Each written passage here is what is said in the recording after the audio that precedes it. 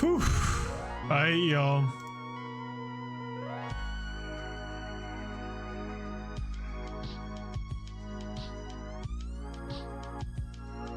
Not sure there's any point in continuing to stall it.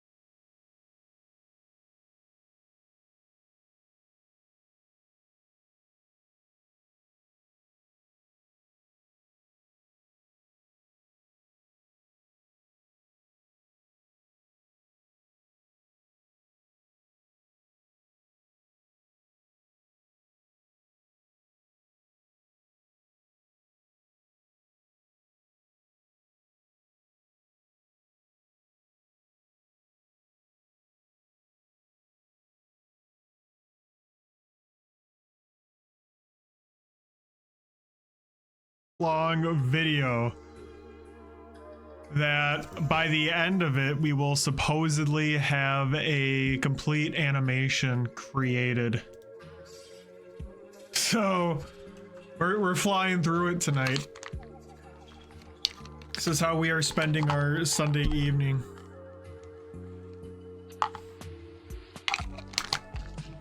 And of course, we're gonna have a little inspiration to help us out.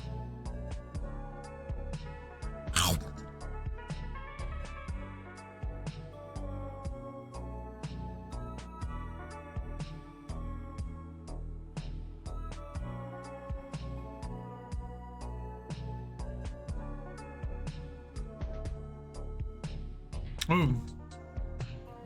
Made my teeth tingly.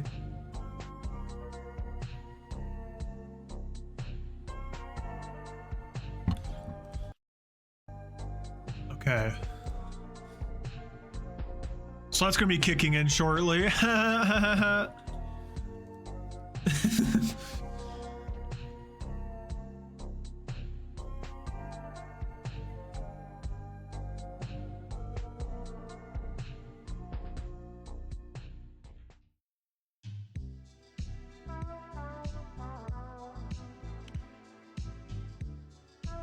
I have to figure out a good way to set this up. Obviously, I want you guys to be able to see the same video I'm watching.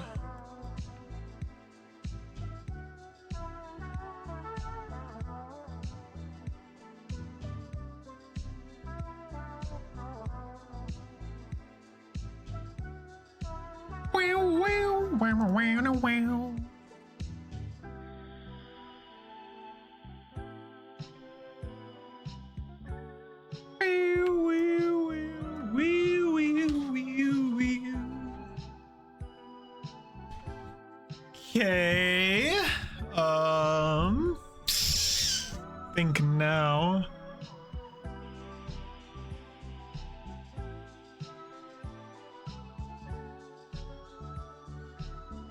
Let's get Blender captured.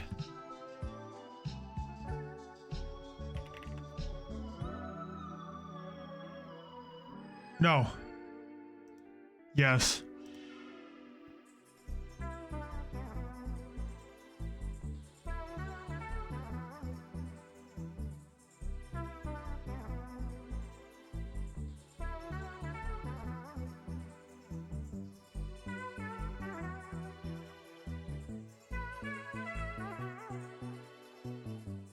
Okay. I'm thinking that's a pretty good setup for now. The YouTube video might be a little big, taking up too much real estate on screen. But we'll play it by ear for now.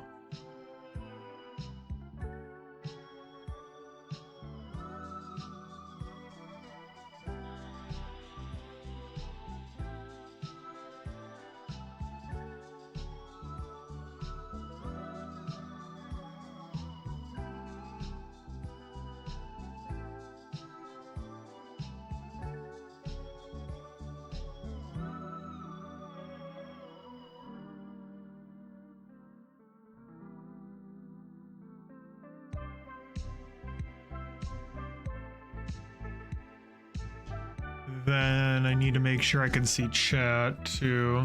Cool. All right, I think we are set up, man.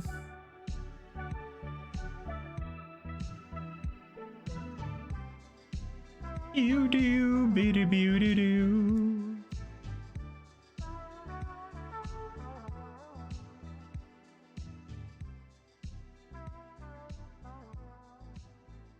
Shit. No, we're not.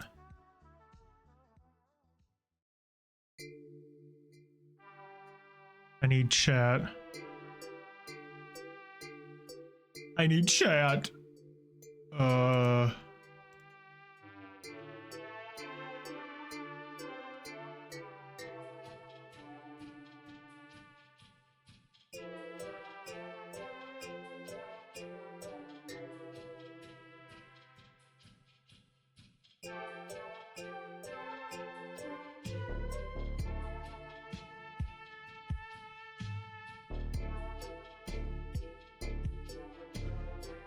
Okay, I think we're good now. I think we're good.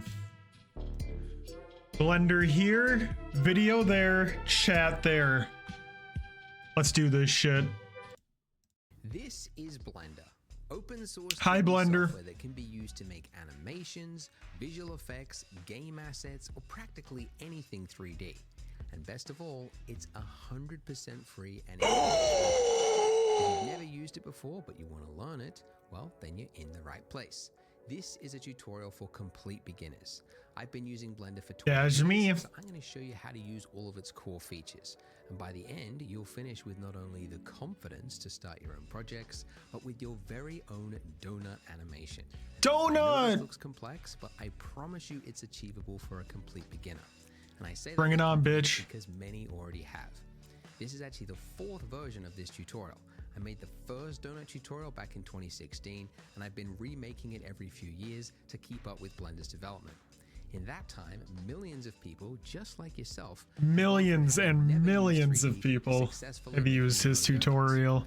One artist even snuck his into a little film called Everything Everywhere All at Once. Very clever. So, if you're ready to take your first steps in 3D, hit the subscribe button and let's begin. Oh First, God, go to blender.org/download 5 or just hours. click the link in the description. Then, obviously, Kill you're gonna me. hit the big download button. Once downloaded on Windows, double click it and then just go through the install steps. But if you're on a Mac, just drag it into the applications folder. Then just find the Blender shortcut and open it. Then once it's open, just click anywhere off the splash screen to close it, and welcome to the wonderful world of 3D. First tip, do not get overwhelmed. If you go I'm clicking around, overwhelmed. you might find lots of buttons and some of them with very scary names, and it can all get very overwhelming very quickly. The thing you need to know is Blender can do a lot of things, which means it has a lot of tools, but you don't need to know every tool in order to do what you want to do.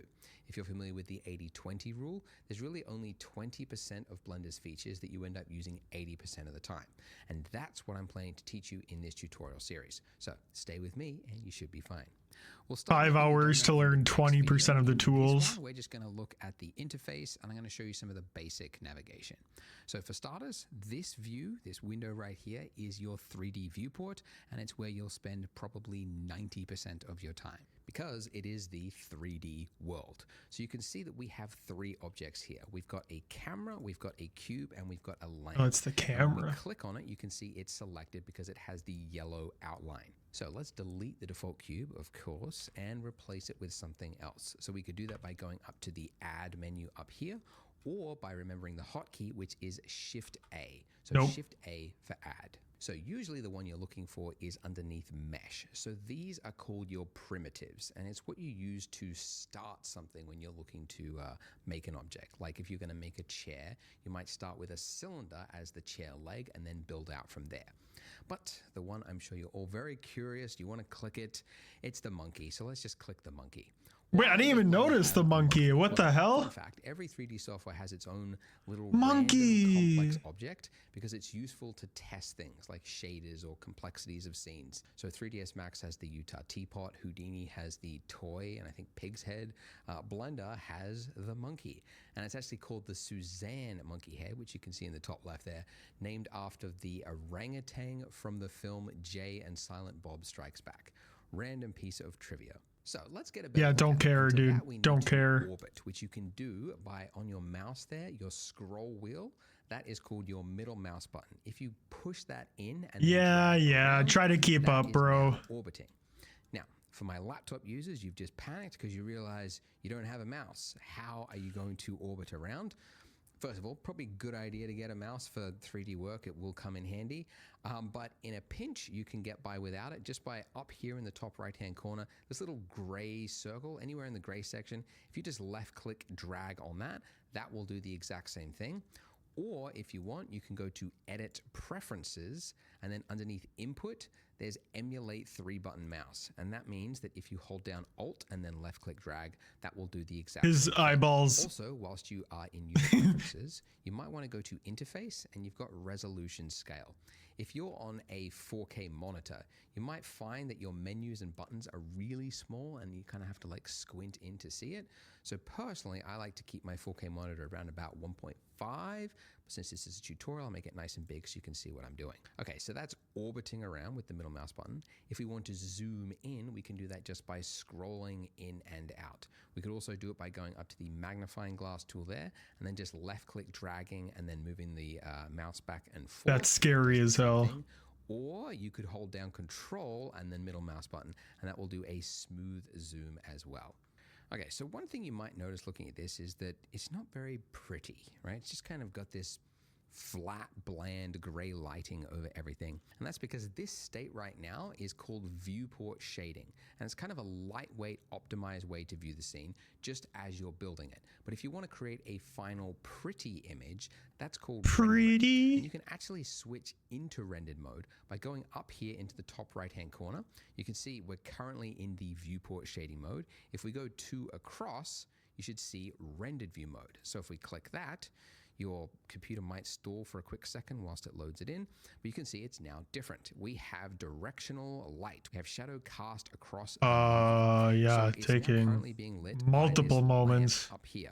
So if I wanted to, zoom in on that lamp there and just kind of like move it around, you can see it's kind of hard to focus on. It's always Blender's not exactly responding. not There it is. in the right view. And that's because we are centered on our monkey right now. We need to change the focus. We need to pan to something else. So we could do that one of two ways. One, if you're on a laptop, you could use the little move tool there. That will do that. Or everyone else, shift middle mouse click, drag, that will do the same thing. So middle mouse is for orbiting, shift middle mouse is for pan to change your view to something else. Okay, so I want to move my light because it's too moody. I want to be able to see the monkey's face there. So to move an object, you could do it one of two ways. One, you could go over to the left-hand corner here and you've got the move tool. When you click that, you can see that the selected object, the lamp, has this gizmo, it's called, with these axes on it. And if I just clicked and dragged on any of those arrows there, you can see I can move it along any of those axes. I could also just click on that white circle there, and that will just freehand drag it depending on my view. But it's kind of tedious. Every time you want to move something, you have to like go to that tool and then find the arrows and yada yada. So actually most people in Blender prefer to use the hotkeys. So we just keep it in the default selection state here, and instead remember the hotkey, which is G for grab. Now I've just tapped the key and you'll notice as I move my cursor that it's now attached to my cursor. My cursor isn't even actually close to it. In fact, my cursor could be on the other side of the screen and I could tap G and it will move it. And at first this is kind of awkward. You're like, why is it working this way? But once you get used to it, you realize it's actually handy because you don't have to spend all this time like navigating your cursor to something. I like that. Just so that you can move it. Your cursor could be over here and then just tap it and you're moving it. So whilst you're in this move state, if you want to cancel a movement, you could do it one of two ways. You could just hit escape or you could right click. Then if you want to confirm a movement, like say I want to move my lamp here and I like the movement, I could just do a single left click. So again, if I want to cancel something, just right click. If I want to confirm the movement, left click. But let's say I wanted to move it along an axis. Like, I like these arrows here and I want to be able to move it on just a specific Hold the axis. middle mouse I can do button. that whilst I'm in that grab state as well. So after I've hit the G key to Try to grab it, keep up. I can then tap the letter of the axes that I want to move it on. Oh, so if you don't no, know, in the wait. real world and in the 3D software, there are 3 axes because there's 3 dimensions. There's the X axis, which I can move it by hitting the X key, the Y axis to move it back and forth along the Y axis with the Y key, or the Z axis to move it up and down on the Z axis. So you can The fuck is a Z? those letters, the X, Y, and Z. Or the method that I actually prefer to use is whilst you're in that G state, if you just hold down the middle mouse button and then pull out, you can see you get this like gray line that pulls out from the center. And then if you just drag out and move around, it will snap it to the nearest axes, which again is maybe an odd way to work, but it's actually really handy because it means you don't have to think of the letter and What the hell's bro yapping about? I can just tap G to move it and then middle mouse drag out and then just find that exact axis that I'm looking for. And so it's very fast to just quickly move the lamp exactly where I want it. By the way, if you're finding it hard to remember all of the keyboard shortcuts that I've mentioned, I've actually put together a PDF, a cheat sheet of Blender's most common hotkeys, and you can download that by clicking the link in the description, so you could print it out or you could just have it on a separate monitor while you work. Also, if you are from another 3D software package, you might notice that Blender's hotkeys are different than what you are used to. So if you actually go to Preferences... Stop talking to me about hotkeys. I am not on that level, bro. Shortcuts are probably more in line with what you remember from other software. I'll also put a link to a cheat sheet that is just for the industry. I'm not comfortable in my own skin, and you expect me to memorize all these fucking hotkeys? Just keep that in mind. Now, Excuse me? As I am moving around here, I'm like, oh, this looks really good. I've got some nice Rembrandt light. Monkey! I want to take a photo. Yo, Crusted Socks, aka Mac. What's up, man? Clout, right? I'm tweaking too, dude. But that would be silly because it's got all these lines all over. It's all noisy, right? We don't like it. The way you I've been following this fucking yapper's instructions, and suddenly I got a giant monkey head on my screen. or remembering the hotkey, which says next to it F12. So when you do that, a little window will pop Oh up. shit, I haven't been listening. Use your CPU or GPU, depending on which rendering you've got F12. active, and it will render out a pretty image. And from here, you could go image. Can you guys and see then that? save as, and that'll save it as a PNG or whatever, wherever you No, want to save it. darn it. But you might notice looking at this that this is actually a different view than what we have here, right? So here I've got a nice view of the monkey's face. Here. There is a different view. And the reason for that is when you do a render, it's Blender not rendering render. from the view that you're This looking at window is currently. called It's always Blender gonna render render. from the point of view of the camera. So this is our camera over here, and it's looking from this angle. And we can actually look through the camera by just clicking the little camera icon there, or by remembering the hotkey, which is number pad 0. So I don't have a how do number we pad. move the camera? Well, Blender's a little awkward, maybe a little different to other software packages, but you're supposed to like hit G to move Shit. a little 0. And it's looking from. It's always going to render from the point of view of the camera. So this is our camera over here, and it's looking from this Blender angle. And we can actually transgender. look through the camera by just clicking the little camera icon. Oh, that there, button. or by remembering the hotkey, which is Okay. number pad 0. Dude, the lighting looks so scary on this fucking monkey. Blender's a little awkward, maybe a little different to other. He looks like he's software packages, witnessing but like you're an supposed to, like, atom bomb G to exploding move it, in the and then, like, distance. mouse to zoom in and out. And then if you want to like move it along an axis, I guess G and then X. You could do that, but actually what a lot of users prefer, especially those from other software packages, is if you've got your camera selected. You've seen which, by the some way, I haven't shit. mentioned this, but up here, this is your outliner. It's kind of an inventory of every item that you've got in your scene. Okay, so with the Who the fuck camera is there Suzanne? selected, if I hit N, N is to bring up the properties, N for properties for whatever reason, and then go to view. There's a little box there that just says lock to camera to Creature, what's view. up? So now with that active, if I just use the same keyboard shortcuts as before, middle mouse button to orbit around, shift middle mouse to drag. Congratulations on the start of the rest of your life. Exactly as I want, then hit N again, and then I can disable that. And then now as I pull out, you can see that the camera will stay exactly where it was. And I could do a Hope you had a good really ceremony pretty and render. celebration. But this is too simple. If we post this on the internet, people are bound to make fun of us. Imagine that.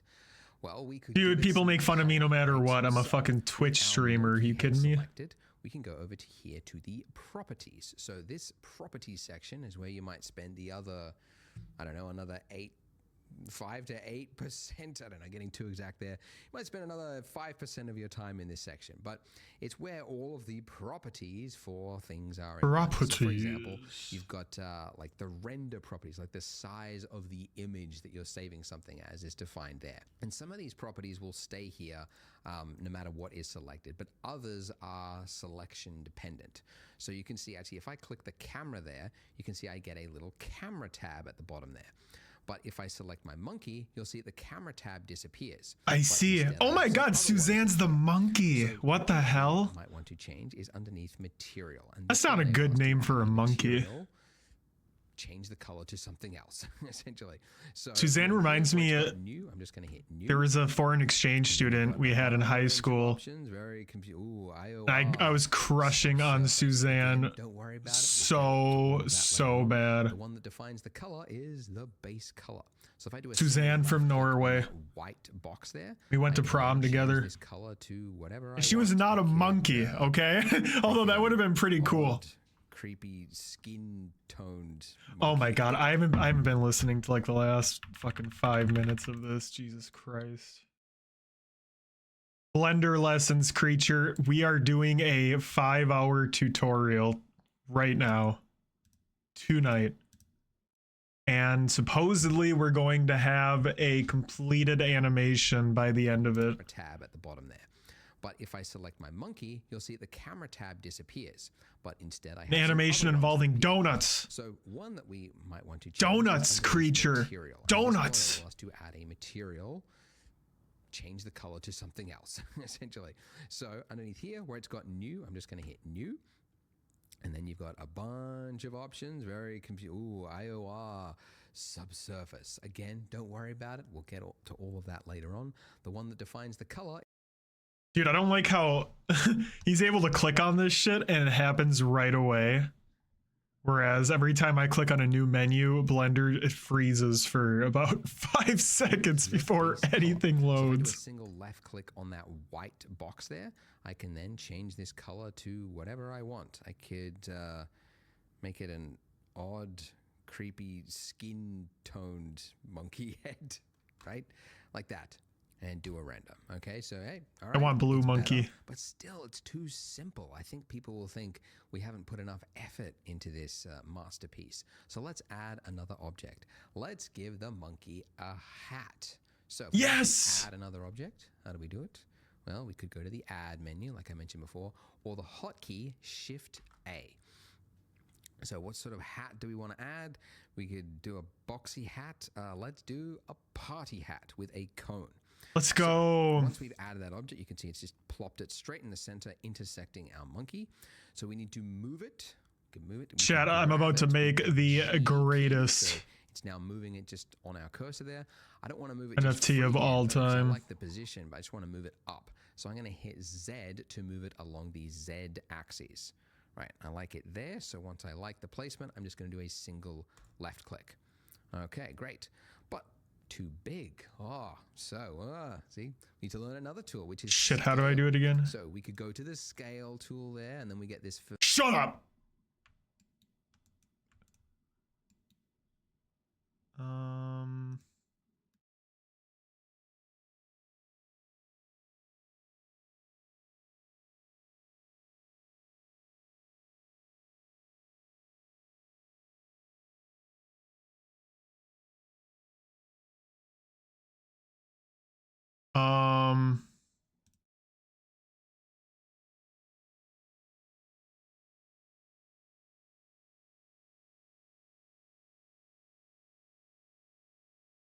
No, Suzanne.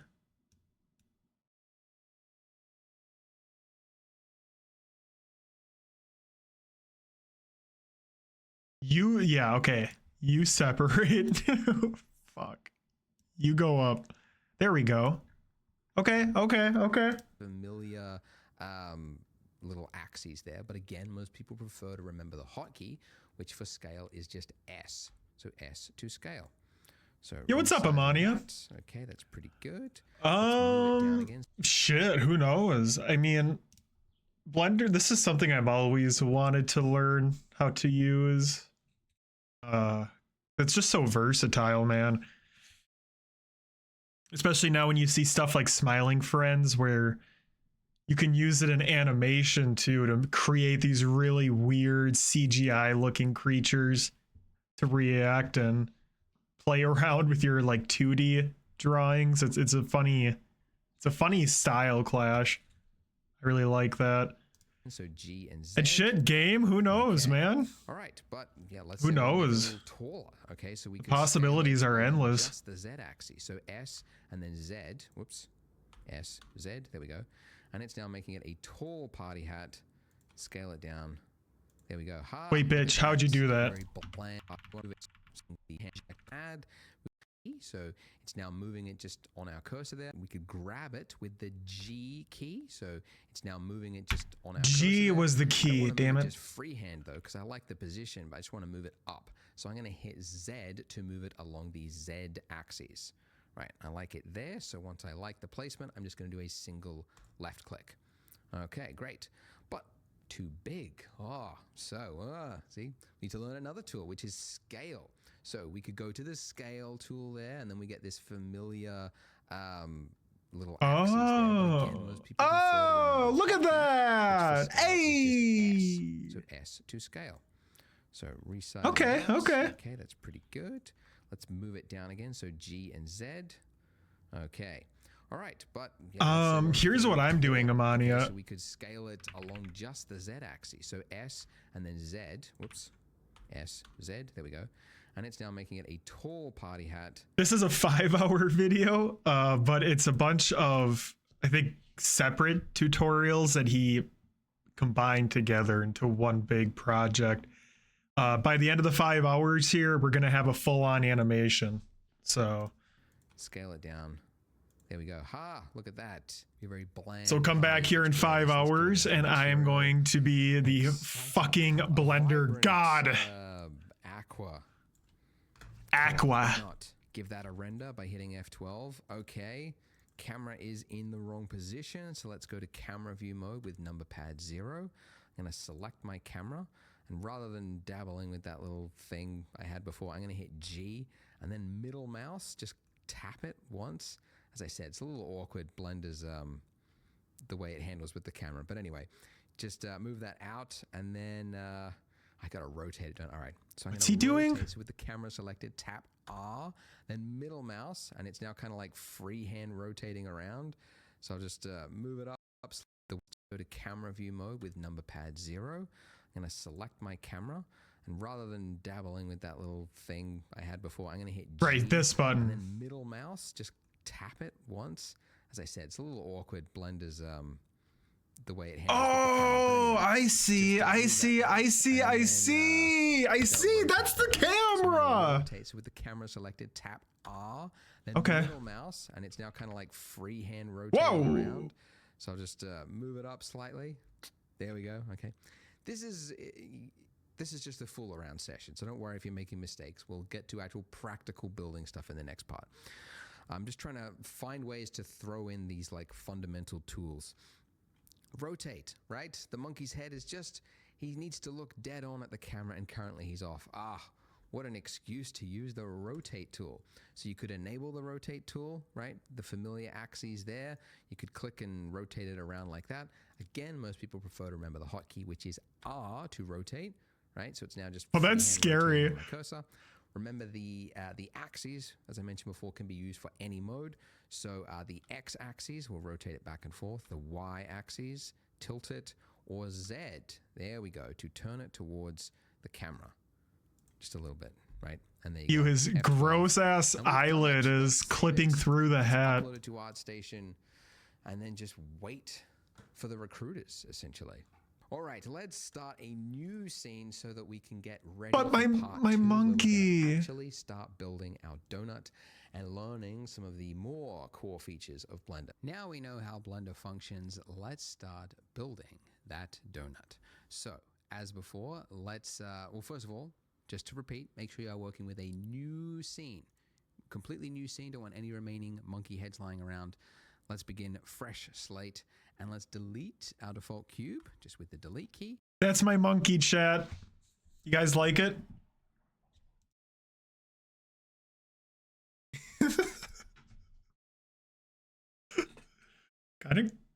kind of cute, I guess.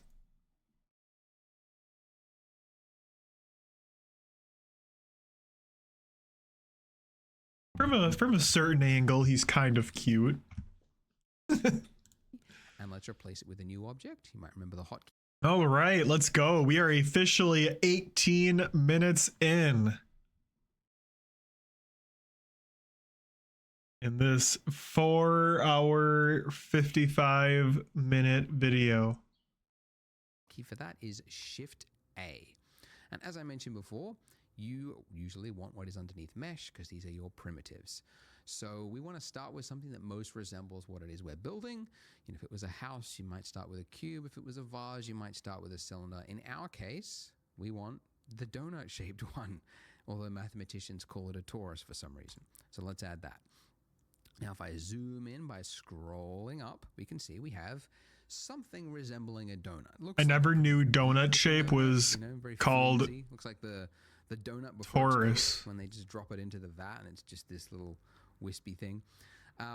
So immediately after you do some actions in Blender, you have options to change it. And the options are hidden down here in the bottom left-hand corner. You see a little box, and if you click that box, you see options. And look, we can change the dimensions of our torus.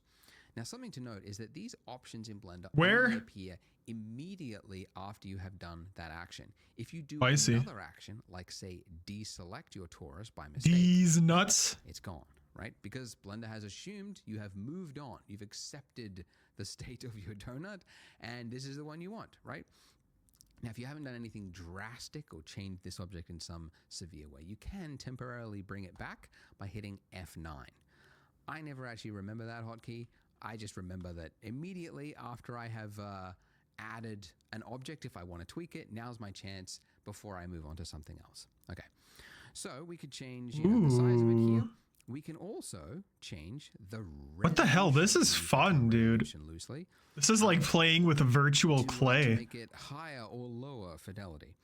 And a mistake that a lot of beginners make, and I say this because this was the exact mistake I made way back in 2003 when I started learning Blender, is they go, well, I need a realistic looking donut, so I guess I need to go really high resolution. Whoa, I could turn it into a fucking triangle. Those projects was for a high school film project, and I wanted to have a close-up of a face. Didn't realize faces were going to be difficult, but I went really high poly, and then it was just an absolute nightmare to work with. So the reason you don't want this is that, for starters, things that are high poly are very slow to render, and they're very hard to work with if you want to tweak the shape of it. But also, as you learn and you grow with 3D, you'll discover that it is a lot easier to add resolution to something later on, but it is very difficult to take it away if you've already built it into it and you don't need it. So, a long way to say, what we actually want is to have as few... Oh, dude, we are gonna have so much fun with this shit. Oh, so I'm gonna go with 32 major and 12 minor. And don't worry that it looks all jagged, because we will fix that in a moment. Now, the major and minor, this is really up to you, but I find that something that looks kind of chunky, like a fat donut, just looks really delicious. So I'm going with something around about this size, okay? And once I'm happy with this, once I'm ready to click off, I click off, the options are gone, and this is it. This is the donut that I am now working with. So how do we make this look higher resolution? My donut hole is too small. Well, one way is to use smooth shading. So if you right click with your object selected, go to shade. Ooh, that's going to be a good fucking donut. And look at that. This is immediately better. Without getting too that's going to be a good donut. It's sort of like the shader is telling the renderer that this is a really high poly dense mesh when it really isn't. It's just basically kind of like averaging out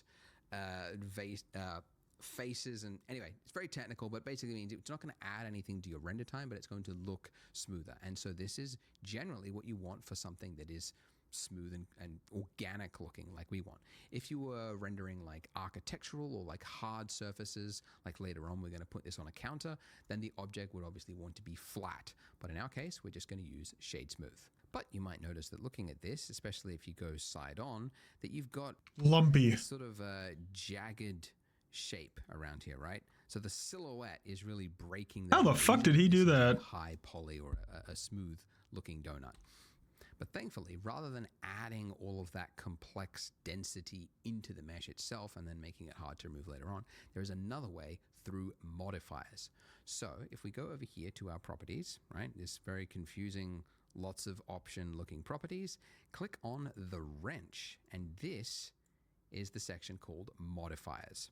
And this is one of those object dependent things. So if you've got your camera selected, you won't see it. So it's only when you've got actual meshes that you might see this modifier here.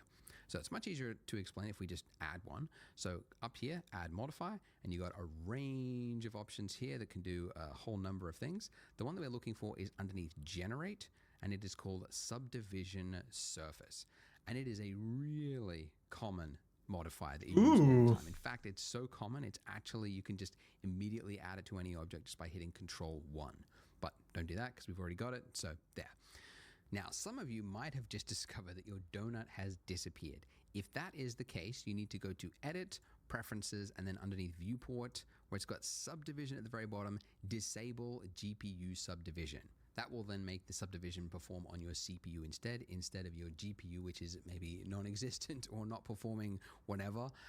But disable that and it should appear. But if it's already working for you, I'm bumping up the UI a little bit for my boomer eyes. Is doing? Well, it's a lot easier to explain if we look at the shade flat mode, because we're not being tricked by the smooth shading there. If I set this levels viewport to 0, this is our original mesh. This is before we add the subsurface, essentially. When we increase this, you can see that it is adding resolution to our mesh. And the more I increase this viewport levels here, the finer and finer that detail becomes. So to explain it, because this is such a very, very common modifier, it's kind of important to understand how it's working. You can see that this is these squares here, these are called faces, by the way. And for each one of these faces here, as I add a level, you can see it's becoming 4 faces, right?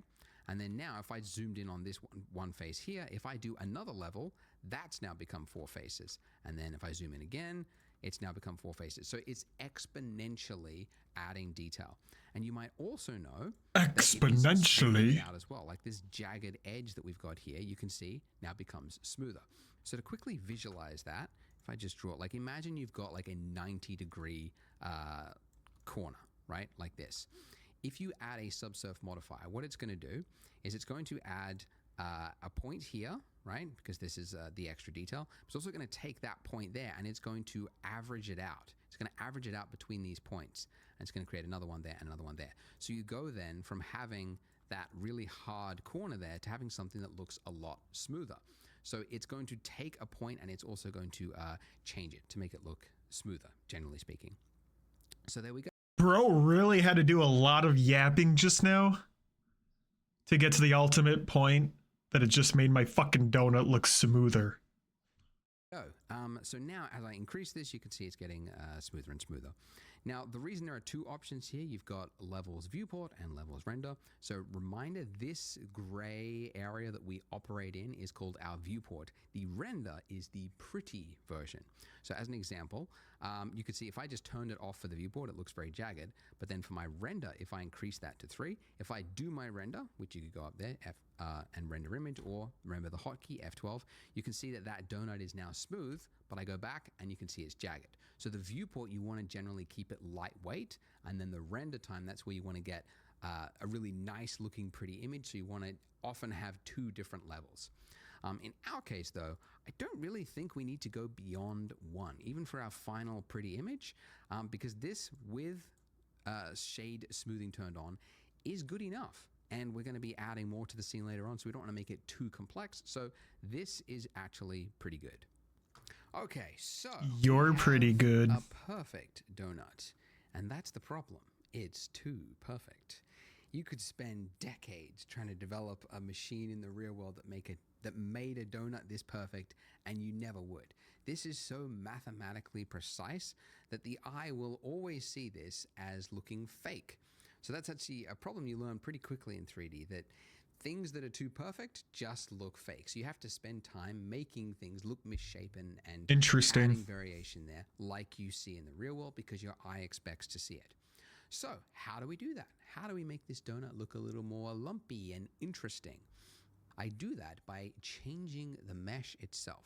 So this mode that we are in right now, where we can click on different objects, is called object mode. And I know that because in the top left-hand corner, you can see we are in object mode. If I click the drop down, you can see I get a number of edit mode. Options. And these options, again, will change depending on the object you've got selected. If I've got a lamp, my little light there selected, you can see I've only got object mode. My camera, I've only got object mode. But a mesh will give you extra options here. So let's enter into edit mode. Ooh. Right. Now, you can see our mesh, our object has become something that looks weird. It's got a bunch of little points on it with lines and very technical. Well, that's because this is actually what the mesh is made up of. These little points here, which you can click on just by selecting, are called your vertices. The term is called vertex. I never say that. I like to just call all of them vertices. You, bro. Donut's got a boner. You always get some comments that go, actually, it's called vertex if it is singular.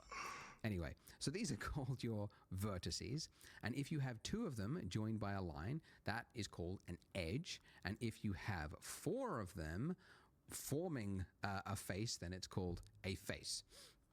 So with these, I can quickly change the shape of my object by using the same hotkeys as before, and if I want to move this, then I would simply tap G, right? And you can see it's now attached to my cursor, and then if I want to confirm its movement, I just do way ahead of you, buddy. And there it is. Now if I go way ahead of you into object mode, like that, you can see that my mesh has changed, okay?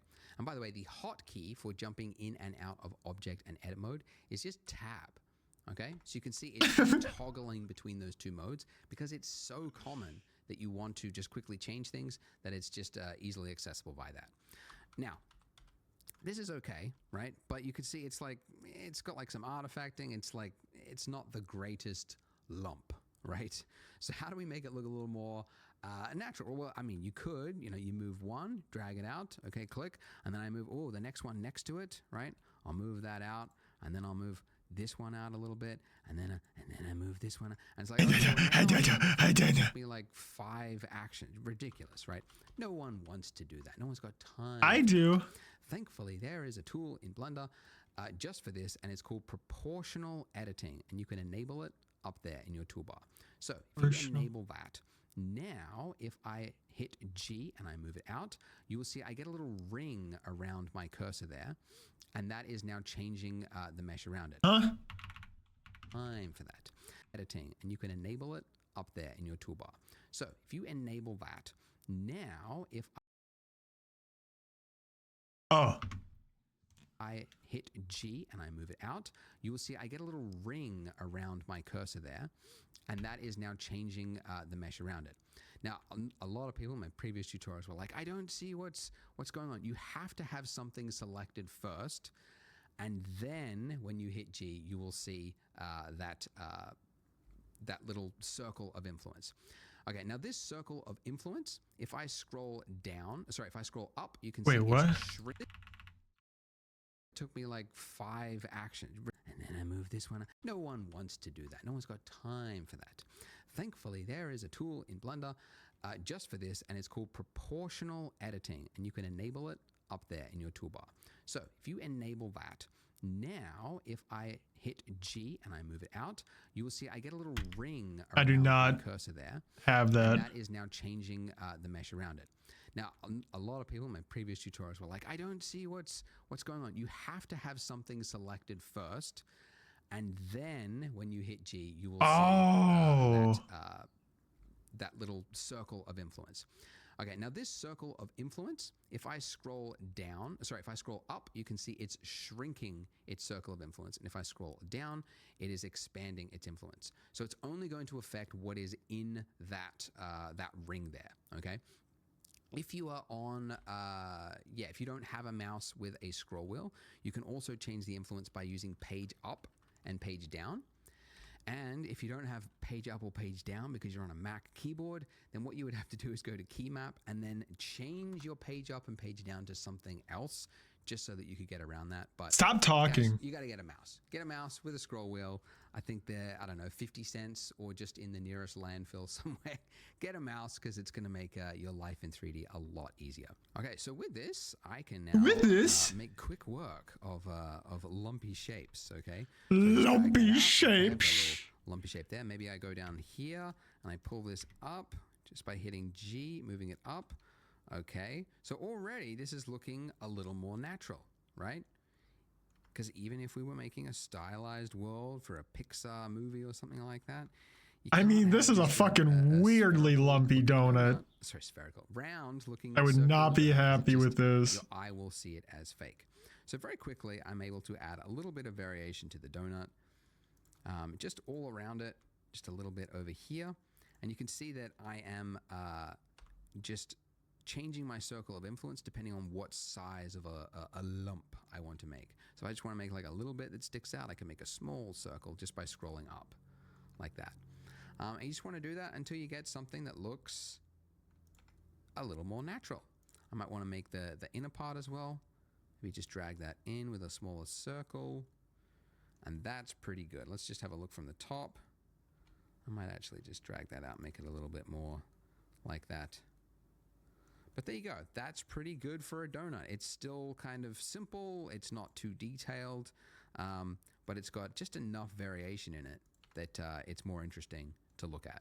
I hear you. One more thing I forgot to mention. Go back into edit mode with tab. Donuts, mine still has the fucking weird bumps. You know what? Fuck it, dude. At this point, they're only like half submerged, so then they have to be flipped. But it means that the bit that's nearest to the surface is getting less heat. So essentially what I'm saying is the bit that's around the donut, the circumference of it is usually a little bit flatter. So donuts aren't like perfectly round all the way around. They're usually a little bit flatter. So what I want to do is I want to select these vertices along here, and then I want to shrink them. Now I could go around one by one like this, which is actually what I used to do when I was learning Blender pre-YouTube days, and there was no tutorials. What I would do this if I wanted to select this. Silly, because there's a function, a tool for that, and it is edge select. So if you hold down Alt on your keyboard and then do a single left click on not the points, but on the edge, right, this little line here, you can see it's selected all the way around. So it's anything that's connected along that line is now selected. So if I want to shrink this, right, what would I do? Well, I mean, yeah, you could like move it around, right? We want to shrink it. We want to change the scale of it. So we would use the hotkey S for scale. So S, and I'm going to scale that in. And I actually don't want proportional. So I'm going to turn that off and now scale in and just make it a little bit flatter. And there you go. See, it just feels a little bit more natural, doesn't it? Looks a little bit closer to what a donut looks like. And by the way, don't worry if yours doesn't look exactly like this, like your lump is a little bit off. Like some people get a little bit too precious with the tutorial. Like I got to match exactly everything I do. Like I'm just working on the fly as well. So just make what you think looks good. Maybe you think this is not misshapen enough and you want to add more, go for it, because it might actually turn out better than what mine is. Now, before we move to the next part. Okay, well, since he's encouraging me, I'm going to go ahead and bring the boner back. Very, very easy. You just go save as, and you just get one file. It's called .blend. Very literal file extension. Really pushing the limits of what a file extension can be. That's almost a word, Blender. Anyway, .blend, and that's it. And then next time you open it up, it's exactly like it. It's not like ZBrush where you got like 4 or 5 different ways to save a project or an object or a tool or a... Hate ZBrush. Okay, that's how you save. Now, also, finally, I would say if you need help, because I know if you're stuck and then you leave a YouTube comment, you might not get a reply. If you want immediate help, I've got a Discord, so I'll put the link below. Bro's plugging his Discord. You kidding me? Ask for specific donut help. So if you're having issues, donut feel free help. to jump into that. And also, guys, don't beat yourself up. Like 3D is definitely has like a steep-ish learning curve. So you're in that steep slope right now. And it's really common. Like a lot of this stuff is very foreign. 3D is very unique. It's very different to a lot of 2D tools. But don't give up. Like it's definitely achievable to learn and self-learn at home. You don't have to go to school. You don't have to pay for a tutor. It's really easy to get help online nowadays. So do make use of that Discord. Post comments as well in the YouTube comments if you want to. But I hope you stay with it. So if you're ready to jump to the next part after you've saved your blend file, go ahead, click here, and I will see you there. Did you guys know that Blender 4.0 had a change that makes it more realistic by default? Or that there's a new technology that is going to expand the uses for 3D exponentially? Well, you would if you were on my free newsletter. Oh my god, 2 plugs back to back. That's crazy work. On to the tutorial. Welcome back to the Donut Show, where we make sad little donuts that we cannot eat. This is where we finished up at the end of part 1. We've got our nice looking donut, and now we're going to make that icing, which looks complex, but is actually fairly simple. Now, I'm so excited. If you want to add an object, you go Shift A, right? And then you start with something that resembles what you're trying to create. But we already have something that resembles the exact shape we want to create. It's the donut, because we want the icing around the donut. So let's just reuse this information. So we can do that by duplicating the object. And if you don't know the hotkey for it, you could just go Object, and then you'd find it here where it says Shift D. So Shift D. Now, when you hit that, you are in a placement state, essentially. Like it's duplicated, and it's now saying, where do you want to place it?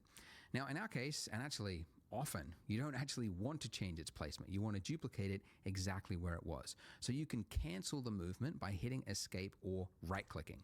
Now, when you do that, it looks like it's canceled the duplication, but you can see in your outliner, it has duplicated it. You've got 2 objects, but it's just in the exact same place, which is what we want. So first things first, we need to name them, or else we could get very confused very easily. So you can name an object by just double clicking it in the outliner, and then just typing in the object. The other way you can name something, I'll just show you the second way. If you select the torus 0.001, that's your icing object. If you're in the 3D view, where your cursor, is over the 3D viewport, if you hit F2, that's another very quick way that you can name something without having to go up to the outliner to find your object. So with our icing object selected, let's go into edit mode by hitting Tab. So we want the icing on the top, which means this bottom half of our mesh here is redundant. Don't need it. So we want to delete You would be it. scared So to if we eat just my drag donut? over the bottom You of kidding here, me, you can dude? see it looks like we've selected the bottom half of our donut, but if you were to move around, you would see, oh, we haven't Anytime I actually order donuts, I'm selected. always hoping Annoyingly, that I get what is facing the camera? the donut When with a there's little mesh, it's not boner going through sticking mesh. out. A lot of users find this annoying. It tastes so I much agree, better for sometimes some reason. Seems like that would be the more default one that would make more sense, but anyway, don't want to argue. So if you want to select through a mesh, I want to argue, bitch. Also, I need to I need to put some relaxing fucking flute music or something in the background because nothing but this guy's voice for 5 hours is going to actually drive me nuts.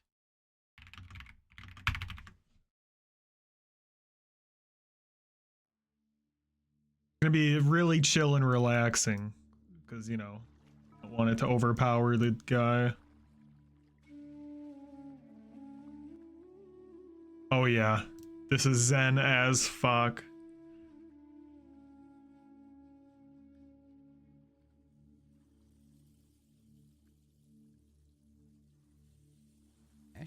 you can go up to here in your top navigation, toggle X-ray. If you turn that on, it's going to enable you to see through the mesh. And now, when I drag over it, you can see that I have selected all through the mesh as I move around it. I missed all this. So if you want to select through a mesh, you can go up to here in your top navigation, toggle X-ray. I If you turn that on, see. it's going to enable you to see through the mesh. And now, when I drag over it, you can see that I have selected all through the mesh as I move around it. By the way, you might find it like when you're in this state, it's kind of hard to select. Like it's easy to kind of accidentally select what is above it, and depending on what you've got at your end, that might have happened already. So another way to easily just look directly on the side-on of your donut is to just click one of these, like in your gizmo here, instead of just dragging around. Just do a single click on either the green that's one nice. or the red one, the X or the Y. And now we're in that state. You can see it's flattened it, so it's put you in orthographic mode, which actually you can toggle to at any time, just over there, which just makes it easier to just do a single all the way through the mesh. How does he select all Makes that? it easier to just do a single Oh, okay. all the way through the mesh. Select. All right. Okay. Easy. All right. So we want to delete that. I would So poke just hit myself in the delete key. cheek You with get an that extra option thing. here of what do you want to delete? Edges, faces. You want the vertices. That's everything. And now You could stab a person with we go this. back to object mode, and then let's turn off toggle X-ray as well. And you can see it's working. We got half the donut on top of itself. But as you move around, you can see you got some. Now wait a on second. off. And now, option here of what do you want to delete? Edges, faces. You want the vertices. That's just hit, which just makes it easier to just do a single, all the way through the mesh. Select. All right. Okay. All right. So we want to delete that. So just hit the delete key. You get an extra option here of what do you want to delete? Edges, faces. You want the vertices. That's everything. And now, option here of what do you want to. All right, so we want to delete that. So just hit the delete key. You get an extra option here of what do you want to delete? Edges, faces. You want the vertices, that's everything. And now we have, if we go back to object mode, and then let's turn off toggle X-ray as well. And you can see it's working. We got half the donut on top of itself. But as you move around, Yes. you can see you got some I see. flickering. Now, this flickering happens, and it's actually a very common, it's actually a good warning sign to you as an artist, because it means you've got faces on top of faces, and the 3D software doesn't know which face it How wants the to hell is render, the icing right? gonna So it's look like on sometimes saying the it's the front face, no, the back face, the front face. on the spike? And there's no understanding. Sometimes it's gonna be so jank. like VFX or like low budget stuff, you can see something flickering in the background, and I'm like, ooh, there it is, Z fighting. That's what it's called, Z fighting, or Z fighting if you're not American. So what we want to do is we want to give thickness to our icing. So we can do that with a solidify modifier. So Make that icing modifier, stupid thick. Make sure you've got your icing selected, not your donut. And then here where you've got add modifier, we're going to go generate solidify. Okay. Now it's made it worse. It's actually added a thickness to our mesh there, but it's actually done it the wrong way. So it's with the normals. Yeah, what is it? It's trying to put the extra bit inside. Yo, the donut. Lost Cold, what's up, man? By just changing the offset here in the solidifier settings. Just drag that. Oh my God, you have to be like the actual Blender god. Before, just depending on which way your normals were. If that's the case, keep it. I'm going to take keep it at 1. Any and all advice you have to heart. Also, let's just increase the thickness. You push one on the numpad, you'll go into ortho view to grab Bert's a little easier. I don't have a number pad, man. We've got what looks like a yarmulke on our donut, a perfectly straight edge little hat for our donut. So let's make this look more like icing. So the edge is wavy all the way around. So to do this, this is where we get into the fancy finger magic, because you're typing lots of keys. Anyway, go into edit mode, and we can see straight away that we can't see the mesh, and that's because no number pad. I have one of those like super tiny keyboards. Boxes here, as I mentioned before, like this is to hide it from viewport. But if you want to just hide it from your edit mode, which is the state that we are in right now, the box next to it is the one that you uncheck, which means in object mode, when you're tabbed in object mode, you can still see it, but edit mode, it's it's temporarily hidden for you. So if I was to select one of these points here and move it down, you can see that it's working, but it would be, again, a lot of effort to go round and round and do these one by one. So we want to use that old familiar proportional fall off tool again. So proportional editing on, and now as I move it down, let's just lower the slider way down here, and then let's pull this down. Okay, now we'll find issues. If we move to the side here, we can see the first issue we've discovered is that this is separating from our mesh here. And that's not what icing does. When it dribbles down, it follows the donut all the way down. All right, bro, chill out. Snap, undo it a number of times. Snap the snap the vertices to our donut underneath it, right? So for that, we need to turn on snapping up here. Bro, you need to shut your damn mouth for 2 seconds.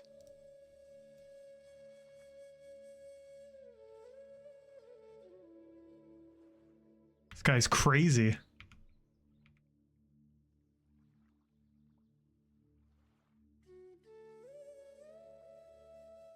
Why am I...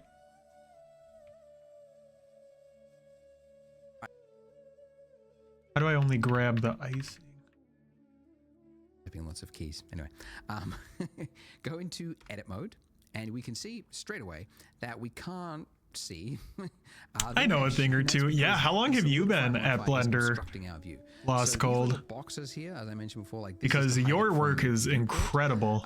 But if you want to just hide it from your edit mode, which is the state that we are in right now, the box next to it is the one that you uncheck, which means in object mode, when you're tabbed in object mode, you can still see it, but edit mode, it's it's temporarily hidden for you. So if I was to select one of these points here and move it down, you can see that tap into object mode and only highlight the icing. A lot of effort to go round and round and do these one by one. So we want to use that gotcha. Okay. Fall off tool again. So proportional editing on, and now as I move it down, let's just lower the slider way down here, and then let's pull this down. Okay, now we'll find issues. If we move to the side here, we can see the first issue we've discovered is that this is separating from our mesh here. And that's not what icing does. When it dribbles down, it follows the shape of the donut all the way down. So what we want to do is snap, undo it a number of times, snap the vertices to our donut underneath it, right? So for that, we need to turn on snapping up here. Okay, now there are a number of ways to snap in Blender. The default way is increment, which just means the like the grid floor there. Like if you were to just like move it around, you can see it's just snapping to the grid floor. Not helpful. But we want to snap it to the face. And now with face snapping enabled, if we move this down, we can see, let's just look here, that the bottom bit is snapping to the face, but as you might have seen, the top bits, the rest of essentially what is inside of our circle of influence with this proportional editing, that's not being affected. Only the little point that we had selected was affected. Say what? That's not what we want either. Normally that would be enough, but in this particular case, we want to also snap individual elements too. And let's go face project. Now, when we pull this down, you should see that these are... Oh my god. He has completely lost me. How come I'm not even seeing like all the anchors like he is? Oh wait, he does something here. Tabbed in object mode, you can still see it, but edit mode, it's, whoops, it's... Oh. temporarily hidden for you. So if I was to select one of these points here and move it down, you can see that it's working, but it would be, again, a lot of effort to go round and round and do these one by one. So we want to use that old familiar proportional fall off tool again. So proportional editing on, and now as I move it down, let's just lower the slider way down here, and then let's pull this down. Okay, now we'll find issues. If we move to the side here, we can see the first issue we've discovered is that this is separating from our mesh here. And that's not what icing does. When it dribbles down, it follows the shape of the donut all the way down.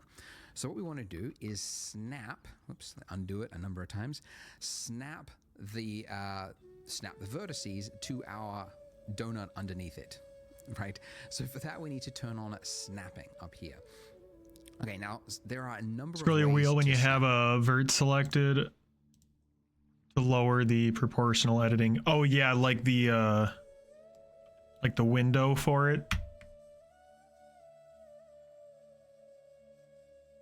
Yeah, okay, I hear you. I hear you.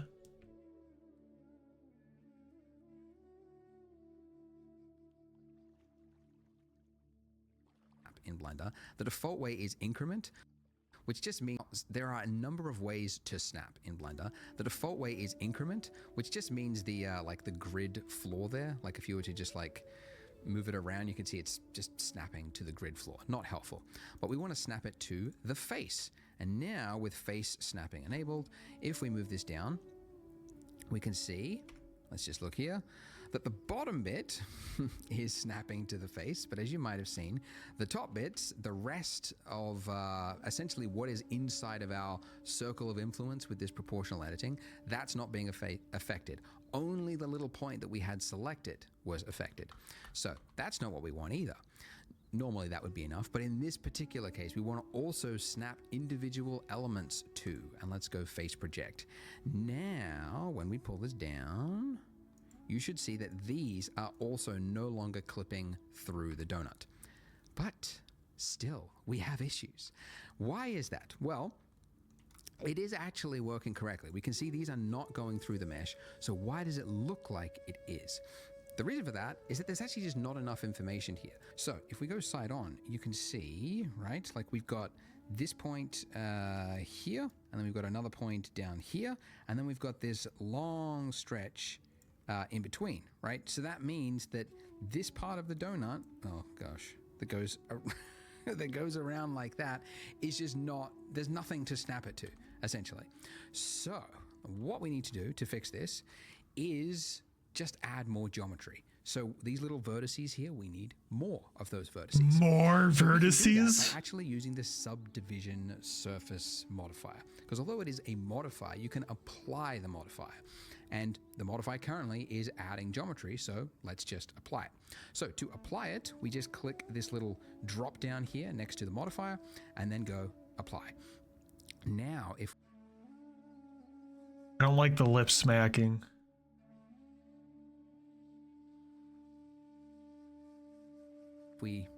nothing, let's just apply it. So to apply it, we just click this little drop down here next to the modifier, and then go Vision Surface Modifier. Because although it add more geometry by actually using the subdivision surface modifier. Because although it is a modifier, you can apply the modifier. And the modifier currently is adding geometry, so let's just apply it. So to apply it, we just click this little drop down here next to the modifier and then go apply. Now, how is he nothing should getting have changed from this view because the same information is being displayed. But in edit mode, you should now see exponentially more faces, because here, where there was one face before, you're actually using the sub vertices here. We fix this more by current modifier. So with more geometry. So these little vertices here, we need more of those vertices. So we can do that by actually using the subdivision surface modifier. Because although it is a modifier, you can apply the modifier. And the modifier currently is... I do not have the option to apply modifier.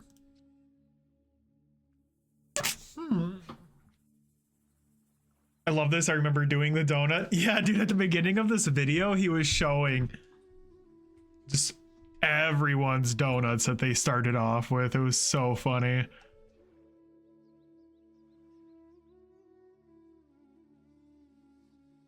And it makes sense. I mean, I feel like it's a good object to start off with because it really makes you dick around, like right now, with making the icing look halfway decent. Adding geometry, so let's just apply it. So to apply it, we just click this little... We should now see exponentially more faces.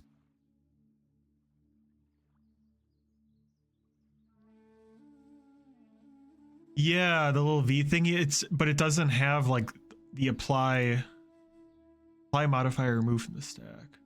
This modifier option is not allowed from edit mode. Oh.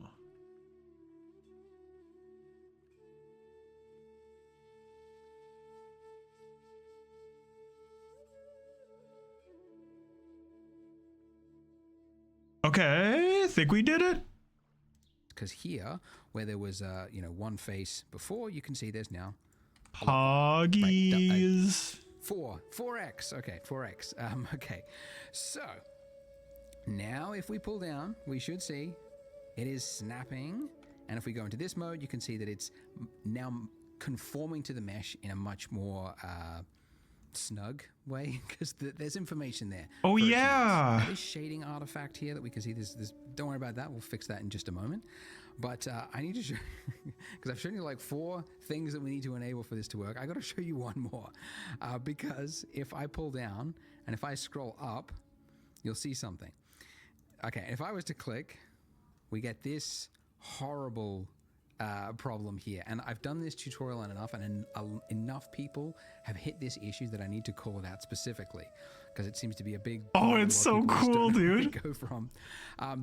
What's happened is if we use what's it called, the circle of influence for our proportional editing, if that is so high, it's actually high enough to reach the mesh on the other side of the donut, and then because we've got snapping, it's now projecting that, snapping it to the front. I think that happened to me. Which is creating this like something that's a nightmare to fix. I mean, in fact, it's easier just to start from scratch than to try to fix that.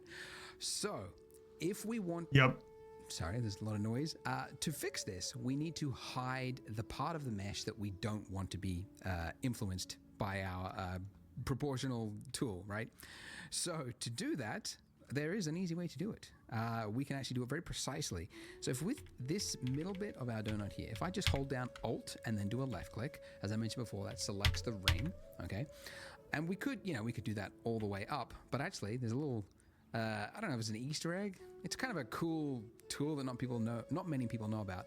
Control plus. That will enable the select more tool. And if you use Control plus, Control minus goes the other way, you can see that it's expanding out. So Control plus will just like select the next vertice along a chain, roughly speaking. And you can see we can very quickly select all the parts of the mesh that we don't need, right? Very cool. By the way, if Control plus doesn't work for you because you're on a laptop or something else, let people know. Middle. So if we want, this to be influenced by our proportional tool, right? So to do that, there is an easy way to do it. We can actually do it very precisely. So if with this middle bit of our donut here, if I just hold down Alt and then do a left click, as I mentioned before, that selects the ring, okay? And we could, we could do that all the way My up. ring is but so actually, there's a little, fucked. I don't know if it's an Easter egg. It's kind of a cool tool that not many people know about. Oh my Control God. Plus. That will enable the select more tool. And if you use Control Plus, Control Minus goes the other way, you can see that it's expanding out. So Control Plus will just like select the next vertice along a chain, roughly speaking. And you can see we can very quickly select all the parts of the mesh that we don't need, right? Very cool. By the way, if Control Plus doesn't work for you because you're on a laptop or something else, select. Man, I wasn't paying attention again, dude. The gummy is kicking in really bad right now. You can see that it's expanding out. So Control Plus will just like select the next vertice along a chain, roughly speaking. And you can see we can very quickly select all the parts of the mesh that we don't need, right? Very cool. By the way, if Control Plus doesn't work for you because you're on a laptop or something else, select more, less. You can also do it here. Anyways, to hide this part of the mesh, it's H. H for hide. So when you hide parts of the mesh that we don't need, there's an easy way to in fact, the part of the. Did he like select a tool to do this? To do that, there is an easy way to. If I just hold down Alt and then do a left click, as I mentioned before, that selects. Yes. I don't know if it's an Easter egg. It's kind of a cool tool that not many people know about. Control Plus. That will enable the select. That is not working for me. And if you use Control Plus, Control Minus goes the other way, you can see that it's expanding out. So Control Plus will just like select the next vertice along a chain, roughly speaking. And you can see we can very quickly select all the parts of the mesh that we don't need, right? Very cool. By the way, if Control Plus doesn't work for you because you're on a laptop or something else, select more, less. You can also do it here. Anyways, to hide this part of the mesh. And there. More or less. Oh my God. It's less. You can also do it here. Anyways, to hide this part of the mesh, it's H. H for hide. So when you're in this state, it looks as mesh, it's less. Select layout, select.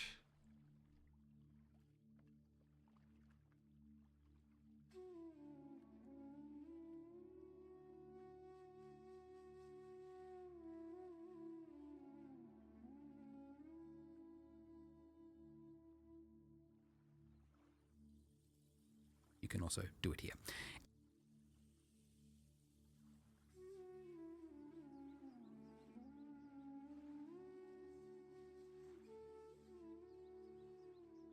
Oh, yep. You're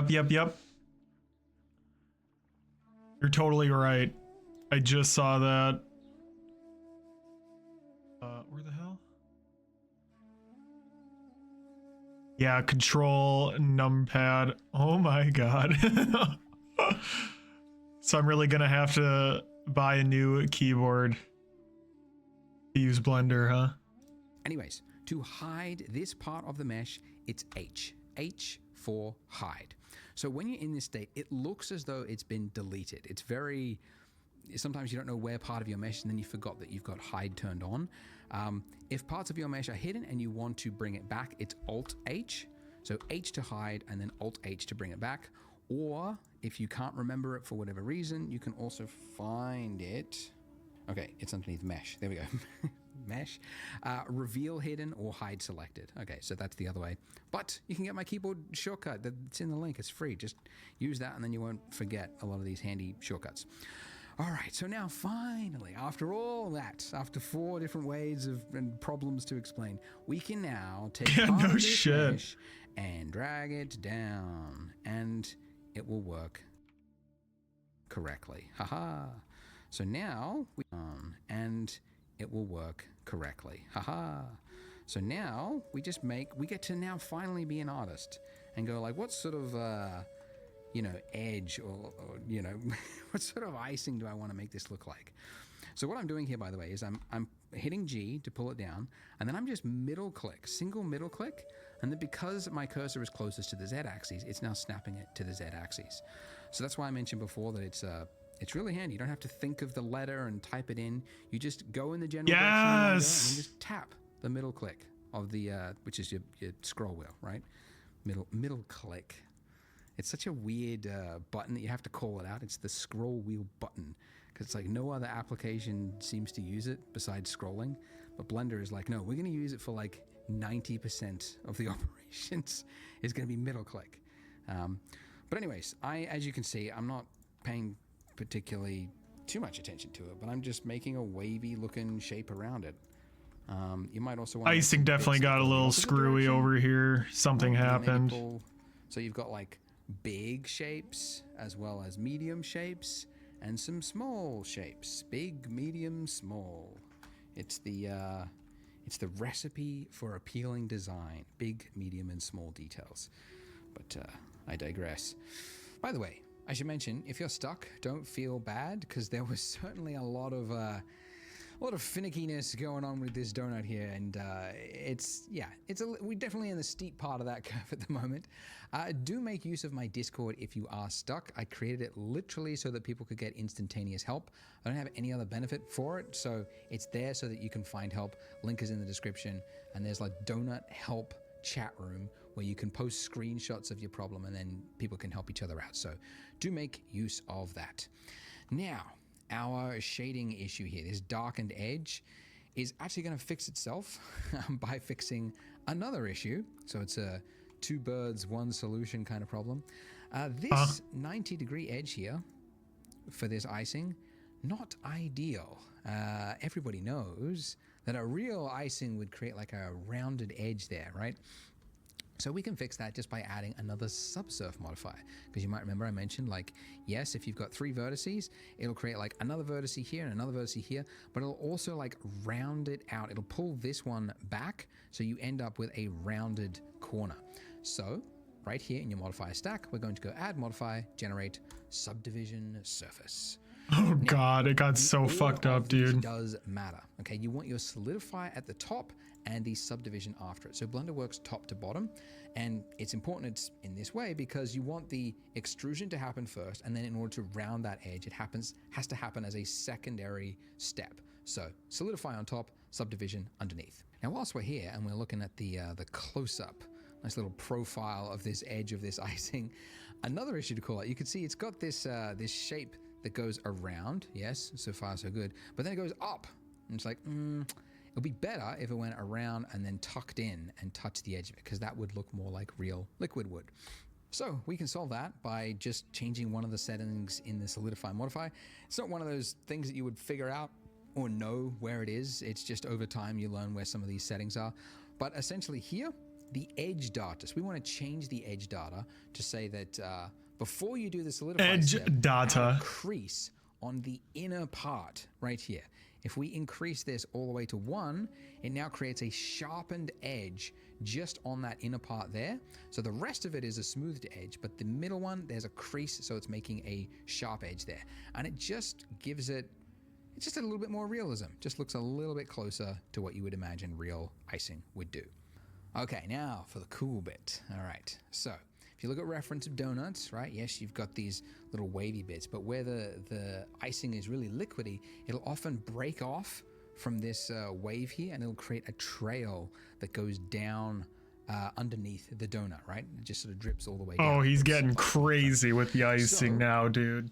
We can do that, but not the way we were doing it before. If we just settle down, bro, I'm scared. Dragged it all the way down like that, there wouldn't be enough information there, right? You can see you just get this like stretched look, and it doesn't look great, okay? So essentially we need to give it more information, and we couldn't just do it by like adding more and more subdivision surfaces. We need to actually like break this shape here and create a new shape that goes down. So we need to extrude. So if I select this vertex and then the one next to it by holding down shift, I don't think I mentioned it, but yeah, if you want to select 2 things at once, it's shift select. Anyways, so if we select 2 vertices like that, we want to extrude it downward by hitting E.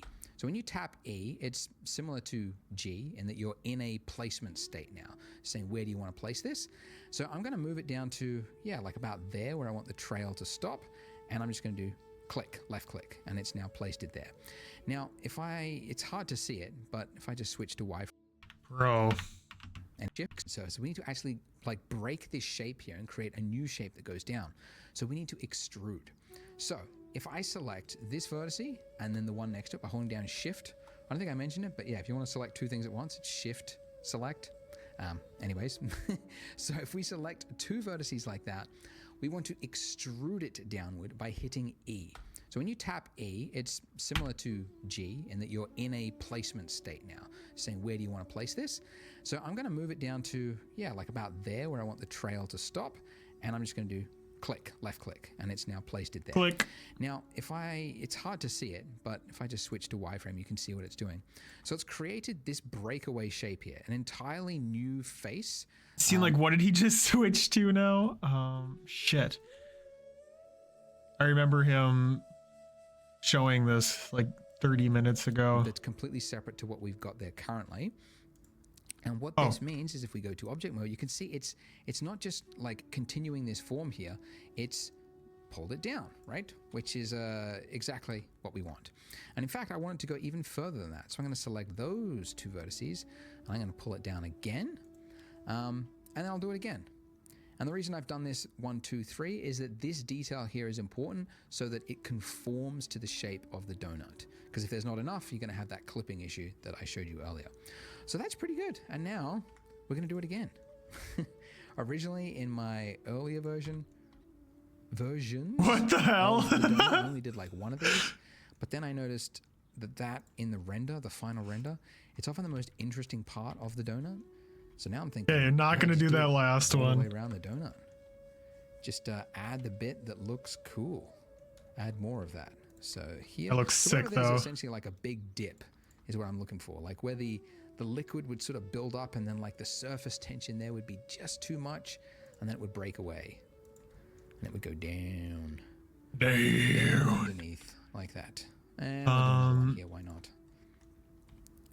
Like that. and Force direction when you grab something by hitting down. X or Y, that might help that's push or pretty pull good. over. It's yeah, to like be on the Lovely. axis. So Yeah, I should probably that be doing more of concludes, that. Finally, this heavy part of the tutorial. So if you are ready to watch the next part, I hope you're not giving up. You can click there on the screen. I'm giving up. Make sure you subscribe as well if you haven't. That a was- large number of you don't. Okay, I'm not gonna But If lie. you want to see more blended tutorials, that's what you need to do.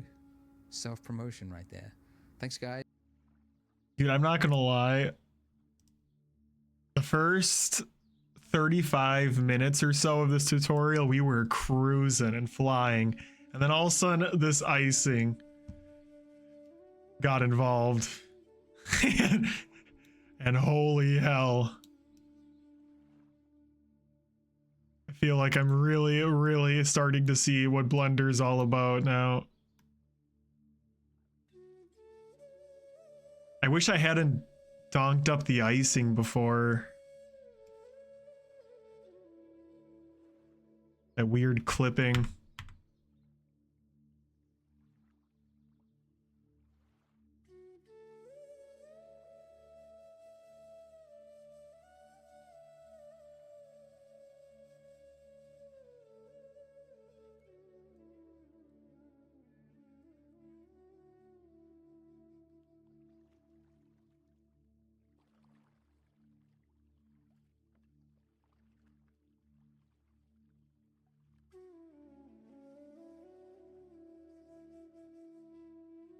He even mentioned how once you do this, it is like impossible to fix.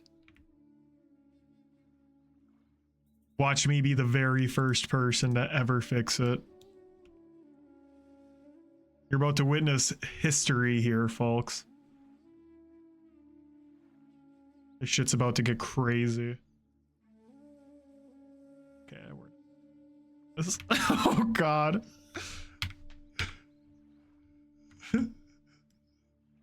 It's okay. It's an imperfect donut. Okay, I'm sick of this flute music.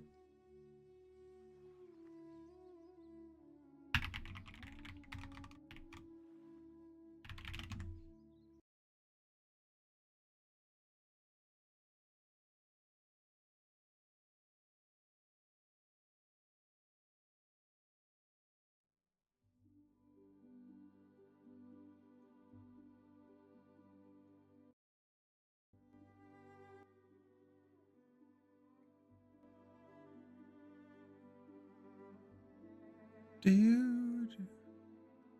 Should be able to fix it pretty easily. Really?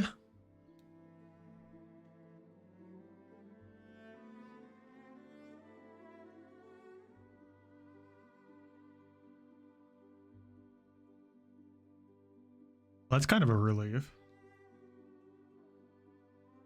For now, I'm just going to keep pushing on. Guys, see you in the next part. Congrats. You didn't give up. You made it to part 4. You clicked on the next part of the video. There's always like less viewers each video as you go down. So you're here. Well done. Thumbs up. As you can tell by the title of this video, we're going to learn about sculpting. But first, I should call out, if you have a problem with your mesh now, those problems can be amplified the further you go along. So it helps to do a technical check now. Make sure you don't have any problems before we move along. So to look for it, go into edit mode. And first of all, by the way, if you can't see that middle part of your mesh, it's because you remember we temporarily hid it. So you can bring it back by hitting Alt-H, and that will bring back the rest of the mesh.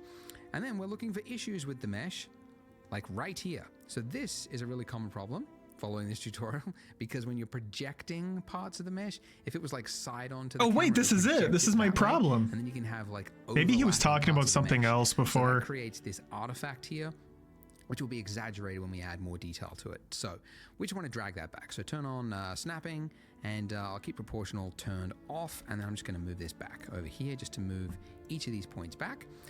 Another very common problem is you might have parts that have separated from your mesh. Now you can quickly fix this if you just like selected the point and then hit G to move it.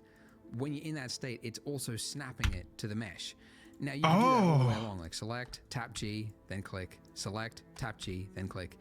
But that's, anybody's got time for that. Let's make Blender do the work for us. So there's a tool that's just designed for this, and it's called the Shrink Wrap Modifier. So over to our trusty modifier stack, we're going to add yet another modifier. So add modifier. It's not under generate, it's under deform, which we haven't accessed before. New modifiers. Ooh, the one we're looking for is shrink wrap. And first of all, hasn't done anything because it needs to know what the target is. What is the mesh that we're shrink wrapping our mesh to? So with this little eyedropper tool, you can see when you've clicked it, my cursor's changed to an eyedropper. And now if I hover over objects, I got the name of it. So I want to click on the object that is the donut, and now it's snapped to the donut and made it worse. Why, Andrew, would you make us do that? Remember, the order of your modifier stack matters. So the reason this happened is because we've done it after the solidify mod. So if it works top to bottom, Of course. we want the shrink wrap to happen before any of I was going to say that. So now that it's there, it's correct. And this is what it looks like before, and this is after. And it's subtle, right? And you'll probably see this across your better, like little subtle better, changes but still where not maybe it's just completely separated off the mesh, perfect. which wasn't quite a perfect alignment, but this will just correct that. So great. We don't need this here now. We can just apply it because it was just a once-off operation, and now all our mesh should be perfectly flat. And assuming you haven't got any other issues going on, again, make sure you use my Discord. If you do have issues and you need someone to help, make use of the community. So use that and post your problem, and I'm sure people can help out. All right, so we want to do some sculpting. Now, why do we want to sculpt? Well, because if you look at reference photos of donuts with icing on them, you'll see that icing is obviously a liquid, and liquid does weird things. One of the weird things that it does is that it will pool in certain areas. It's not like a uniform amount all the way on it. So the most obvious being like at the end of this trail here, there would be more that would accumulate at the end there. And I think the reason for it is that because it's a viscous fluid, once it runs out of enough fluid, there's not enough to kind of push it forward, but there's enough for it to build up. So you would have like a buildup here on each of these ends, but you would also have buildups all along the edge. And you can see it in reference photos. Like here, we've got this like clear, was it like a glaze? And basically the areas there where it looks whiter, that's a thickened area. Dude, So that's how I imagine game development is, just so we can't do that a currently. series Like, of so many little minute systems and mechanics that all just have to come together in some cohesive, you go into edit functioning mode, you way. don't have It's any got to be mesh to work so with because overwhelming. The extrusion, the thickened part, is happening via this modifier. So we need to make the modifier real. So again, we're just going to apply it. Drop down, apply. Now in edit mode, we have that part of the mesh to work with, dropped it via this modifier. So we need to make the modifier real. So again, we're just going to apply it. Drop down.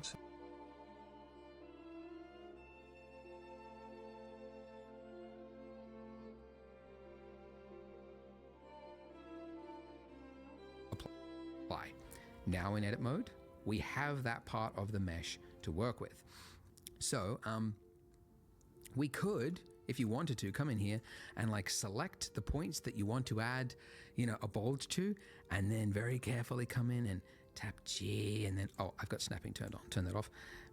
Pull this out, right? And go like that and go, yep, there's a little bulge there, but that's very tedious to first select a point, then tap the key to move it. It's very tedious. So that's really like, you just need to use another tool to do the job. So edit mode is one tool, and it's good for like very precise things when you need to get precise things. But for more like organic shapes, more freehand stuff, that's where sculpting comes in. So at the top here, we've just been flipping between object and edit mode, but the one underneath it is sculpt mode. So when we go into that mode, you'll see that we have on the left-hand side all of these tools that appear. And I mean, this isn't a sculpting like tutorial really, we're just really going to scratch the surface, but they do different things, different sculpting. Mine looks different. Like, let's just use the default tool here. Can't really see much happening. Let's just turn up the strength and the size of it. Like, it just pulls out that part of it. And even that quick little one stroke, imagine if you had to select each of those points and pull them out one by one. Like, that's why this tool is the appropriate tool for this kind of job, right? Because it's very quickly going to enable us to add lots of complex shape. Very cool. So the tool that we're looking for is actually, it's this one, the inflate brush, which is just inflation. Conveniently the eye. The fuck? Inflate. Man, I ain't trying to make that kind of art. If you want to change the size of brushes, just kidding. I'm totally trying to make that kind of art. You kidding me? Here. But there is a hotkey just to change the size of the brush with F. So F to change the size of the brush, and you just pull out with your cursor to make it bigger, and then pull in to reduce it, and then do a single left click to confirm. You can also change the strength with Shift. I stopped being able to see it. Pull out the icing after he made me apply solidify. So we can't do Why'd he make me do that? Why'd you make me do that, you fucking loser? You rat! Have separated from your mesh. Now you can quickly fix this if you just like selected the point and then hit G to move. Just like I still need to figure out how to fix that shit too. Oh my god, I hate Blender. I hate Blender. Anyone who uses Blender is a fucking crazy lunatic. Except for Lost Cold, of course. Your shrink wrap is still applied, so it's snapping to the donut. So I should unapply it?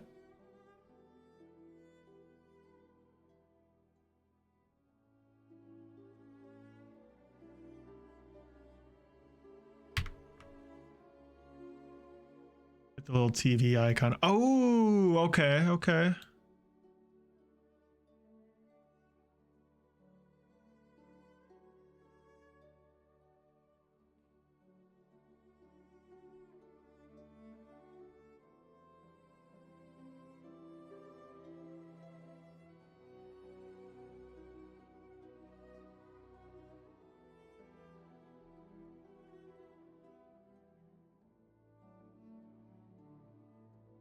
TV just basically turns it off in the viewport. Okay.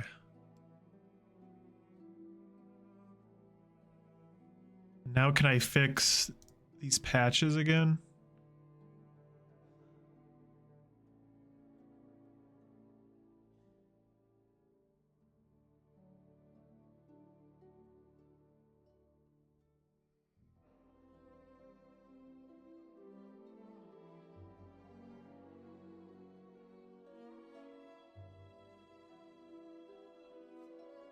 Wow, what the hell happened here?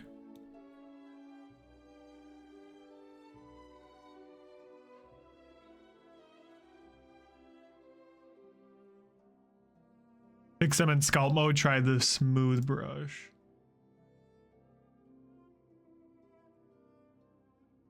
Inflate.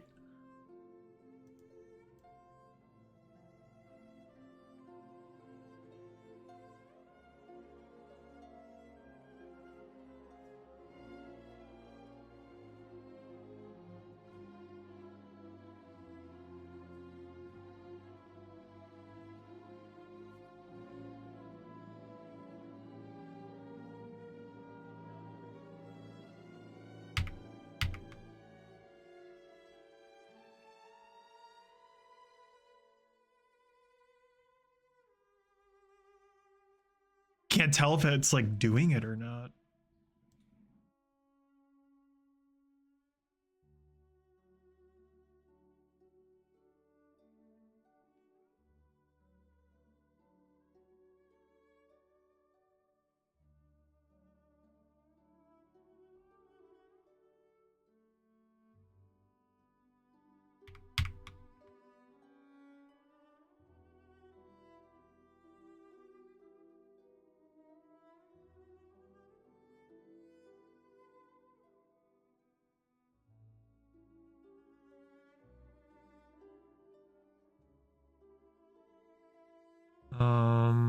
Smooth, and you could slowly use the grab brush to pull it back out. I'd make the radius slightly bigger.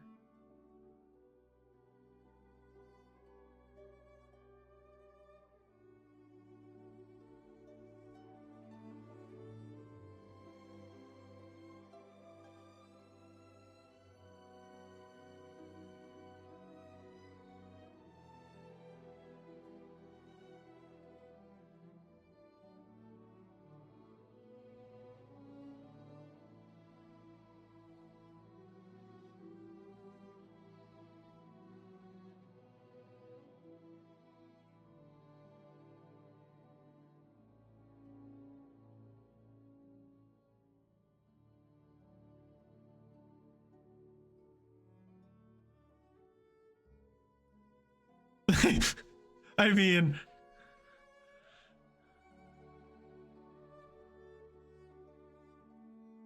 definitely looks like someone smushed their thumb into it, but you know what? I think we'll take it.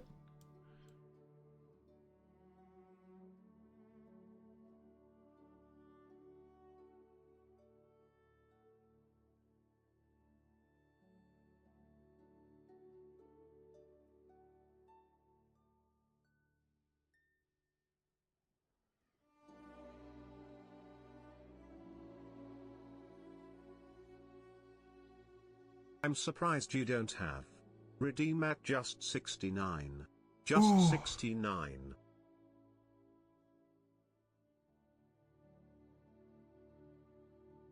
Is you broke, creature? Huh? Is you a broke bitch? You trying to get me to lower the price right now? That's totally what's going on, isn't it?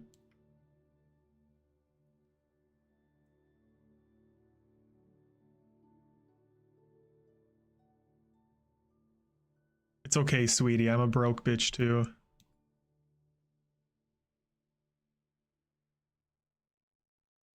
I have 6k.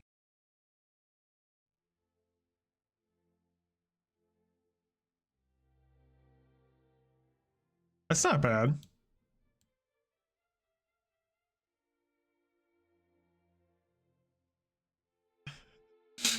All right, sculpting got it looking pretty lumpy over here, but Jesus, dude, who cares? This is just the kind of donut that you'd be really, really pissed off to get.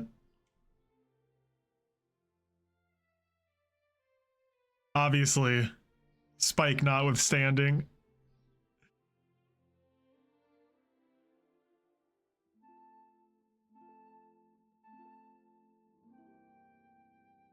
Unless it was a free donut, true.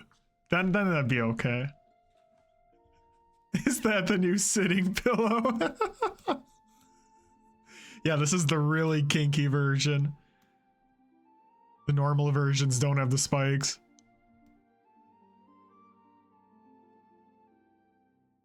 Sculpt mode seems to be a lot nicer to work in. then edit mode. The point, and then hit G to move it. When you're in that state, it's also snapping it to the mesh. Now you could do that all the way along, like select, tap G, then click. Add select, another spike tap and G, make it then look click. like a kitty donut. A kitty Waste of time with donut? that. Okay. Let's make Blender do the work for us. So there's a tool that's just designed for this, and it's called the Shrink Wrap Modifier. So over to our trusty modifier stack, we're going to add yet another modifier. So add modifier. It's not under generate, it's under deform, which we haven't accessed before. New modifiers. Ooh, the one we're looking for is shrink wrap. And first of all, hasn't done anything because it needs to know what the target is. What is the mesh that we're shrink wrapping our No, now the fucking mesh? icing. So with this little eyedropper tool, you can see when you've clicked it, my cursor's changed to an eyedropper. And now if I hover over objects, I got the name of it. So I want to click on the object that is the donut. And now it's snapped to the donut and made it worse. Why, Andrew, would you make us do that? Why, Andrew? Why would you make us do that?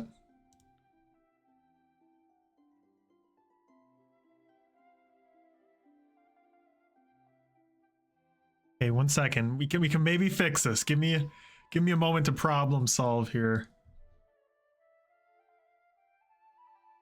Have patience, chat.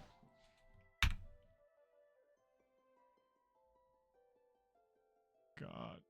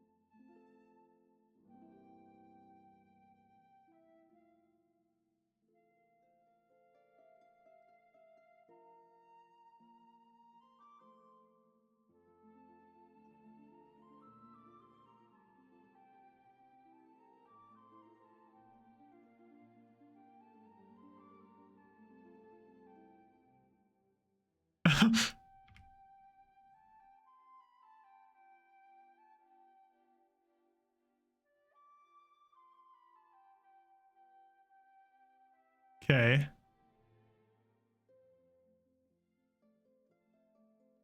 What have you done to my donut creature?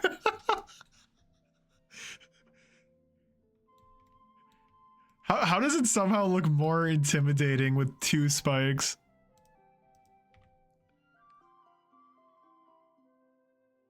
I thought that giving it some type of a pattern was going to make it look less jarring, but it's way worse now.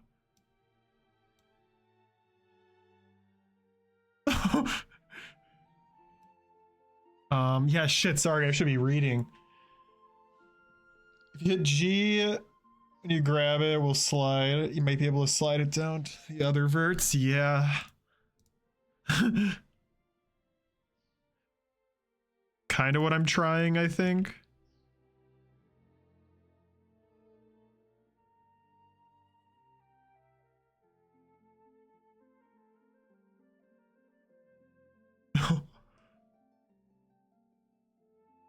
Good lord.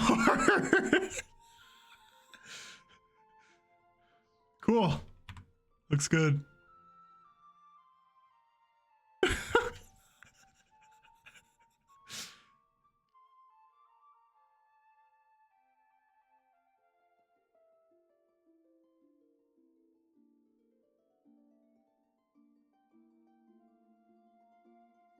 Dude, forget brass and knuckles. All you need is one of these bad boys. All you need is a kitty donut. Now color it. It's not that Remember, simple. The order of Okay, when you say now color it, you don't understand, creature. There's probably going to be like 55 and a half fucking steps just to open up the color menu. And I'm gonna have to apply 5 modifiers to lay the color down on the icing. Oh The my modify god. stack matters. So the reason this happened is because we've done it after the solidify mod. So if it works top to bottom, we want the shrink wrap to happen before any of the extrusion happens. So now that it's there, it's correct. And this is what it looks like before, and this is after. And it's subtle, right? And you'll probably see this across your mesh, like little subtle changes where maybe it just separated off the mesh, which wasn't quite a perfect alignment, but this will just correct that. So great, we don't need this here now. We can just apply it because it was just a once-off operation, and now all our mesh should be perfectly flat. And assuming you haven't got any other issues going on, Where did my again, solidify use my modifier go? Discord. If you do have issues and you need someone to help, make use of the community. So use that and post your problem, and I'm sure people can help out.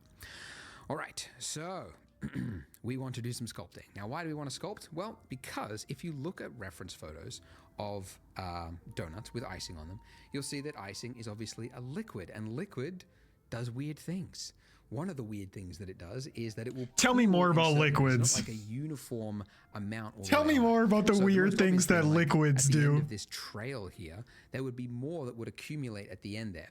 And I think the reason for it is that because it's a viscous fluid, once it runs out of enough Materials fluid, is there's actually enough one of to the kind fun push parts it of the whole forward, thing. but there's enough for it to build up. So you would have like a build up here on each of these ends, but you would also have buildups all along the edge. And you can see it in reference photos. Like here, we've got this like clear, was it like a glaze? And basically the areas there where it looks white. Bro, that ain't glaze. Area. So we essentially That's want to replicate cum. that across our donut. So we can't do that currently. Bro got the Like, cum if you go into edit donut. mode, we don't have any mesh to work with because the extrusion, the thickened part, is happening via this modifier. So we need to make the modifier real. So again, we're just going to apply it. Drop down, apply. Oh, Now in edit mode, we have that part of the mesh to work with. that's So, why my solidify was gone. We could, Already applied. if you wanted to, come in here and like select the points that you want to add, you know, a bulge to. See, but and now then that same very thing is carefully come happening where I in. can't see the actual Actually, icing. Oh, I've got snapping turned on. Turn that off. Pull this out, right? And go like that and go, yep, there's a little bulge there. But that's very tedious to first select a point, then tap a key to move it. It's very tedious. So that's really like you just need to use another tool to do the job. So edit mode is one tool, and it's good for like very precise things when you need to get precise things. But for more like organic shapes, more freehand stuff, that's where sculpting comes in. So at the top here, we've just been flipping between object and edit mode, but the one underneath it is sculpt mode. So when we go into that mode, you'll see that we have on the left-hand side all of these tools that appear. And I mean, this isn't a sculpting Deja vu, tutorial, yeah, really. for We're real. just really Like, gonna scratch the surface, but they do different things, different sculpting things. Like, I let's guess I'll use just the default put tool here. a Can't really solidify see much happening. Let's just turn up the strength and the modifier size of on, it. because then I can Like, see it it just again. pulls out that part of it, and even that quick little one stroke. Imagine if you had to select each of those points and pull them out one by one. Like, that's why this tool is the appropriate tool for this kind of job, right? Because it's very quickly going to enable us to add lots of complex shape. Very cool. So the tool that we're looking for is actually, it's this one, the inflate brush, which is just conveniently the Y'all ready for the icon inflation, inflate. bro? The inflation By the way, brush. if you want to change the size of brushes in Blender, I mean, you've got these ones here. You've also got the strength slider here, but there is a hotkey just to change the size of the brush with F. So F to change the size of the brush, and you just pull out with your cursor to make it bigger, and then pull that's in nice. to reduce it, and then do a single left click to confirm. You can also change the strength with Shift F. So Shift F, pull out, click, and then Shift F, pull in, click. Anyways, so if I was to draw on this, you can see that I'm inflating that edge. I could also inflate here, but you very quickly realize, like, look at that. Look at that. What is Oh, that? shit. Right? The eye is going to see that. As a pro tip, your eye is like, if you're going low res, don't go low res for things that are round, because your eye is very quickly going to spot low poly things. Actually, just last night I was playing Spider-Man, the Miles Morales one, and The Miles Morales was on one. the table, and then you walk, and it looks fine, like as a background asset. But then part of it, the mission, you had to go up and read something on the table, and you had to get close to this coffee cup, and it was like 8 vertices. The It hell? looked like a almost look like a nut on a wheel of a car, right? Just like that jagged. So There is some what I'm weirds saying is this is a happening rounded here. form, so we need more information. We need more detail to sculpt on. The reason this is jagged and the reason there's not enough detail here is that just even though we have a subsurf modifier, a subdivision modifier, it's applying it after we do the sculpt mode. So when you're in sculpt mode, it's still just using your raw mesh here, and then it does this as a secondary step. So if we want to sculpt into this detail, we need to apply this. So I'm going to use more than one. I'm going to use two because I want to have even more detail.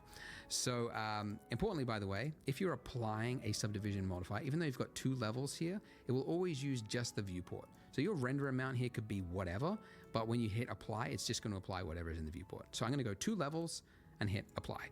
Now look at this. Whoo. We have 16 times the detail because we had level. Whoa. You hit apply, it's just going to apply whatever is in the viewport. So Pretty sure you're pulling the back verts. The solidify is adding another layer. Okay. So I got rid of solidify. But yeah, my fucking icing.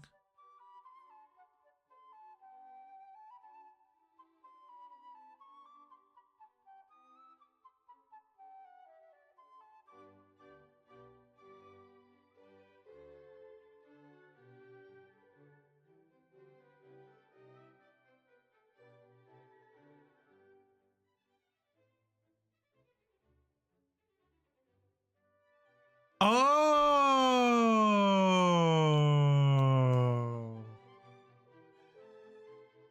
my God.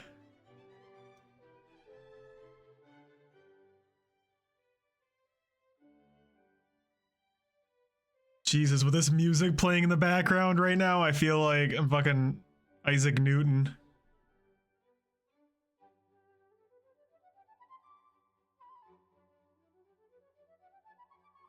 By George, I think I get it. Oh, and you can make it like really weird and lumpy. Oh man, gross. Oh, Lost Cold, bless up. I'm so happy that you are here right now.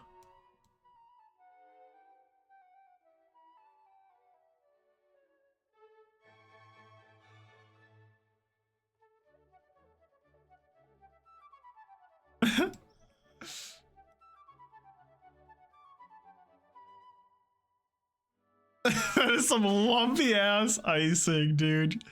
Gross. So I'm going to go 2 levels and hit apply. Now look at this. Whoo. We have 16 times the detail because we had level 1, which would be 4x, a 4x multiply, and then 4x of 4x, 16. So we have 16 times the vertices to play with. So now when we go into sculpt mode, look at it now.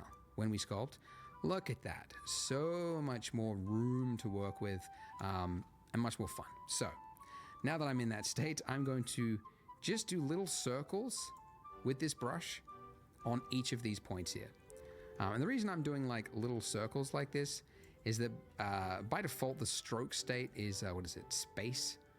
You can switch it to airbrush if you want, and then you can just click and hold it there. But I find that to actually be like harder to control. So I just keep it in space mode and then just do like little circles. And then that enables you to just kind of continue adding more pressure as you move your mouse. So a little circle like that. And there you go. Very quickly, already we have a more interesting looking shape across it. Interesting is a good word for it. Another tool, I guess you call. Is it a brush or is it? I think these technically are called brushes. But anyways, another one that you use all the time. This is so nasty. Look at all those wrinkles. What this does is just like pushing clay with your finger. It's like, It's really cool.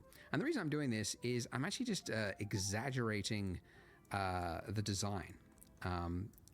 Because that is what makes appealing design. It's exaggerating the addition and subtraction that you see in a shape, even though in the real world you might not see this like tapered thing like that, because it's got this bulbous end, you want to draw more attention to that kind of globule at the end there. And to do that, yeah, if you just make this a little bit tapered using this tool, it can do that. And we get to learn that point of this tutorial. So, yeah. All right. Oh, I'm so happy, man. Pull this around. Just clicking, dragging, click. I was so pissed off about 20 minutes ago, but we are so back, chat. And, we are so you've got more back. time than me, so maybe make this better than what I'm doing really quickly, but just get, you know, generally a shape like that, and it should look a little nicer. Okay, so now let's do that. It's frosting at this point. Expired frosting, dude. Of this tutorial, I said just use the inflate brush and then just like draw across it.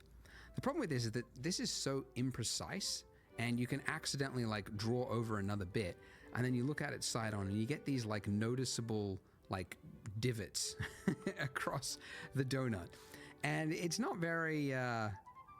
It's very hard to do because you keep like accidentally clicking off it and then on it, and you get this like jagged like dig. It's not very appealing. Dig. The point is, so let's go back. We can learn about another tool. It's another excuse to learn about. Hope y'all are having a good Sunday night. It's called the mask tool. So it's actually in the list here, but I never.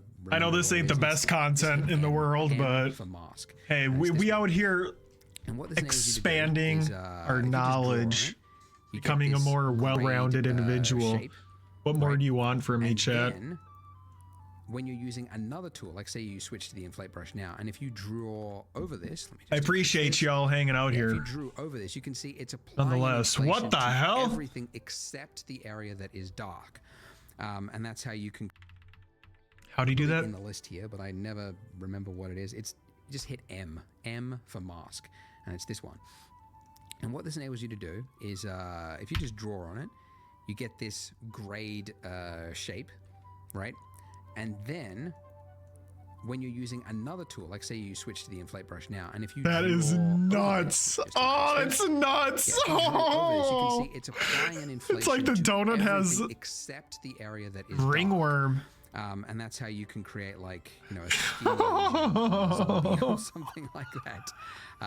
So a mask is very useful in sculpting, used a lot, and we're going to use it in just this case. What we're going to do is mask out just this area along the rim there, and then we're going to apply a constant inflate value to just the area that we've masked. So first use the mask The tool, donut is budding. mask, and it doesn't really make sense to use like a half opaque mask, so we're going to set the strength all the way to 1, and then I'll use a brush size about here. So essentially, where do I want the inflation? Like, do I want this much inflation on the rim? No. The donut is Probably something undergoing about here. And mitosis. then I'm just going to paint I think that's what that value is. all the way across it. And I just want to make sure that it's, you know, fairly even. It doesn't have to be completely perfect, but fairly even across it.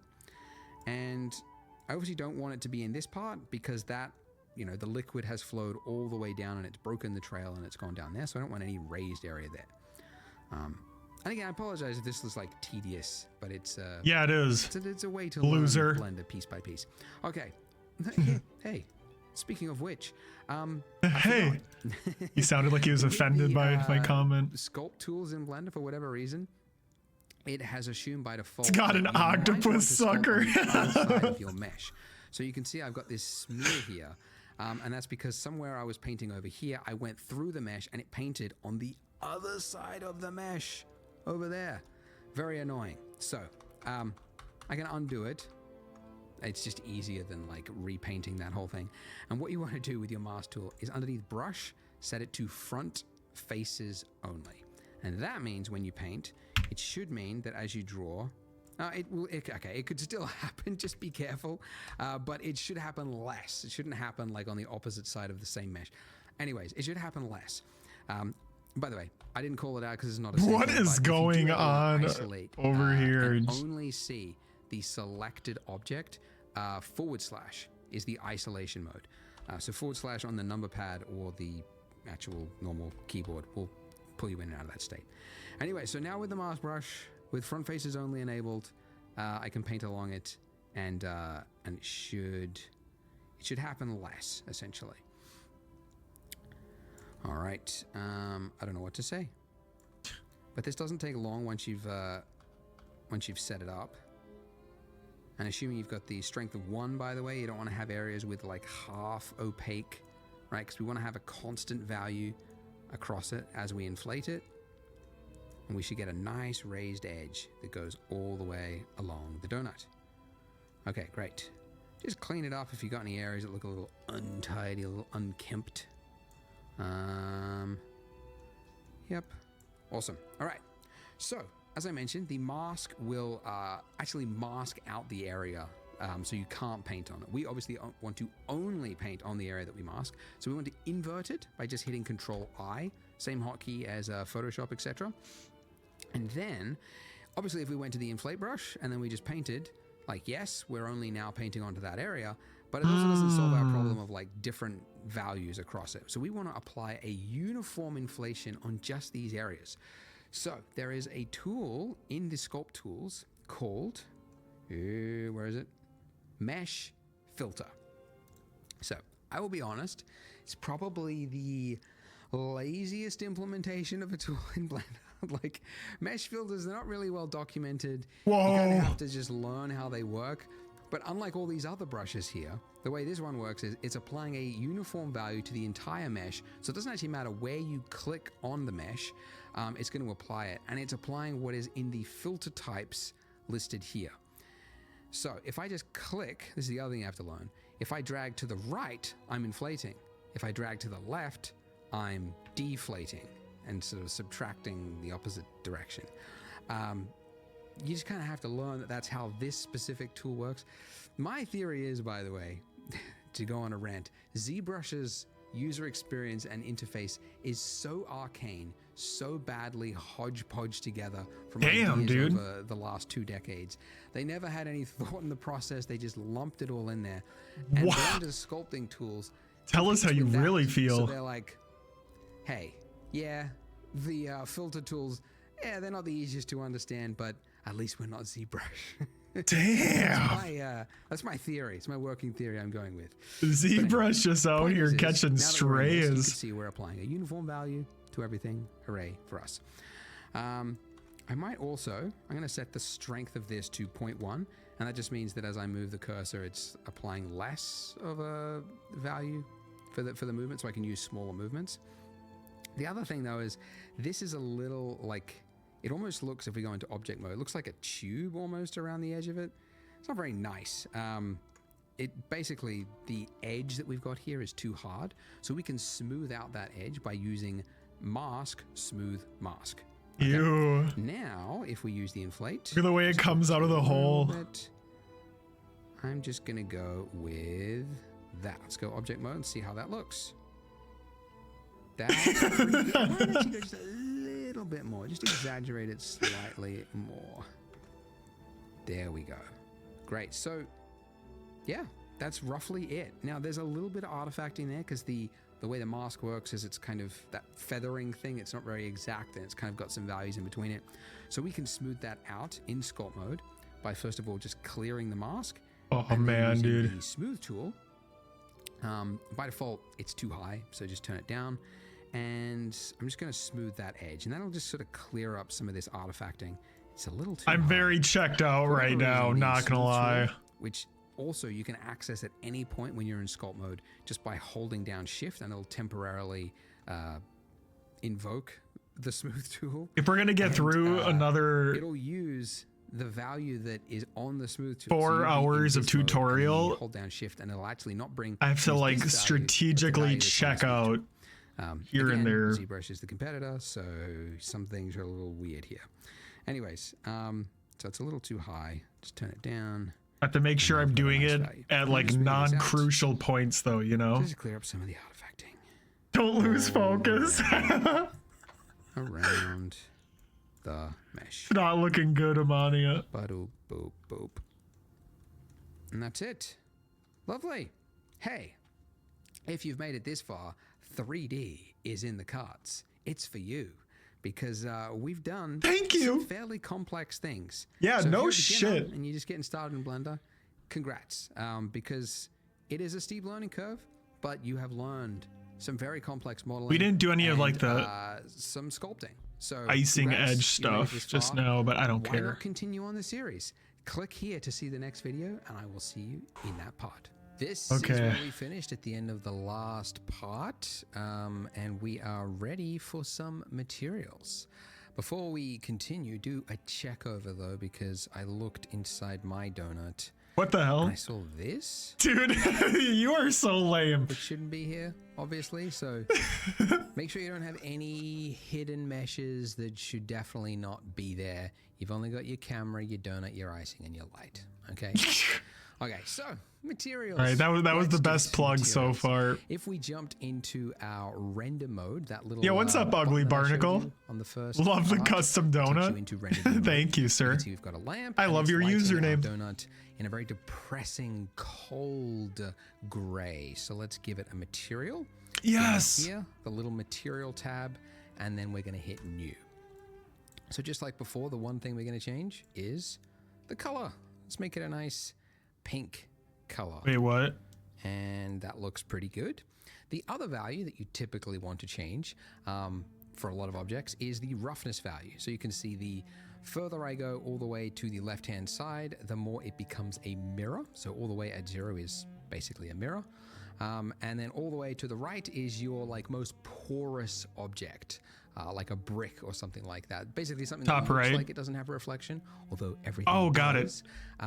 The Thank you. roughness is, Yes. is just merely dissipating that reflection everywhere, so it appears as though it doesn't. But anyways, so we're going to go with like a 0.3, something like that. It's pretty good.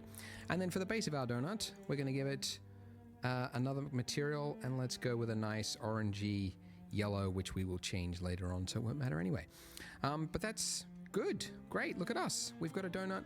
By the way, we'll add some subsurface SSS. Wait, how do you do that? Give it another yeah, material, right. and let's go with a nice orangey yellow, which we will change later on, so it won't matter anyway. But that's good. Great. Look at us. We've got a donut. By the way, Yeah. we'll add some subsurface. Oh my God, look at it, SSS later on, chat. to make this look a little bit more milky, but for now, this We have a is good. donut. Now we want to put our donut onto a marble countertop. So first of all, we need a countertop as Ooh. a separate object. So Shift A, and the one we're looking for is again under Mesh, and we're going to go with a plane. So a plane is just a square that's literally made up of 4 vertices. It's the simplest object, but the most versatile, that you use it all over the place. And I'm going to make this look a little bit bigger. So let's just scale that out with S and then click. Okay, so we want to make our donut rest onto the countertop. So if I selected my donut base and moved it up, well, there's a problem, right? We need to have both of these move together. So if you want to have one Oh my object God. basically attached to another object while still being its own separate object, you parent it. So the way we parent it is, first of all, you select the object that you want to follow the other object, so the child, and then you select the parent. So holding down Shift, I'm going to now click on the donut base, and then to parent, it's Control P, okay? Or Dude.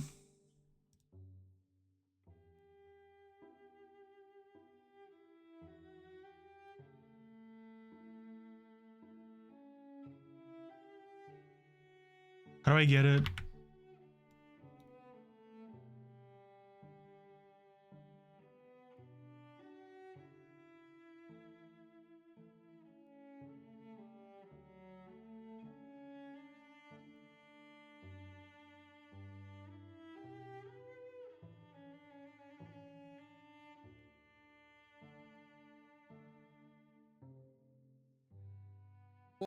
still and use it like place for a plane.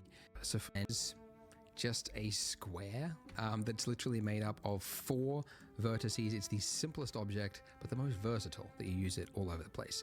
And I'm going to make this look a little bit bigger. So let's just scale that out with S and then click. Okay, so we How is he doing it without getting the fucking So if I donut? selected my donut base and moved plane, so a surface good, and the just a square that's literally made up of 4. I guess we're just going to delete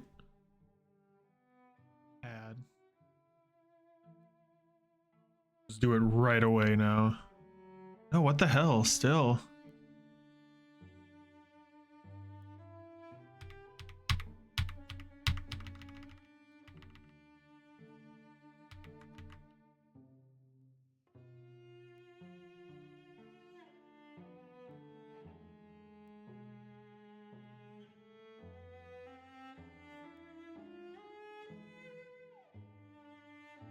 You have the donut selected? I don't know how.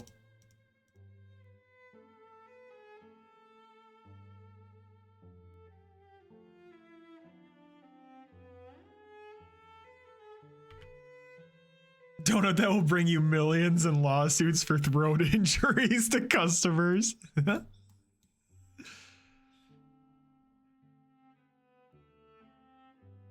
Make sure you're in object mode and make sure the donut's not selected, and then add the plane. Oh.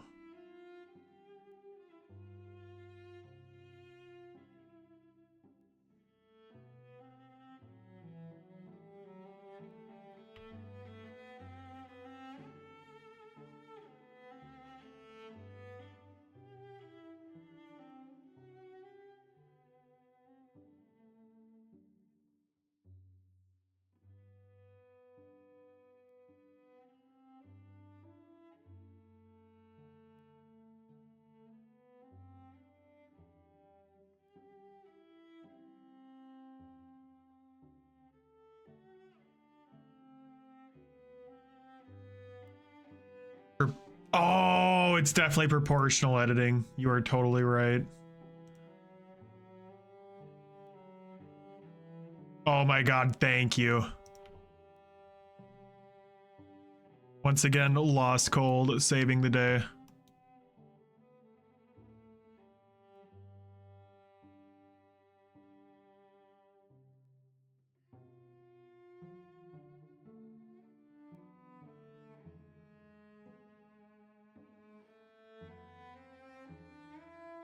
Yes! Let's go! Okay, we still in it, boys. We still in it. 4 vertices. It's the simplest object, but the most versatile that you use it all over the place. And I'm gonna make this look a little bit bigger. So let's just scale that out with S and then click. Okay, so we want to make our donut rest onto the countertop. So if I selected my donut base and moved it up, well, there's a problem, right? We need to have both of these move together. So if you want to have one object basically attached to another object while still being its own separate object, you parent it. So the way we parent it is, first of all, you select the object that you want to follow the other object, so the child, and then you select the parent. So holding down Shift, I'm going to now click on the donut base, and then to parent, it's Control P, okay? Or again, if at any time you don't know what it is, just hit F3 for search, and then we can just type in parent. Now, by the way, with parent, you get a number of options here. The one you actually want is keep transform. If you just do object, it means if you've ever moved the object like off its base or whatever like that, it'll then like clear its position. So it's actually not the one you want most of the time. So it's keep transform. Now that I've done that, if you've done it in the correct order, you should be able to select the base and then move it, and the icing should go with it. If it doesn't, it means it's probably parented the other way. So again, make sure the object you want to follow the other one is selected first, and then the parent is selected last. Okay. So now I'm going to move that up along its Z-axis. So G, and then just middle tap. And yeah, Mania, they are resting on my Sony. Aha, lovely. XM4s. Looking like cartoonishly bad in terms of realism. I'm going to show you. The full name is way longer than that, but if you look up Sony Bluetooth XM4, it should show up. They are really nice, dude. Really nice. So for our countertop here, we need to give it a new material. I got them for like a Black Friday sale. You can select not just a color. I want to say 2 years ago? But the little dot next to it, that little yellow thing, doesn't look like a button. It is. If you click that, you get this this pop up or pop down in this point, which great battery life, great sound, super comfortable to wear. So essentially, it's replacing that import from a flat color to an image texture property. Oh shit! Mine just while realistic, and then the parent G till it's resting on my counter. Haha, lovely. Now don't worry about this looking like cartoonishly bad. But for now, this is, you need to give it a new material. And then underneath the base color, you can select not just a color by clicking the color, but the little dot next to it, that little yellow thing doesn't look like a button. It is. If you click that, you get this this pop up or pop down in this point, which just gives you a number of options. And the one that we're looking for is image texture. So essentially it's replacing that import from a flat color to an image texture property. And it's now black, and it's asking you what image texture. They are very pricey. Now we could go to. I think when I got them for Black Friday, it was like $100 off. Marble texture, download. It was still a decent amount to drop, but so worth it if you can afford it. What most people call a texture is not ideal for 3D. Most textures are good for websites, but for 3D, we need extra information to tell the 3D software. Yeah, Lost Cold 8 rock. Like, how does it reflect light? What do the bumps look like across the surface? 250, yeah. Information is never available on these sites. Yeah, it's tough to find those textures. You have to go to a tough to recommend at that price, but if you wish list it, you'll definitely see them go on sale at some point. It's my website. That's why I recommend it. Oh, look at that. More self promo. I was pretty dissatisfied with the quality of the texture websites that were available at the time. So I used my YouTube money to invest in a team and some high-tech equipment. We went out into the world and we scanned stuff to a very high quality standard. And over the years, we've grown it to include models and HDRIs as well. And obviously a lot of this stuff is paid, but we also have a free range. And obviously we're going to be using a free texture for this part. So this is the free texture. This is the one we're going to use. And first of all, although it is free, you do need to sign up for an account. God damn it. And now I need to make an account. It's usually the easiest one. It's a couple of onboarding questions. You guys can't see this, right? To actually know how you, you know, are you a professional? Are you a student? That's kind of interesting to me to know that. And then when you get to here, you're just going to say continue with free account. But power through that, and if you click the link in the description, again, this is the marble, and we just want to hit download. And you'll see in the bottom right-hand corner, it's downloading. All right, chill out, bro. Take a breath. Sitting here making everyone create an account.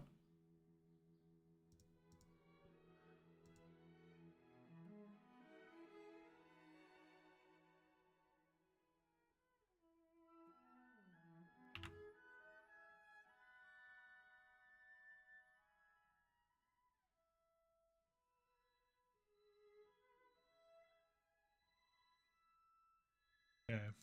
It is a free account. Hit download. And if you need to know that, and then when you get to here, you're just going to say continue with free account. But power through that, and if you click the link in the description, again, this is the marble, and we just want to hit download. And you'll see in the bottom right-hand corner, it's downloading. It is a large size, but this is because it's 8K. This looks sick, dude. 16-bit depth to get all of that accurate information there. But once it is finished, it'll just appear in your downloads. Then you just unzip the zip file as you would normally. And then finally, you should see some glorious high resolution images and ones with extra information like roughness. Very, very subtle, but will come through when we do the render. So back into Blender where we've got that image texture, we're going to click on open. Then navigate to where you unzipped it and then just click on the one that ends with COL. Okay. Is it new or open? Render. So back into Blender where we've got that image texture, we're going to click on open. Then navigate to where you unzipped it and then just click on the one that ends with COL in the name and then just hit open. And here it is. Okay. And it looks great up close. Only problem is, of course, look at that reflection. So bland, so fake. And as I mentioned before, fake is the enemy and you need to squash it by just adding variance. So that's where our roughness map is going to come in. That's not right. Here, this section on the right-hand side, it's actually not where you do most of your material work because this is kind of like a simplified, dumbed-down version. It doesn't really... It gets a little bit complicated when you try and add to blank texture with COL in the name and then just hit open. And here it is. Okay. And it looks great up close. Yeah. Only problem is, of course, look at that reflection. So bland, so fake. And as I mentioned before, fake is the enemy, and you need to squash it by just adding variance. So that's where our roughness map is going to come in. And while we could try to add it in here, this section on the right-hand side. Wait, how is he getting not that? Where you do I don't see that most of the reflection. material work, because this is kind of like a simplified, dumbed-down version. It doesn't really. It gets a little bit complicated when you try and add too many things to it, because there's like too many menus and drop downs and all that kind of stuff. Ooh, yes, good call. Instead, if you go to Save. your shading tab at the top of the screen there, this will change the layout of the screen to something completely different we haven't seen before. And lots of windows, actually too many. I never actually need this one on the right hand side. So where you just mouse over where you've got the divider and then just right click and then say join areas. And then you want to join it to the left to close it. And then I'll do the same here, because I've never needed those on the left hand side. So I've just got my view at the top here and then this one here. And the reason, by the way, this looks different than what we had before is because this is the material preview, but you can change it back to what we had before by clicking that. So material preview, by the way, it's the same. It's a rendered mode, but it's using lights, a different light. Dude, what have you done, Andrew? What have you done? To close it, and then I'll do the same here, because I've never needed those on the left hand side. So I've just got my view at the top here and then this one here. Hell. And the reason, by the way, this looks different. How do we undo, Andrew? How do we undo? This is the material preview, but you can change it back to what we had before by clicking that. So material preview, by the way, it's the same. It's a rendered mode, but it's using lights. A different. Oh, you loser. Click the top right of the screen. It'll turn into a cross. Top right of this.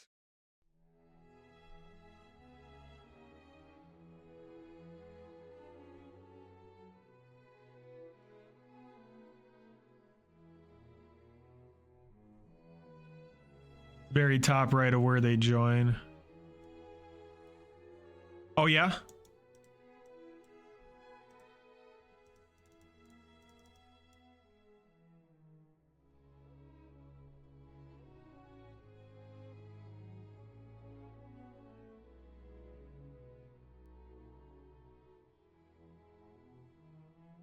What the?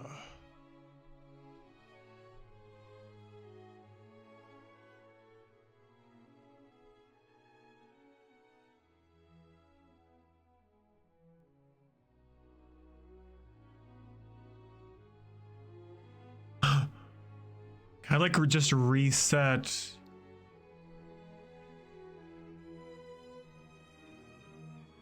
Workspace? You click the plus on the tabs and make a new shading tab. Yep, we're gonna do that.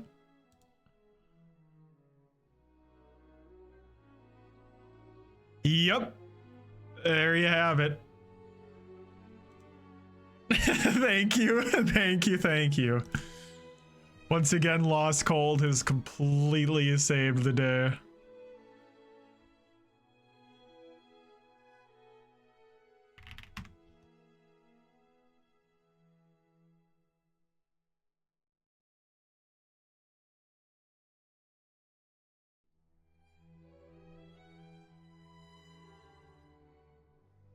Boom. Different light setup. Basically, just an HDRI, which is like a fake kind of light and reflection map, just so that you can quickly preview materials. And really, you could use either or.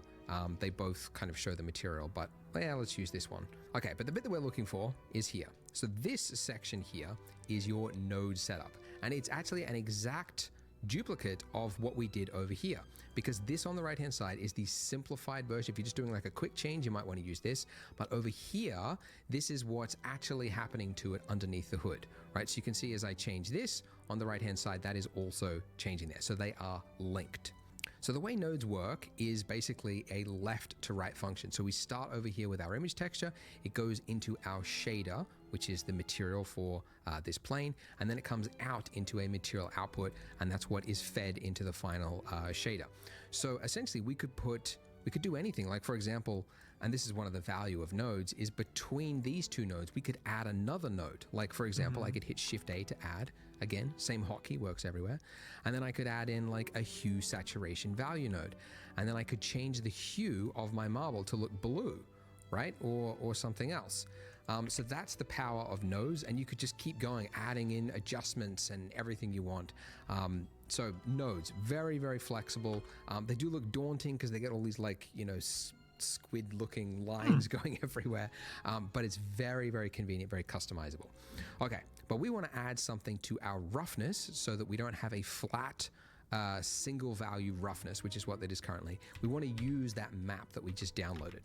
So one, you could hit Shift A and then add an image text this way, but actually we could also just drag out from that input there and then just do a release, and it'll now say, what do you want to add in this input? And we could type in image texture, color, and then hit enter. Then here, go to that same place that we unzipped it, and then we're looking for the one with roughness in the name. So roughness in the name, and then hit open.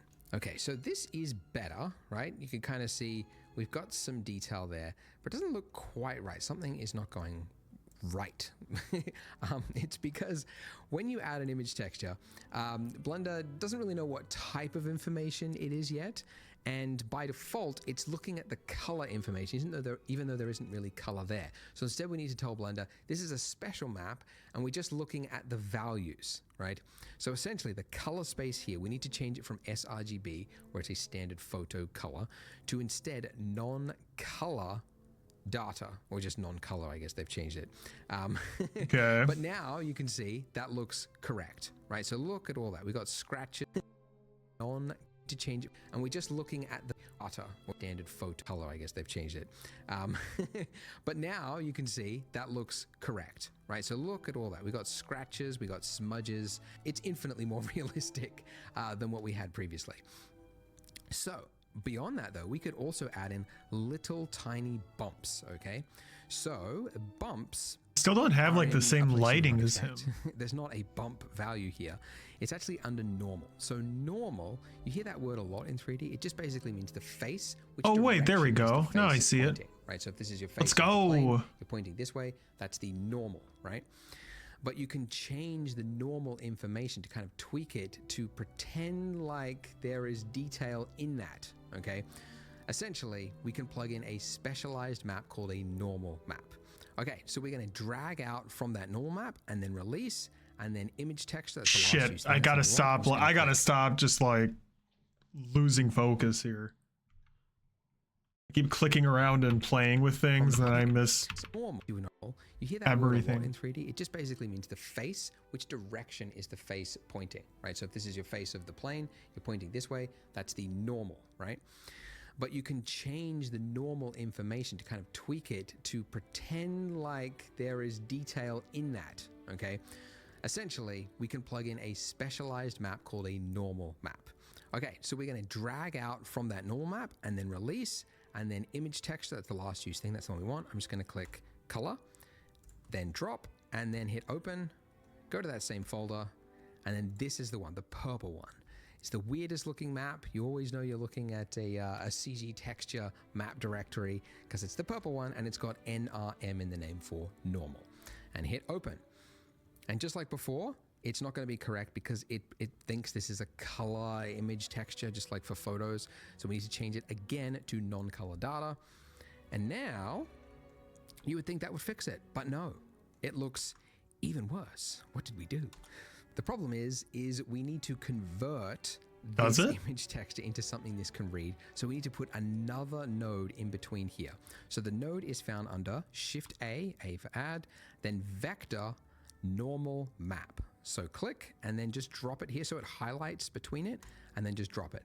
And it will now finally be correct. And if I go full screen with control space, I didn't mention that before, but yeah, control space, and then you can go full screen and you can see we've got very subtle little finally be you can go full screen and you can see space. I didn't mention that before, but yeah, control space, and then you can go full screen and you can see we've got very subtle little chips and divots across the texture along with those smudges, dude, and, that's just sick. looks way more believable. It means you don't have to worry about this part of your scene. It's just going to work, and you're going to get all that detail for free. It just So works. it's life a little bit easier. But it is a lot of work. Like, what you've just made is a PBR shader, and yeah, it's a lot of work. All those little maps and everything, and having to know which setting is which. Damn. But it is a very common thing to learn, so that's why I wanted to include it in here. If I could plug my own website again, though, I will say we did hear you, because a lot of people say That's that. enough. So we actually made an add-on called the Polygon add-on, which I'll actually show you how to install later on, because that is actually important for 3D, because you use a lot of add-ons. But to plug it very quickly, it actually Try scaling does your all of light that without down. you having to leave Blender. That's So soothing it'll classical download music the while texture for you. Splufay's brain is You'll see about it's to downloading explode. actually faster through the add-on. And then once you've got it, you just hit apply, and then it will do all of that node work for you in the background, and it'll just apply it to the mesh for you. So you don't have to do all that all the time. And in fact, most people, I think, if you're working on big scenes, you're using libraries, you're using add-ons like this, so you don't have to do it all manually all the time. But it is important to know the process, so that's why I wanted to show it. But anyways, this was our material, and So I've been paying attention. Let's go back to the layout tab, and now we're going to do one more thing. So you see our donut base here. Let's just isolate this donut for one moment here by hitting /, which I mentioned previously. Okay, you're in /. This is isolate mode, which means it's literally turning off everything, including the lamp, which is why it's dark. But if you turn on material preview, then you get this. So this is okay. But if you look at real references of donuts, you'll see that it's typically whiter around the middle. And the reason for that is, as I mentioned before, the way it cooks, right? It's only like half submerged and then it's flipped. And it means that the bits that are closest to the surface are cooked less. So there's usually like a whiter part around the rim. And I mean, really, this is just an excuse to show you another part of Blender, which is texture paint. So at the top there, click the texture paint tab. And again, let's go into paint. So at the top there, click the texture paint tab. And again, let's go into isolate mode with our donut there. Why are we not seeing? Okay, there we go. So what texture paint does is it lets you paint directly onto your mesh. But if we try doing it, you can see nothing's happening. And it does give you a warning at the bottom, missing textures detected. So to paint, you're painting into an image, and the image doesn't exist yet. So we have to give it one. The smaller the radius in your light setting gives your harsher shadows. The larger the radius, the softer the shadows will be in the same way reflect. Oh.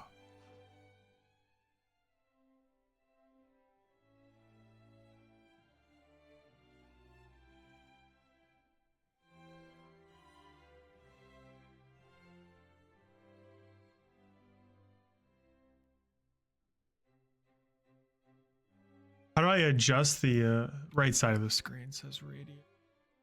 Oh, yeah. Look at that.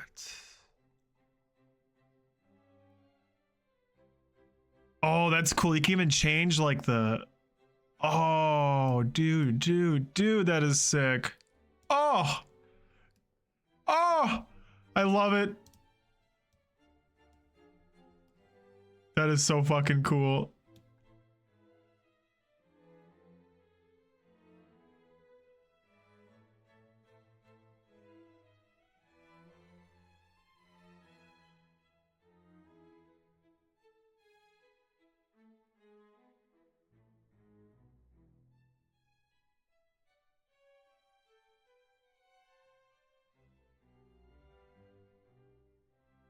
Let's go. So go to the material tab. Thank you for the And tip. then here where we got base color, we set it up as yellow, but we're actually just going to override it now. So click that little yellow dot again, and then say image texture.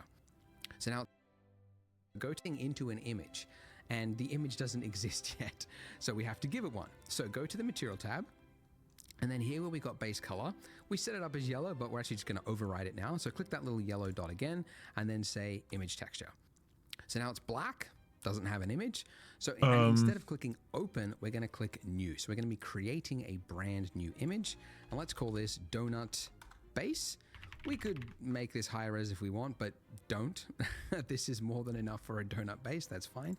And this will just save us time. The color, this will just fill the it'll fill the image for us with a flat color. So we're just going to go for something pretty similar to what we had before, a nice yellowy color like that. And by the way, make sure you're all the way bright, otherwise your donut is going to be a little bit dark. So yeah, there we go. All right, and then hit OK. And once we've done that, you should, I mean, it should be over there on the left-hand side, but if it doesn't pop up, you can just select it from the drop-down donut base, and there we go. So now we're in this state. Look what I can do. Ooh, fancy. So, I don't know why I said it like that.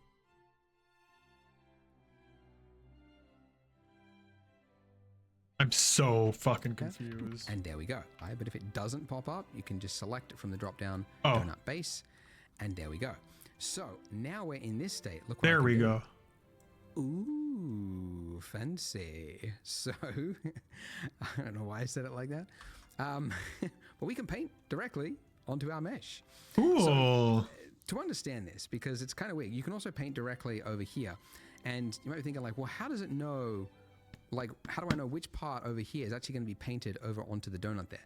You might not care, but it's actually good to understand how it works. So basically this mesh here, it has to be unwrapped over onto this left-hand side here, because that's the only way to have a 2D texture, 2D flat image be applied to a mesh is to unwrap it in some way. Projection. I hear you. To unwrap it. And unwrapping is essentially like, there is a meme Loud and clear. that explains it. Roger, Roger. Like chocolate, right, that is wrapped in some tinfoil, if you flatten it out, that is essentially UV unwrapping. I know, I get this. Where there had to be a cut, right, and then that cut was wrapped around the object. Minecraft That's what UV skins. unwrapping is. So the reason this works Taught for me us all is because about the cuts are actually texture already wrapping. in place for default objects. So this torus is already perfectly UV unwrapped, so we don't have to do anything. I did want to mention it though because it's important to understand UV unwrapping. Anyways, so we could actually paint directly on here, as I mentioned. White is a little bit too extreme though, so I'm going to click that and choose a color. First of all, I'm going to select the eyedropper and then not click over here because that's got shading information. I'm going to click on the left-hand side so we get the exact color, and then I'm going to make it closer to white. So not fully white because that'll be too far, but closer to white.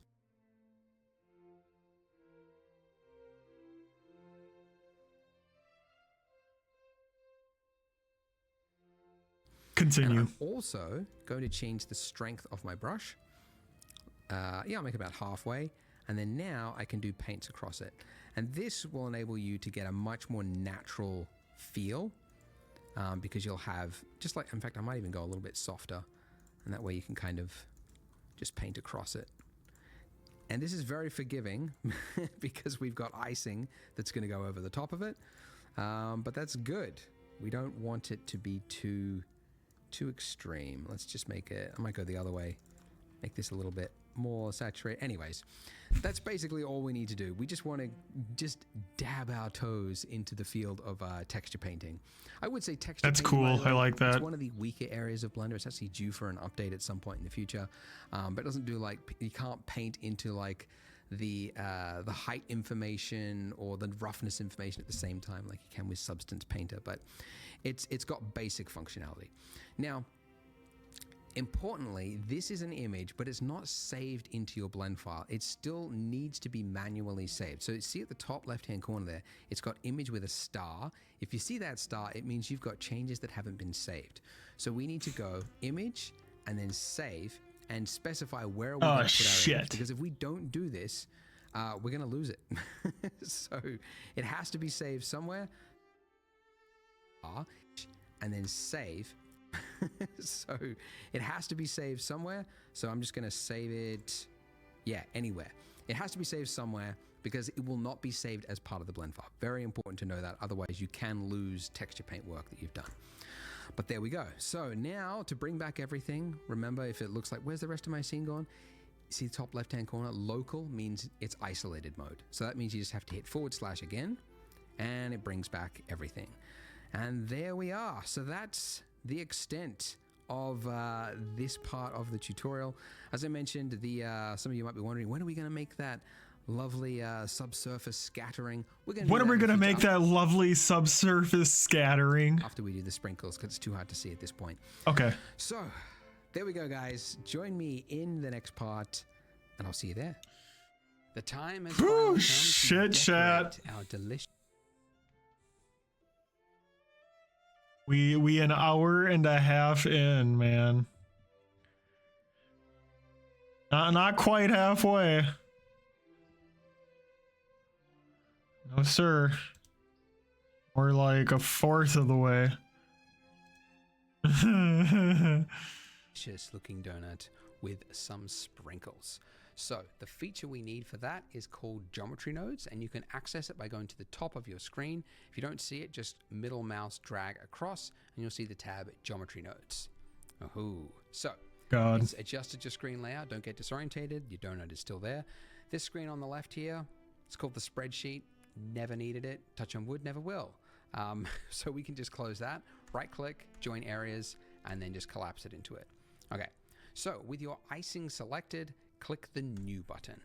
So welcome to the world of geometry nodes. So geometry nodes is actually a modifier. So when we hit new there, we've added in a modifier called geometry nodes. And what the modifier is doing is whatever we want it to. Okay, so what this section down here is, this is a node-based system, and it looks familiar, right? You got boxes with little lines, and it's the exact same type of system that was used in our materials, right? But it's a completely different system, okay? So the same nodes will not be referenced between the completely different systems. So the way this works is our mesh that we've got here of our icing is what is being represented on the left-hand side with your input. It's then taking that mesh and it's feeding it all the way to the right, and it's gonna spit out whatever is in your group output.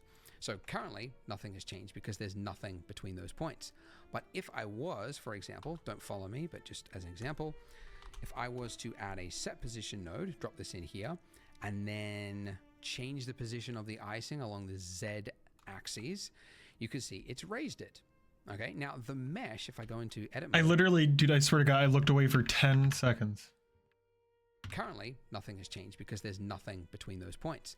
But if I was, for example, don't follow me, but just as an example, if I was to add a set position node, Oh, he said, don't follow me. and Okay. then change the position of the icing along the Z axis, you can see it's raised it. Okay, now the mesh, if I go into edit mode, is still there. The mesh has not changed. So we're not actually moving the object. This is just happening after the fact via a modifier. Okay, now obviously this would be a rather pointless use for geometry nodes to move it, because you could just Of course. but as an example, let's say, I don't know, you had a scene where lots of objects, some of them are raised, some of them are not, and you wanted to quickly change them. What you could do with geometry nodes, in this case, you could actually expose this offset value by dragging it to the left over here. And when you Expose do that, the you can see it's offset now appeared value, over of here in that course. modifier stack. What that means is whenever Even a simpleton I'm in can another do it. part of Blender, say I'm like building stuff, and then I'm like, oh yeah, I need to quickly, change the height of that icing, I've got it there whenever I need to. So essentially, this system enables you to build your own tool that does something that you want it to do in a really flexible way. So it's really powerful. And before geometry nodes, I mean, Blender was kind of limited in what you can do, but I'll throw some examples here. But in the last 2 years since it's been in Blender, people have done some wild stuff with it.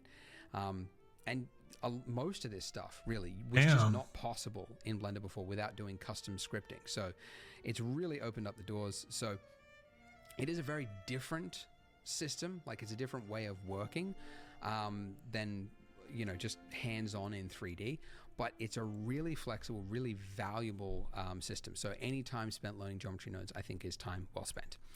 So we want to do sprinkles, and to do that we need to first of all scatter some points onto our mesh. So to do that, hit Shift A for add, and then we're looking for point, distribute points on faces. Okay. And then it's just it's just going to put you in a placement state. And if you just mouse over that line there till it lights up, if you click, it's going to automatically connect it for you. It did not. Now you can see we've got points on our icing and a density value. Whoa. Great. But you might notice the icing has actually disappeared. Ooh. Now the reason for that is we've told it, okay, take that icing object and convert it into points, and then just give us the points back. Okay, so what we need to do is say, yes, we want the points, but we also want the original mesh. So we can do that by adding in a node that you use all the time, which is Shift-A, Geometry, Join Geometry. So you'll find this node in probably any geometry nodes tutorial. Very versatile. So drop it in here after the points, and you'll notice this input here is a different shape. So normally inputs are circles or triangles or whatnot. This one is a long and elongated shape to signify that it can accept multiple inputs. So unlike these where you can only accept one, this can accept many. So what we need to do is take the output of our original mesh and then feed it over to here. And now we have both the original mesh and we have our points, and they're being combined together. Okay? I see. Cool. Awesome. All right, so if we don't get it now, you would actually see nothing because these don't physically exist. They just exist in the 3D space.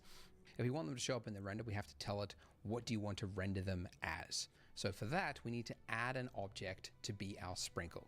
So your sprinkle could be whatever you want. We're actually going to make two different types of sprinkles in this donut series. So we're going to start though with a very simple one, just a round ball. So just like you would add another object normally, Shift A, and then go Mesh, and then go UV Sphere. Now, this sphere is going to be referenced for every single sprinkle. Okay, whoa. So we want to go as low res as we can get away with. So I'm going to go with 12 segments and then 8 rings. If you're on a really slow computer and you think this is really going to suffer later on, you could go even lower, but I don't want to go too low because otherwise we're going to see that jagged edge because it's a rounded form. So I don't want to go too much lower than that. But I do want to adjust the scale because obviously this needs to be a tiny little sprinkle. So let's go 0.01. Okay, awesome. All right, now with our icing selected again, you'll notice, by the way, that if you click another object, you don't see your nodes because it's only going to show you the active objects geometry nodes. So if you want the nodes to just be there no matter what, if you click the pin button there, that means no matter what is selected, it's only going to be showing you this object's the one that we pinned geometry nodes. Okay. All right. So wait, how do you get them back? Active objects geometry nodes. So if you want the nodes to just be there no matter what, if you click the pin button there. So now with our icing selected again. Got it. You'll notice, by the way, that if you click another object, you don't see your nodes because it's only going to show you the active objects geometry nodes. So if you want the nodes to just be there no matter what, if you click the pin button there, that means no matter what is selected, it's only going to be showing you this object's, the one that we pinned geometry nodes. Okay. All right. So to reference, we need to reference that little sphere that we've just created in our geometry node system. And you can do it very easily just by dragging down from your outline up here, just dragging it down into your geometry nodes and dropping it. Okay. Sick. So now let's just create some room here. Make a little bit of space. Okay. And what I need to do is add another node to reference this object. And the node is Shift A, Instances on Points, the top one. Okay. And then I want to drop it in here between Distribute Points on Faces and my Join Geometry. So drop it in right there till it lights up. Now the points have disappeared because we're now saying replace those points with whatever is in that instance input. So I'm going to take my geometry from my object info and drag it into the instance. And look at that. We have got our spheres appearing all over it. And if I increase the density, we've got sprinkles. And if I do a render, it will actually display. Ooh. Doesn't look very good. Hey.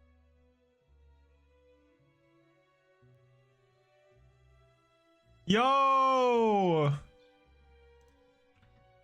Check it out, chat. Wait, wrong one.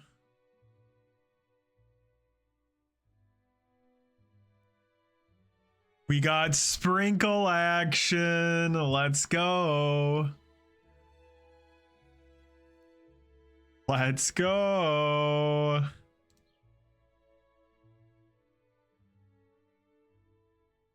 But it does work, which is the main thing right now.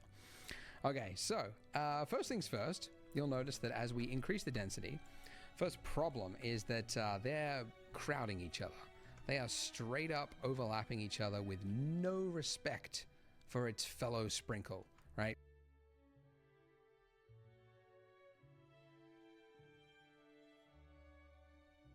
overlapping problem. So first things first, you'll notice that as we increase the density, first problem is that they're crowding each other. They are straight up overlapping each other with no respect for its fellow sprinkle, right? Because it's just a random distribution. So we can change that by going here in our distribute points on faces, change it from random distribution to Poisson disc distribution. Poisson disc. What a name. So it's changed, but that's just because it's changed your density max. So just increase it again. With this Poisson disc distribution, you get this extra value here, distance min. So now if we can set a low value, we can start to delete. It's almost like each one of those points now is going to have a little radius around it. And if it detects a point within that radius, it's going to delete it. So we just need to increase it slowly, very, very slowly, until we can't see them intersecting anymore. To about there, honestly. If you go too high, like if you really wanted to make sure they weren't touching, you go really high, but it starts to look like too evenly spaced, you know?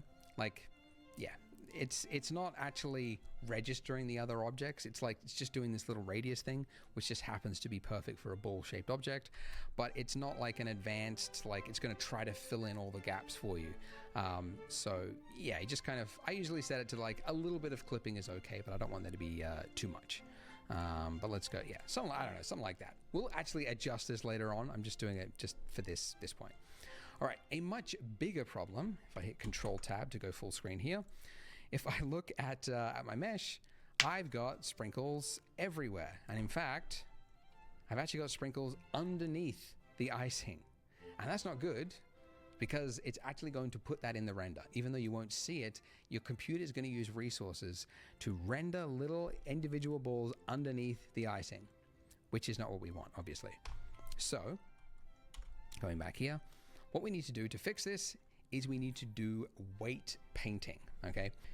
It's not texture painting, it's a special thing called weight painting. So with your icing selected, if you go from your object mode, you'll see one there called weight paint. Now, your mesh will become blue, and weight paint is actually referenced in multiple parts of Blender. Like if you're doing rigging and animation, you would use weight painting a lot during the rigging step to assign values to certain bones. Essentially what it's doing is it's allowing you to paint a value between 0 and 1 onto any part of the mesh, and then reference that however you want. So we can then reference that weight paint mask in our geometry nodes and use this almost as, well, exactly as a mask for our sprinkles. So if we just do some paint right here on it, you'll see that we have some colors, right? Now these colors aren't going to appear in the render. It's just for you to visualize those values.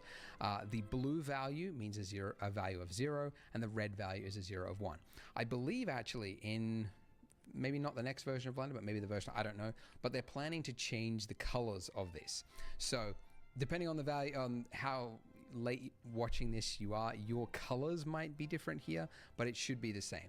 Essentially, you should have a brush of 1, and you should be able to paint from 0, which would give a blue value in this case, to a value of 1. So whatever is 1, whatever is red, is where our sprinkles will go. But you'll notice that this is not having any effect. Okay, so we need to reference it. Now, that weight paint that we just did is actually, if we go to our data tab here, it's actually a vertex group. Okay, so that's where that paint went. So you could actually create multiple weight paint types just by like creating them here. But we've just created one, and it's added one here for us. So we can give it a name by double clicking it, and let's call it sprinkle mask. Okay, in fact, is it a mask? It's more of a density, sprinkle density, I guess, because it's not a masking out. Anyway, all right, sprinkle density. Okay, and where I want to reference this in my geometry node stack is in the distribute points on faces. There is one value here called density factor, which we got when we used the Poisson disc thing. And this is just a value of 0 to 1. Very convenient. So if I drag out from here and then release, I can add in a new node and it'll just automatically connect it. And the node that you're looking for is called the named attribute. Don't feel bad if you're like, well, how would I know that it's called the named attribute? Because it's called vertex groups over here. You think like, okay, I'm going to type in vertex group, but It's an attribute, but it's one of many attributes, and geometry nodes can do many things, so it's just called the named attribute. So anyways, all right, so underneath Okay, name, dude. we're just going to click that box and you'll get a pop-up or pop down, and you're looking for sprinkle density. And there it is. Haha. So now going back into weight paint mode, we can act like an artist and put the sprinkles wherever we want. Sprinkles. Nice. That's cool. So sprinkles are typically, they're like on a plate, and then the wet donut with icing on it is just like dabbed onto it. So you get like a heavy amount of sprinkles right on the top like that, and then less around the sides. And then I usually do like a few like dabs like this, just for some variance. And then also if you hold down control, that will do so the weight that's being painted is 1, but if I hold down control, it's going to do a negative value. And I can adjust my strength there as well. Oh, nice. And I can just do some negative paints across Oh, it. this shit's cool. I like this a lot. And I'm trying to deliberately make it look choppy, because I find that if you make it look too like uniform, I have like these weird fucking frosting folds have more sprinkles collecting in certain areas underneath. Than others, right? Maybe it's just like wetter on that part, right? So more would stick to it, or more force was put on that part of the plate as the donut was dabbed into it, right? You just kind of have to think of this Dab stuff, the donuts. because in the digital world, it's far too easy to make something that looks predictable and boring, and we don't want that. But there we go, something like that. And you could obviously finesse it and make it better than what it is, but that's what we've got. You'll notice each of these spheres have a very jagged looking shape, and that's because the sphere itself down here. Oh, I don't think I mentioned this. If you want to quickly zoom to an object without having to find it and pan around, number pad period key. Probably should have mentioned that before. Irrelevant. But haven't really needed it because we have not worked with that many objects. We don't got no numpads around these parts. If you hold down the tilde key, that'll bring up this section here, and then you've got view selected right there. So tilde is that key underneath your escape key. But anyways, so this is what our sphere looks like. So right click, shade smooth, and now all those sprinkles have a shade smooth. Haha, very nice. All right, now let me just show you a quick little issue that you might run into. If you were to duplicate your donut and create 2, and then on the second donut, you're like, hey, I want to have some spice in my scene. I don't want to have the exact same count of sprinkles across both donuts. Let's give a different value to this one over here. Well, you can see that they are now sharing the same value. Where the fuck did the second donut come from? Once again, I looked away for 15 seconds and there's a second fucking donut on screen. What happened? All right, now let me just show you a quick little issue that you might run into.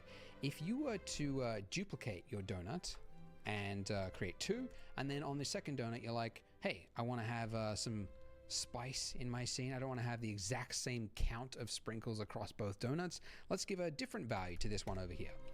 Well, you can see that they are now sharing the same value because this node group here is being linked across both objects. But if you wanted, I mean, you could make it its own single object so that they're not linked.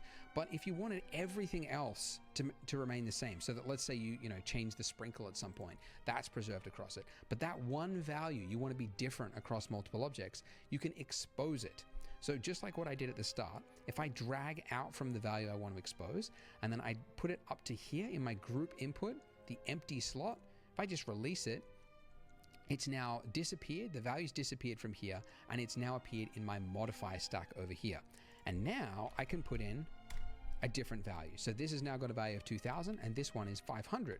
So essentially by dragging it out and exposing it, it's essentially removing the value from this node setup and saying this is its own separate thing, which is independent per object. And it has a 2 birds, 1 stone kind of effect that it makes it more accessible. So in a completely different part of Blender, I'm working on my scene and I'm just very quickly giving different sprinkle amounts to different donuts, right? Like a madman, right? No one can stop me. Like a madman. Yeah, very cool. And that's now exposed. Oh, the other thing we probably want to do though, with that this group input here, is I want to give it a different name because density max, not really that useful. I can call it sprinkle density, right? So now it's like a fully customized little node group that I could drop on any object. I could be building a car in the future, and I'm like, it needs sprinkles. And I can just drop this on it, and I've got a sprinkle density value for my car, right? So you can see how geometry nodes, you can pretty build sick. something really customized for what you want, and then it's just readily accessible every time you need to use it. Awesome. Now, one issue that I will show you with this, and actually it's not specific to geometry nodes, but this entire time for all these videos, we've been building a donut which is too big. So if you hit N in your properties, oh, that's the polygon thing, you can see the size, the dimensions of your donut is 1.2 by 1.2 meters, which for Americans, oh, actually, yeah, you can change it. You could change your units to the wacky imperial one. Yeah, 4 feet, right? Okay. Which is way too big. Okay. Now, why does it matter, right? Because like, okay, if you're looking at this, how are you to actually know that this is 1.2 meters rather than the regular size donut? It doesn't actually matter yet, but when we get to like rendering with depth of field, or maybe you want to import other objects from other scenes, having a value that is actually true to the object will save you so much time, and it'll also make it so that your camera settings, etc., are actually correct. So that bit is very important. So essentially, we should resize this. And really, a real donut is about 12 centimeters, which is exactly 1/10 of what we've got right here. So if we select everything in the entire scene, which you can do by just hitting A for everything, I don't know, A for all, yeah, that makes more sense, okay. Then if we hit S to scale, okay, we're now in a scale, oh, actually, okay. Well, now it's gonna scale it and the plane is gonna be off the ground. Okay. All right, well, let's not scale the lamp and the camera. So everything else, selecting the donut, the lamp, the donut, the plane, and the sphere, then S, and then I want to scale it by exactly 10%. Now, how could I do that? Well, if you look in the top left-hand corner, you've got the values there. And if I went to 0.1, then it would be exactly 1/10 of what it was. But how can I get it exactly at 0.1? Well, two things. One, if you hold down Control, when you're moving any value in Blender, it'll move it in increments, which in this case is 0.1. But you can also actually just type in the exact value you want, 0.1, and hit Enter. And now, if we look at the size of our donut, click N, hit N, you can see it's 0.12 meters, or centimeters, you know. Anyway, and that's great. But there is a problem. Notice, I mean, there's not a problem now, but when you change the scale or the rotation of an object, actually, it's only changed its what do you call it? Its local scale. It hasn't actually applied it on a global level yet. So the sprinkle here and the donut have actually got a like pretend value. This scale is set at 0.2, and it's almost like it's saying to the scene, that's not its real scale. It's just been faked to be that size yet. It needs to be applied if you want to like confirm really that this is the true scale or rotation of the thing. And you do that by selecting the things and then hitting Control A and then applying scale. That size yet. It needs to be applied if you want to like confirm really that this is the true scale or rotation of the thing. And you do that by selecting the things and then hitting Control A and then applying scale. Okay, so now we've done that, we can see something's changed. So our donut here with the sprinkles has now massively changed its density count. And the reason for this is that, if we go geometry nodes again, let's zoom in here. Let's look at it with this. This density, this sprinkle density, is actually not the count of sprinkles at all. It's the density in relation to the whole scene. And the way I think of it is like, okay, it's a weird visualization, but if you've got a car and it's driving along a highway, right, a certain amount of bugs are going to hit the windshield, okay? And the bugs could be defined by here. But the smaller the object is, right, you could have the same amount of bugs going across the highway, but if it was like a tiny Matchbox car, there's going to be very few bugs that's going to hit it, okay? So the density is kind of like the density of the world, and now that we've made the object smaller, there's only 3 sprinkles left. There's only 3 bugs that's hit the windshield of our donut here. So this value now needs to be much bigger. In fact, it needs to be exactly like if it was 6,000 before, it needs to be, yeah, 60,000 now. But the problem is that it's not just a value here. The distance min value has also changed because this is also based on a real world value. So this now needs to be really small. So let's try 0.01. And that's actually pretty good, I think. There's a little bit of overlap, but that's roughly kind of what we want. And let's see if I can increase this. Yeah, so if I want this density to be really dense, yeah, I would have to increase it to a crazy number. Now, something I like to do personally, this isn't, you have to do this, but you notice how like this number is really large. And if I want to increase or lower my sprinkle value, and I'm in a different part of Blender, if I'm just dragging this value, it's having no effect because the range, like the scale of it is just so large. So what I actually do is I set it to the value that I think makes sense, which in this case is 200. And then whatever the value was before, it was 200,000, right? I do a math value inside of my geometry node setup between here and here. I do a math calculation to multiply that by the value that it needs to be, almost as like a scale adjustment. So tuning him out. One node, Shift A, utilities, math, and just drop it in here. Now the math, I said I want to multiply it, so I need to change it from add to a multiply.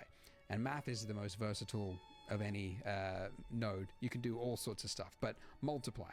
So multiply, and it was 200,000 before. So if I want this value 200, then I just add 1,000. Yes, that's correct. Okay. So now I can very quickly change the scale of the sprinkles across the donut without having to like manually type in the value. I can just move it back and forth. And there you go. I see. So that's it. So we've changed the scale of it to what it should be.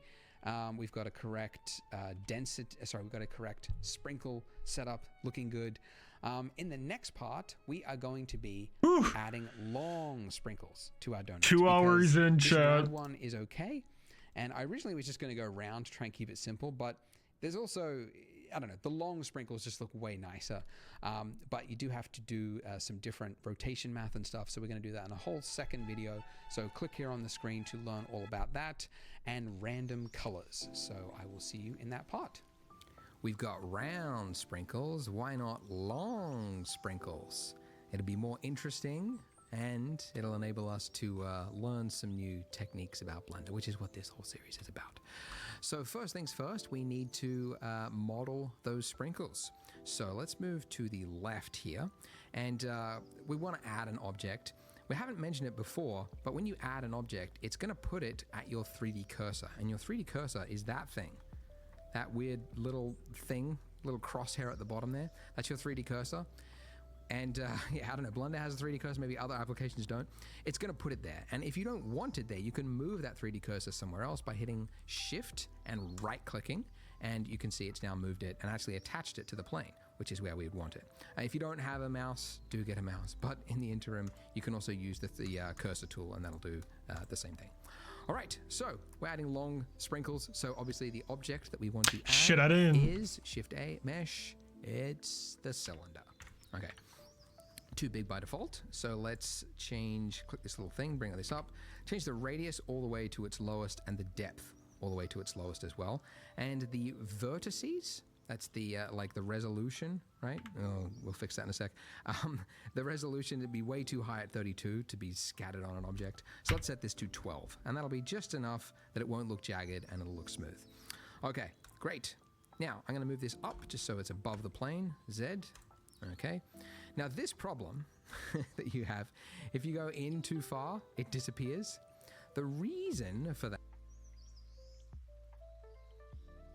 Bro, how did I totally like just not shrink the fucking donut down? Yes, queen, yes, queen. Yo, Hanky!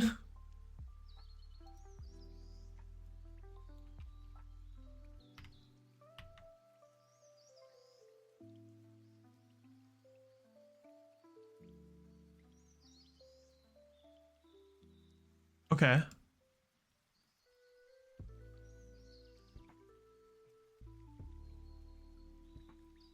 But now we're like way up here. Yo, Hanky. Dude, thank you so much. 42 a month, baby.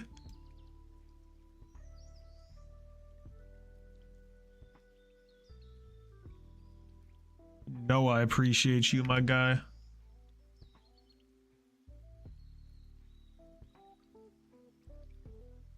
Oh, what the titty?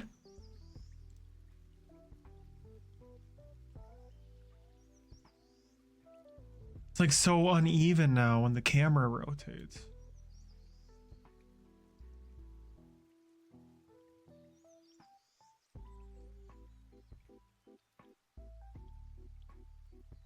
Location.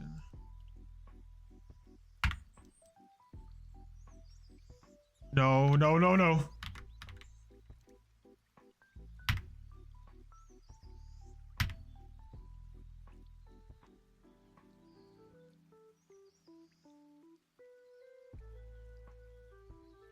Fuck. How you been? I've been good. Been better, but been good. Getting better. How about you, man? You should try getting a job. I did, bitch.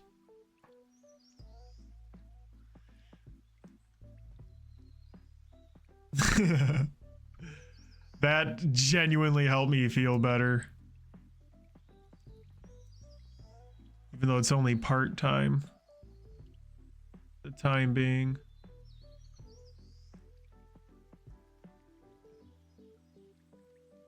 Orientation. How the fuck? The long node. Now this selecting circle here and the donut have actually got a like, and then you've got view selected. This is they different value like uniform, then it just looks like that. Shit. That's it's value scale. This scale is set at Splufay becoming a successful also, solo just dev. type in the exact value you want, 0.1, and hit enter. And now, if we look at the size, Yeah, right, dude. hit N, you can see it's 0.12 meters or centimeters. Yeah. Anyway, and that's great, but there is a problem. Anyway, you can see it's 0.12 meters or centimeters. Yeah.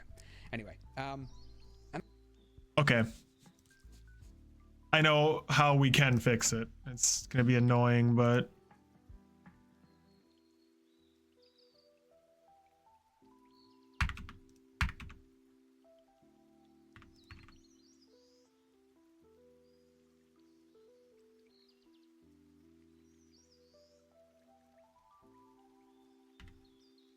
you.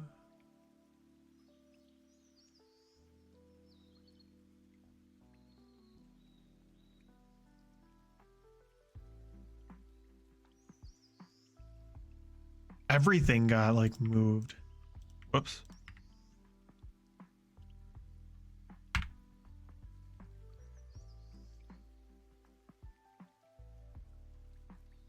And light to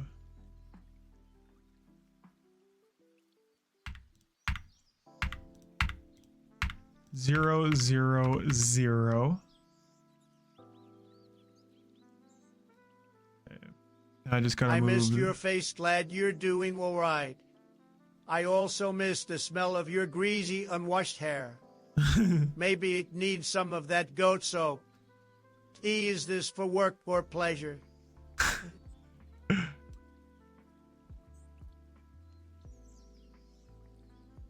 You don't use soap in your hair.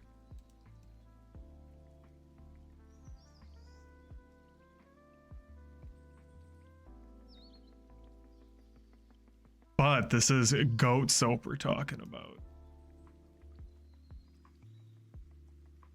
That ain't just your average everyday soap.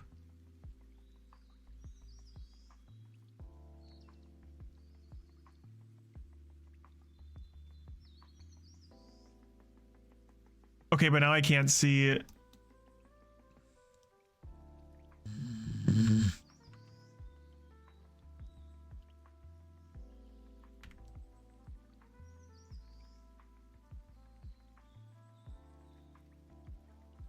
How do I? Oh my god, dude.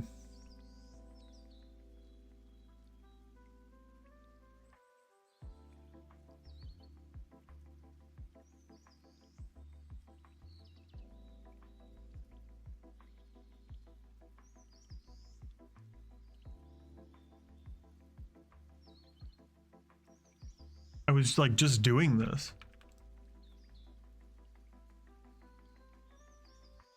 How do I pan the camera around? Pan the camera around.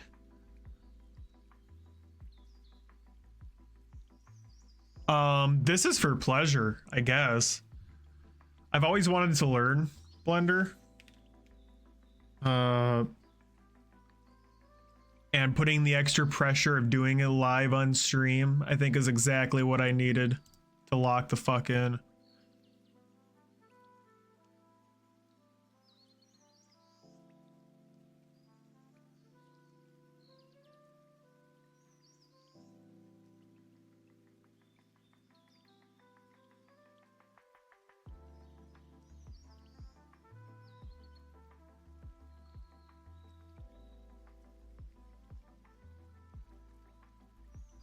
Whatever, dude.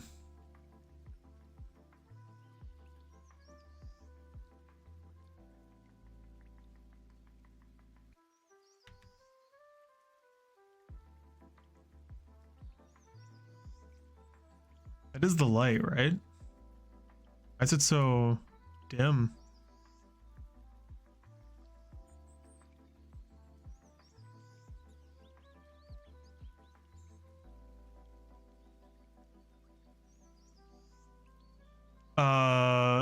Still just working away, still looking to change scenery. Yeah, have you made any plays on that?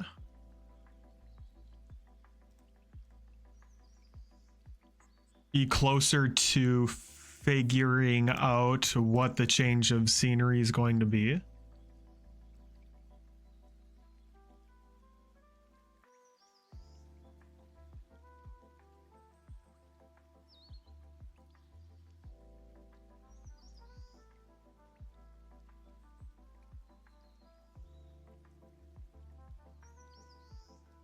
Bro, where is it? Where is it? Oh.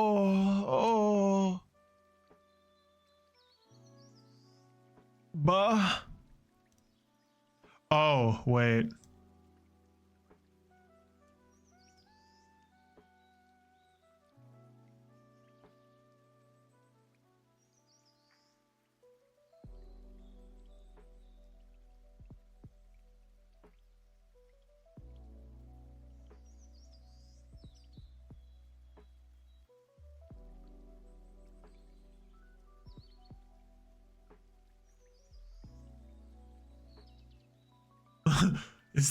Is this the light right now?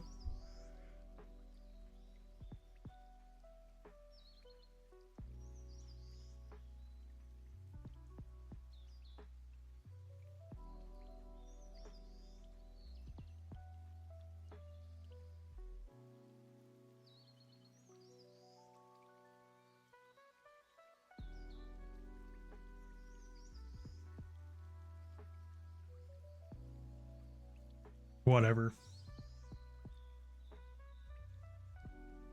Whatever, bruh. I don't give a rat's ass. Plus, I'm sure he's gonna have us like go really in depth with the lighting later, so I don't know why I'm concerned at all.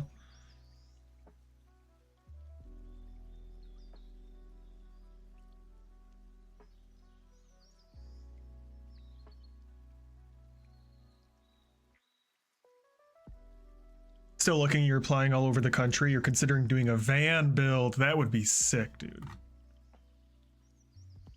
And that's great. But there is a problem. If you do a van build, you gotta put in a water bed. But when you change the scale or the rotation of an object, actually, it's a shag carpet. Only changed its what do you call it? Its local scale. It hasn't actually The portable applied on a love global shack. level yet. So the spring exact having to like. So obviously the object that we want to add is Shift A, Mesh, It's the cylinder. Okay. Too big by default. So let's click this little thing, bring this up, change the radius all the way to its lowest and the depth all the way to its lowest as well. And the vertices, that's the like the resolution, right? Oh, we'll fix that in a sec. The resolution would be way too high at 32 to be scattered on an object. So let's set this to 12, and that'll be just enough that it won't look jagged and it'll look smooth. Where the fuck is the cylinder? Okay, great. Now I'm going to move this up just so it's above the plane. Oh. Z. Okay. Now this problem that you have, if you go in too far, it disappears. The reason for that is that Blender has a clipping start value. And because we're working at such a small scale, we've got sprinkle sized things now, it's too small and it's clipping it out. So if you hit N and go to your View tab, the clip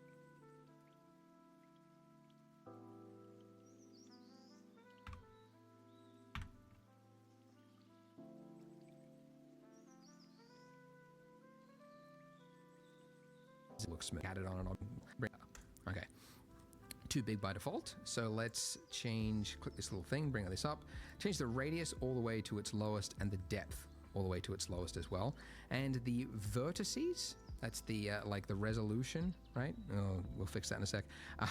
The resolution would be way too high at 32 to be scattered on an object. So let's set this to 12, and that'll be just enough that it won't look jagged and it'll look smooth. Okay, great. Now, I'm going to move this up just so it's above the plane, Z. Okay. Now, this problem that you have, if you go in too far, it disappears. The reason for that is that Blender has a clipping start value.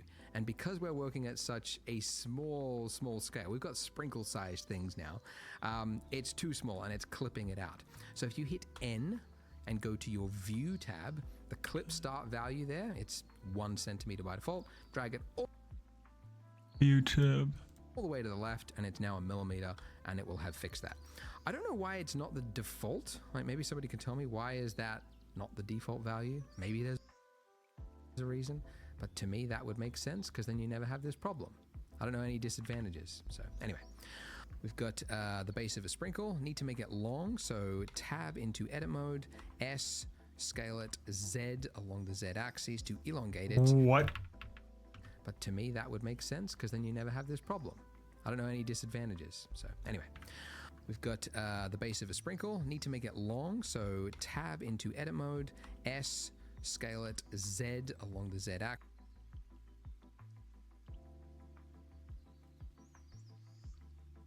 So it's advanced, maybe why it's drag it view. We're working at such a small scale. We've got sprinkle sized things now. It's too small and it's clipping it out. So if you hit N and go to your View tab, the clip start value there, it's 1 centimeter by default. Drag it all the way to the left, and it's now a millimeter, and it will have fixed that. I don't know why it's not the default. Like, maybe somebody can tell me why is that not the default value? Maybe there's a reason. But to me, that would make sense because then you never have this problem.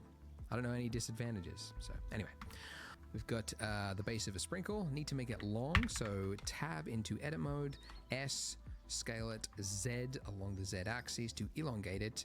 And now we've got the rough length of a sprinkle.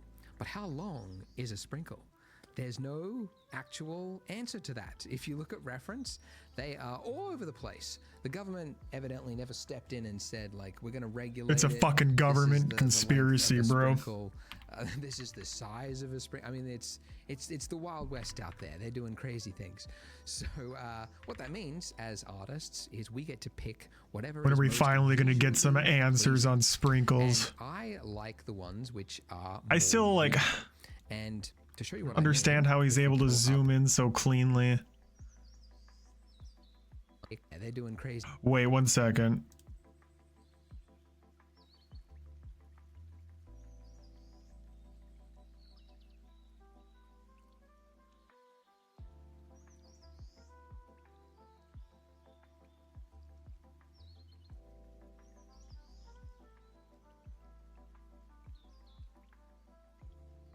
Shit, what was it?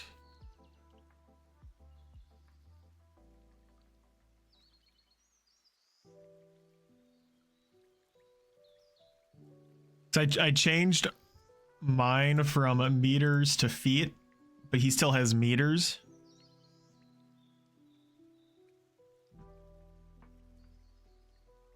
So I think we might actually be like doing slightly different things with the scaling right now. I don't remember where I changed that though.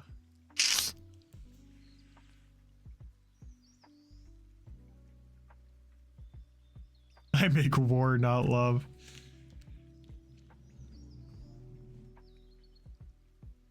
Yeah, my sprinkle's huge too, dude.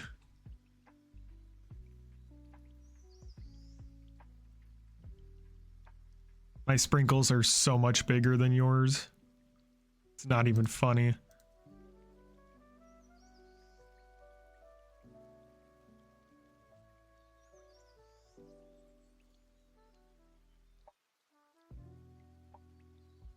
Oh, I'm fucked.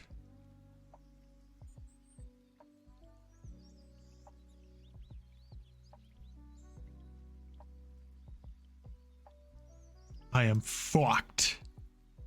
I don't remember where I changed that. Shit.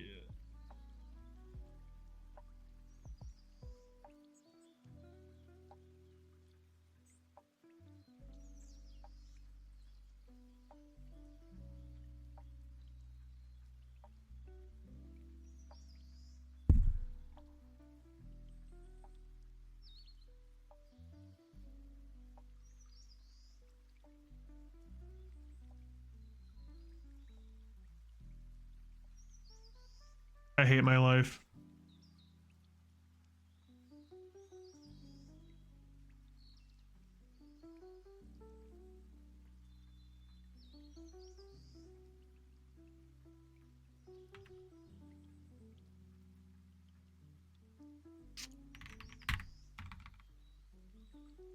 I guess I'll just Google it.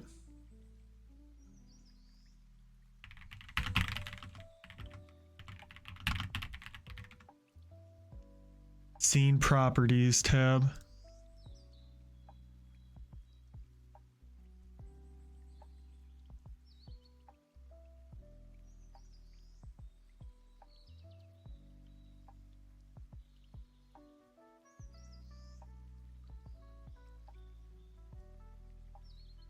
Expand the units.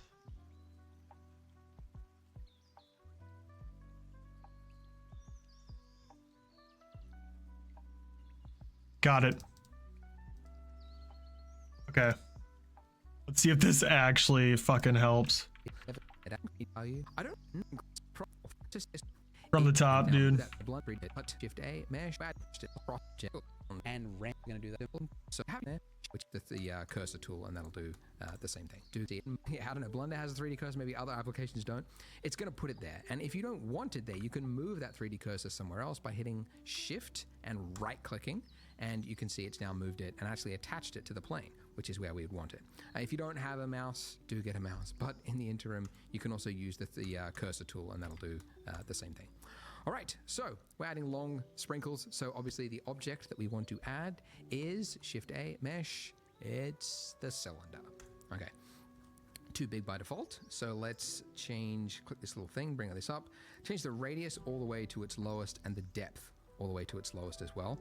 And the vertices, that's the like the resolution, right? Oh, we'll fix that in a sec. The resolution would be way too high at 32 to be scattered on an object. So let's set this to 12, and that'll be just enough that it won't look jagged and it'll look smooth. Okay, great.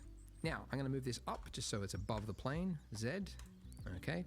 Now this problem. He's still, his scrolling, like, mine's choppier than his.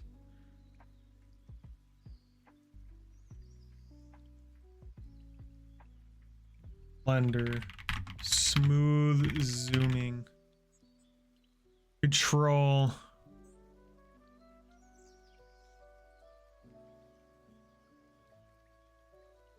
No. Oh, that's what it is. Got it. That was big. That was big, chat.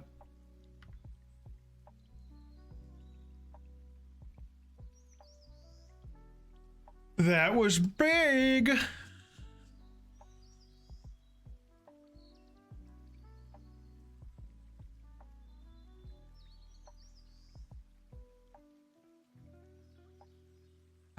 If you go in too far, it disappears. The reason for that is that Blender has a centimeter by default. Drag it all the way to the left, and it's now a millimeter, and it will have fixed that. I don't know why it's not the default. Like, maybe somebody can tell me why is that not the default value. Maybe there's a reason, but to me that would make sense because then you never have this problem. I don't know any disadvantages. So anyway. We've got the base of a sprinkle. Need to make it long, so tab into edit mode, S, scale it Z along the Z axis to elongate it, and now we've got the rough length of a sprinkle. But how long is a sprinkle? There's no actual answer to that. If you look at reference, they are all over the place. The government evidently never stepped in and said, like, we're going to regulate it. This is the length of a sprinkle. This is the size of a sprinkle. I mean, it's the Oh my Wild West God, out we there. got They're it. doing crazy things.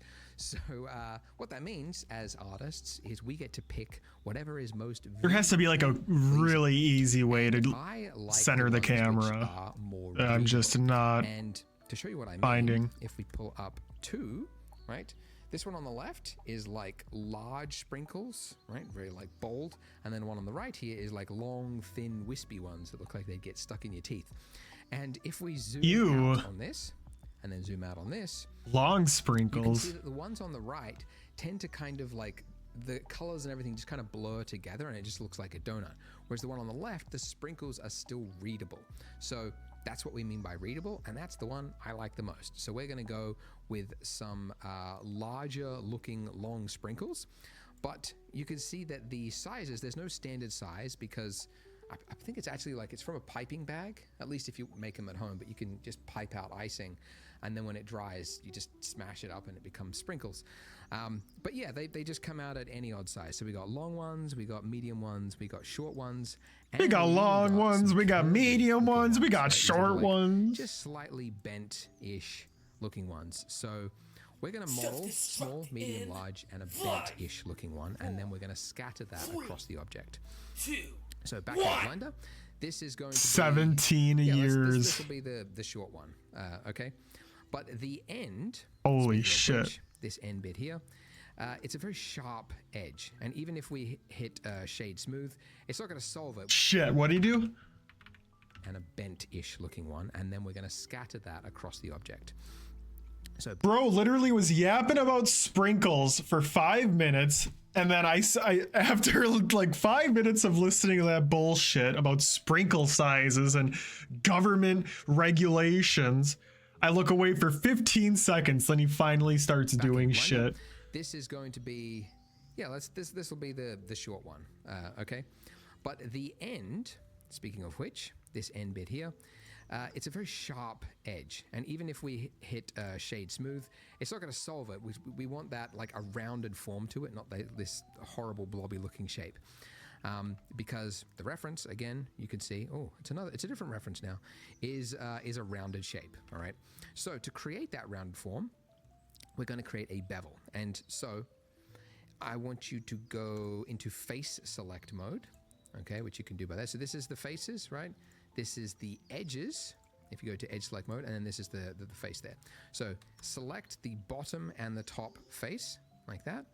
And then we're going to add a bevel, which will immediately become clear when you do it, Control B. And now that we're in this state, as we pull out, I will we can build a change great stream, the amount of and the bevel. Mexico And is this going you can see to it's like, pay yeah, it's just adding a for 45 me. degree angle Yes, on me. that corner Fuck there. the But if empire. you edge. Au And, revoir, Pritchard. speaking of which, this the all medium. So okay, very sharp. But the end, speaking of which, this end bit here, it's a very sharp What are you doing, edge. And bitch? even if we hit shade smooth, it's not going to solve it. We want that like a rounded form to it, not this horrible blobby looking shape. Because the reference, again, you can see, oh, it's a different reference now, is a rounded shape. All right. So to create that rounded form, we're going to create a bevel, and so I want you to go into face select mode, okay, which you can do by that. So this is the faces, right? This is the edges, if you go to edge select mode, and then this is the face there. So select the bottom and the top face like that. And then we're going to add a bevel, which will immediately become clear when you do it. Control B. And now that we're in this state, as we pull out, we can change the amount of the bevel. And this is, you can see it's You like can't. bottom and the top face like that, the face there. So select the bottom and the top face like that.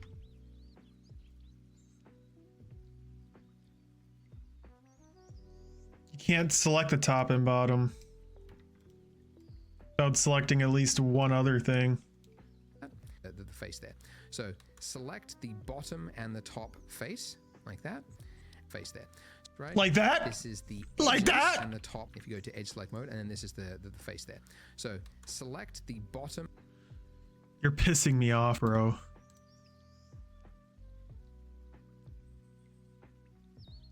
Just like that. Just like that, chat.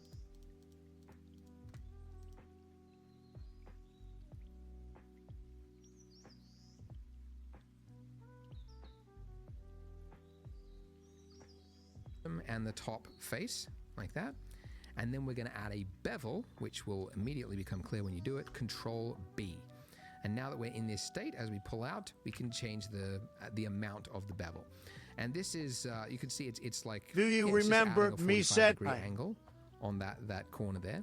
But if you scroll up, it's going to add another level to it. And if you scroll up again, it's going to add another level to that. Oh shit, So we can very Phoenix. quickly What's create a up, rounded man? edge to the spread. Sorry, I have not You been don't wanna looking go at too much high chat because, at again, This all. is going to be scattered all over the donut. Don't want to go too high poly, so that'll do. So that's a simple bevel operation. And How you it's very doing, man? common when you're modeling? So yeah, Control B is how you do that. All right, so look at that. We've got one sprinkle. So now we will need to create 3 more. So this is the small. So let's go Shift Sploof D. man. and How do I then make you X long? To just move it along the x-axis. This is going to be the medium one. So edit mode, and I'm going to go into toggle wireframe. Oh, good God. And vertice select mode. And now selecting the top part of the sprinkle. It's like hit G, Mario Z, 64 when you and could then drag his roots. face all Portal over. editing, turn that off. G, Z, move that up. I don't have a Okay, that'll be the medium numpad, one. man. Yep.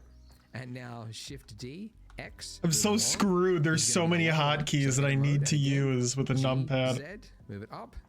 And this is going to be the long sprinkle. I don't go too long. Maybe that long. Okay. And then I want to make a How you bent doing, sprinkle, Phoenix? slightly like curved. So Shift D, X, move it across. Long time no see. And now with this one, if I was to try to like curve this out, there's not enough information here. Like if I move that, it's just a straight edge there. So if I want to make it curved, I got to have more geometry there. So like we've done in the past, Control R is how you create a loop. Oh fuck, I have like not been paying attention to him. Oh my god, dude. Oh my god, just shut up. Just shut up.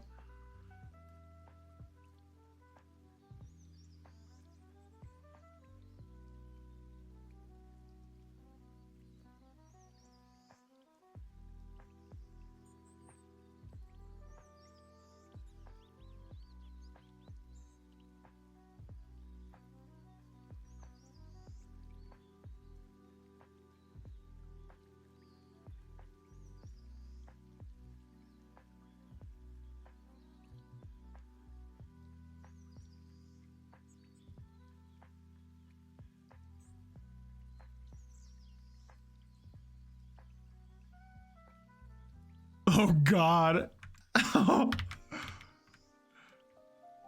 Dude, what the fuck? What how does he have long sprinkle and I don't? That, it changed, like, back and a bit, like all over the right side of the bend, of a sprinkle. Need to make it long, so tab into edit mode, S, scale it Z along the Z axis. God, okay. S scale.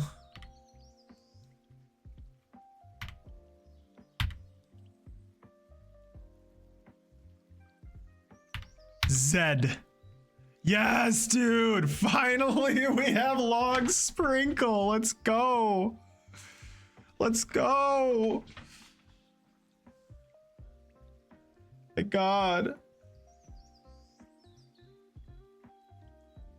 You just change in settings? Probably, but dude, I gotta get through this tutorial before I even think about that kind of shit. You're good? Tired? Slept all day? Yeah. Isn't it funny how too much sleep just ends up making you feel even more tired?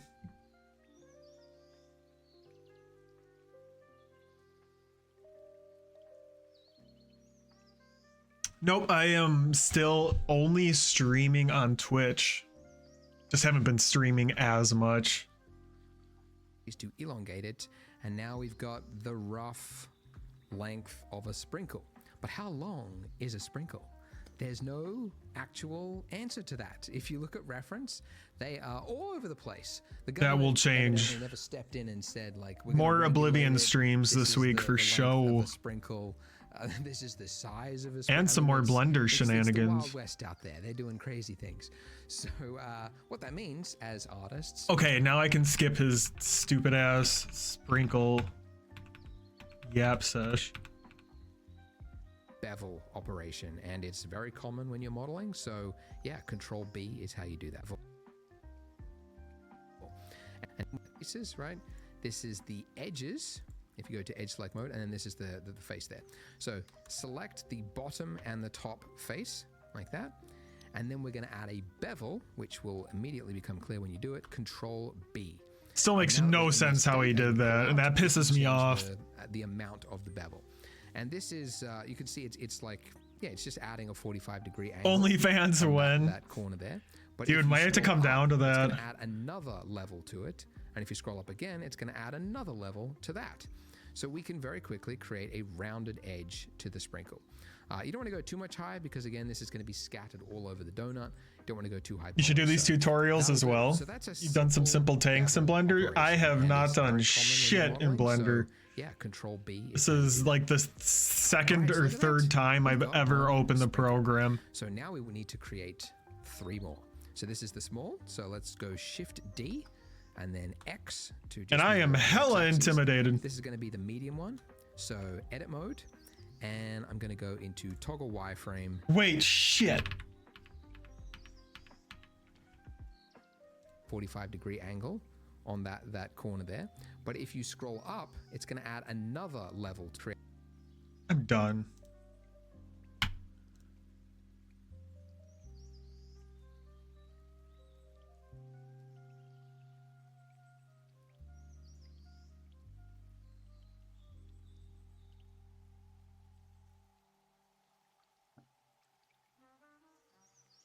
Good enough. So edit mode, hit G, Z, and I'm going to move, oops, if you got select in one. So edit mode, and I'm going to go into toggle wireframe and vertice select mode. And now selecting the top part of the sprinkle, hit G, Z, and I'm going to move, oops, if you got proportional editing, turn that off. No, why are G, you Z, small move that again, up. bitch? Okay, that'll Wrong. be the medium one. Yep. And now Shift D, X, move it along. This is going to be the of the sprinkle and create, and it's very common when we've got one sprinkle. I literally now can't we even need to copy and create paste right. 3 more. So this is the small. So let's go Shift D and then X to just move it along the X axis. Shift D X.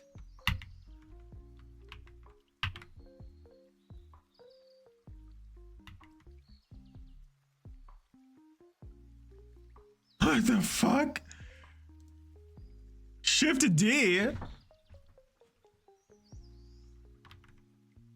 This guy's voice is like everything about him is starting to piss me off. Oh, it's because I'm in edit mode, dumb fuck. Shift the D.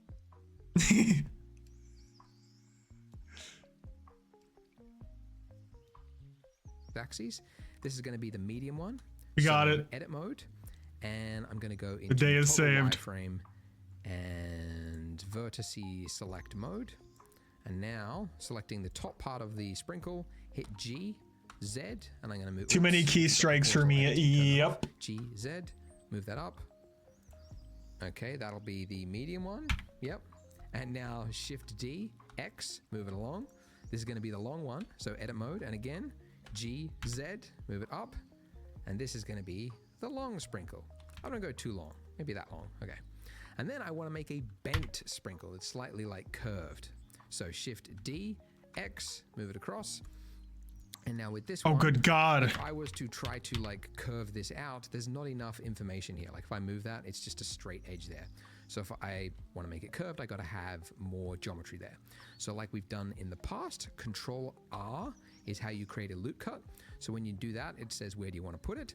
I want more than one though. So I'm going to scroll up till I get, just a bunch of loops until I get what looks like square faces on those points, somewhere around that. I don't want to go too high poly. Yeah, like that. What is that? That's in the bottom left-hand corner. 8 cuts. Okay. Click, and then it's saying where do you want to place it. Right-click to cancel the movement, so it places it right in the center. And now, there we go. Okay. Now we've got this one over here that is just long and straight but low poly, and this one same shape but high poly. So to add a bend to it, in previous tutorials, I actually went into like edit mode and we did like proportional editing, and it was just complicated and it actually didn't look great. I've learned actually there's a modifier that'll do it very simply. Go to your modifier stack, add modifier. You could find it inside here, or you could search for it, but it's the simple deform modifier. So add that. Simple deform. Wrong, so change it from twist to bend. And look at that. We've got our sprinkle. Ha! And you can very easily, change the amount from a It's a limpy ass looking sprinkle, I man. think somewhere around the 30-degree mark.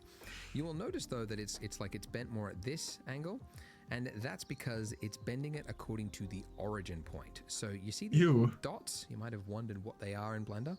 That's called your origin point, and it's used for a lot of things. Like if you rotate an object, you can see it's rotating from the point of that origin point. Like physics, a bunch of things use the origin point. The best way to think of it is like the center of mass for the object. So generally speaking, Mine is so fucked up. Why? You select multiple objects. You want to clear its origin point. Shift, select all of them, and then right click, and then say set. Tiff my D and make me pee. By default, ha! And you can very easily, change the amount from a little curve to a large curve. And I think somewhere around the 30-degree mark. You will notice though that it's like it's bent more at this angle. Bro, this is what my 30 degrees looks like. So you see these little dots? You might have wondered what they are in Blender. What did I do? Origin point. And it's used for a lot of things. Like if you rotate an object. I don't know why, but I always do object mode, select objects I want, control. Yeah, that's exactly what it was. I needed to be in object mode. That made everything work. Like the center of mass for the object. So generally speaking, as a rule of thumb, you want it to be in the center of the object. And you can do it very quickly. You select multiple objects. You want to clear its origin point. Shift, select all of them, and then right click, and then say set origin to oh wait, is he telling me? You can see it's put it in the middle, and now our curve is actually based on the. Oh, what the fuck's going on here? I am Dormold, and that looks like my pee. Dude. Your origin point bent, and I think so. You see, and it's used for.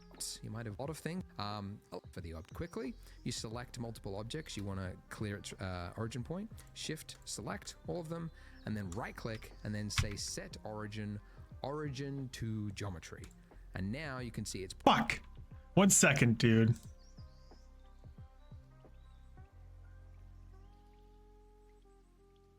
You want the best way to think of it is like the center of mass for the object. So generally speaking, as a rule of thumb, you want it to be in the center of the object, and you can do it very quickly. You select multiple objects. You want to clear its origin point. Shift, select all of them, and then right click, and then say set origin to geometry. And now you can see it's put it in the middle, and now our curve is actually based on the starting in the middle, which is what we want. So yay for us. Now I need to apply this, or else the next part it'll go wonky. So apply your simple deform so that it's actually realized onto the mesh. Okay, so going to your outline, you can see we started from humble beginnings, but we've now got too much going on, and it's all starting to get a little bit chaotic. So the way you organize things in your outline and in Blender generally is you can group things together by creating collections. So by default, we've actually got one collection already, just called collection, but we can create new collections. Excellent sprinkles. Top right-hand corner to create a new collection. And I want to create it outside of our. I mean, I don't actually know if we need, like, I don't know why it creates a collection for you for no, I mean, you could just, it's in the scene collection. So, Just stop talking. Don't talk when you don't need to fucking talk, dude. Collection just by hitting that, and we can double click it to rename it to be whatever it is we want. So I'm going to call this sprinkles. Okay. Sprinkles. And because we have two types of sprinkles, we have the sphere round sprinkle, and then we have these long sprinkles. I'm going to create two other collections within this collection. So hitting new again, you can see it's placed it underneath it, and I'm going to call this one round. And then clicking sprinkles again, I'll add another collection, and this one I will call long. Oh, wait, sorry, this one, long. There we go. Okay, so to move something to a collection, you can do it one of two ways. One, you can select the sphere, which is the round. Remember, it's this little guy over here, the little tiny round sprinkle. You can just drag that into the that collection, and you can see it's now moved it there. The other way is in your 3D viewport. If you select all of the objects that you want to move to a new collection, hit M, and it brings up this, and you just say move to. I like it when I talk. Talking is the best thing. Frosts out of my orange S mouth. And now this one here. Oh, you meant that guy. Name, you could. Maybe he should stop talking. We got the camera, we got the light, Such quiz was with SSUs, the stewards, so it's a soon sad to see you with where's there it's first your jays. And we can actually Thank you, Donnie. a new collection from the move options as well. So I'm going to go new, and let's call this. You always know exactly what to say. Because we're going to duplicate it and make more donuts in the future. So donuts. Okay. Donuts. So now this one here has got the camera, the light, and the plane. So I'm going to do what I sometimes do with a scene is just call this one ENV, which is for environment. Since this is a tutorial, I'll actually just type it out. I'm not going to be lazy. Environment. Okay, so we've got some organization in our scene so that as we add and grow our scene, it's not going to get too crazy. All right, so it's also good that we've created collections because we can now use that to scatter across the geometry nodes. So with our donut here, so the icing and the donut, we're going to create a duplicate, and this is going to be the variant with the long sprinkles. So Shift D and then hit X to move it along the X axis. So it's just placed next to it. And then clicking your icing, you can see we've got the modifier stack that we created the geometry nodes on. And if we were to start tweaking this and make this look like long I'm sprinkles, tweaking. it would apply to this one over here because we can see that little number next to it. And that number, if you hover over it, I think we mentioned it before, but displays the number of users sharing this data. So any change you make to this is going to be reflected on that one. So if we click the 2 button, it's now independent. So we'll now have 2 different versions. So the one on the left, the original one, let's call that round sprinkles. And the one on the right, let's call that one long. Brain fart for a second there. Long sprinkles. Okay. And now with that object selected, let's go back to the geometry nodes tab. Okay. All right. So make sure you're looking at the right object. Make sure it's the one with long sprinkles in the name. And if we were to start editing here, we would have we would have made one big mistake, and it's because this is actually not the long sprinkles node setup. We clicked the button. Remember that? Oh my fucking god. Why did I leave the video running? Why did I leave the video running? Why did I leave the video running? Oh, fuck me.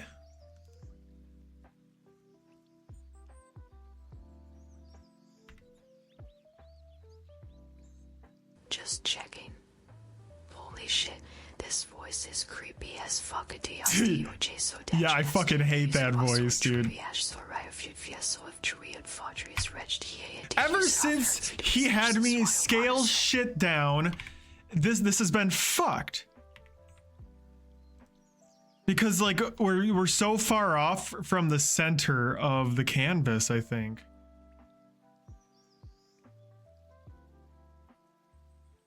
Something's fucked.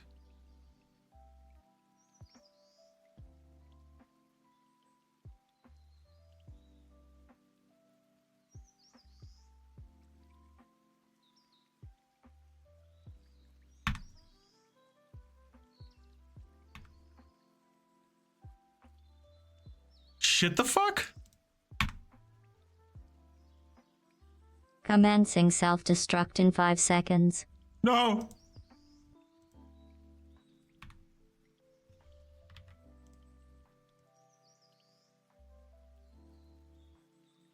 Hi, Real Kermit here. Not in past the Splufay. Have you thought about watching it to first and doing it? Following along is anxiety inducing, and I feel like I forget everything when I do it that way. Good point. Ah!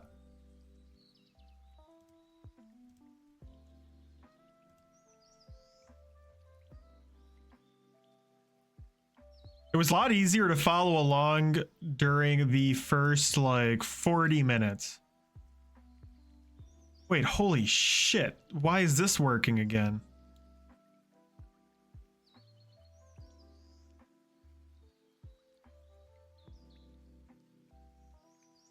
But yeah, then it started getting really complicated. On that one.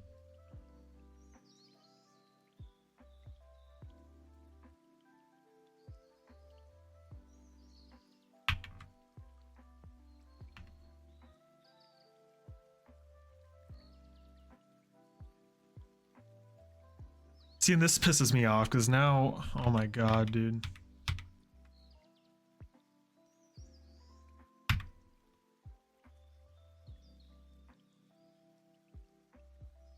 Give me both of them, you fuck.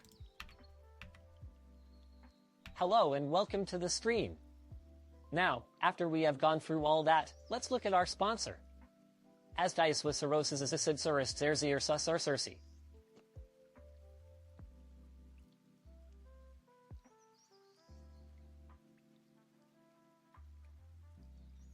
Wait, shit the fuck?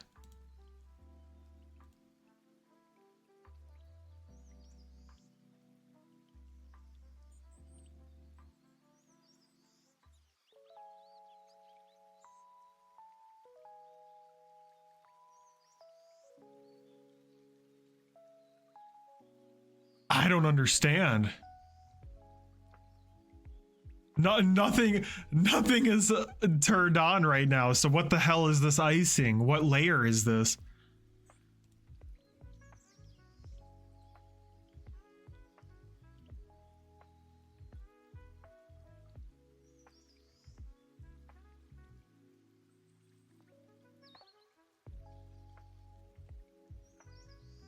Good God, what have we done?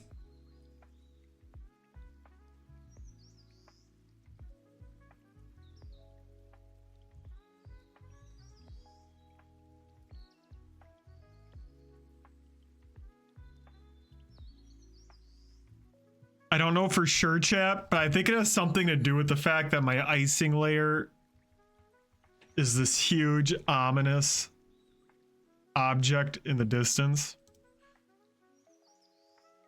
I think that might be having some kind of negative impact.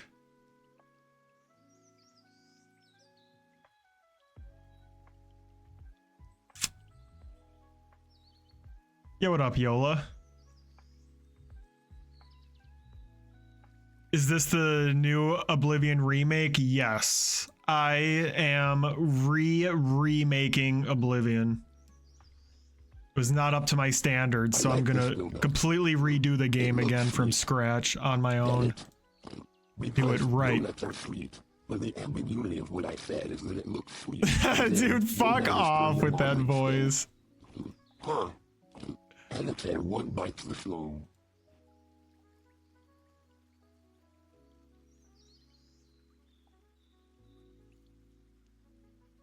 Nah, something is so fucked up, chat. Something is so fucked up. What is this?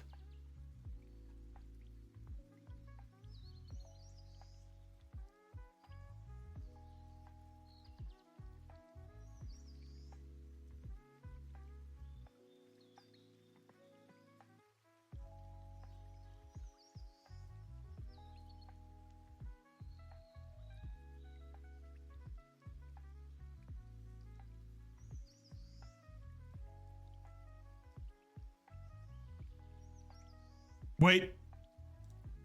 Oh my God. Okay.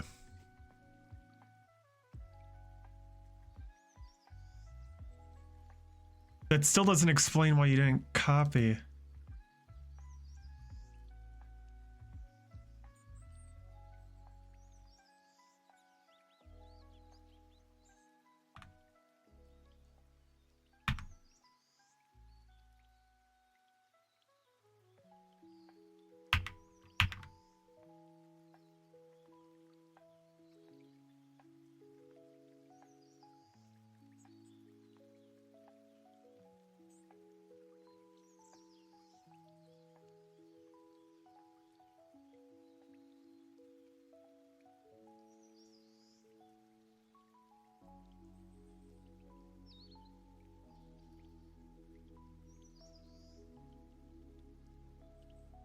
Oh, you are such a hoe.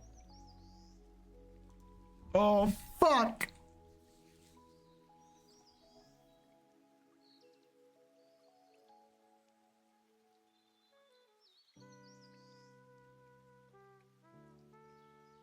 What is Blender used for?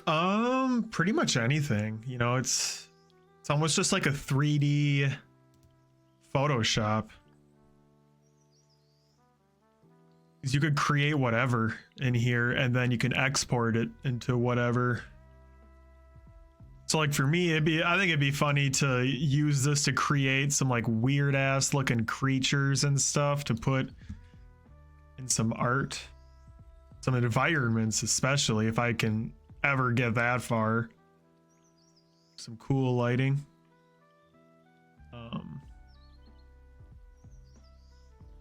It's huge for creating video game assets too. Sure.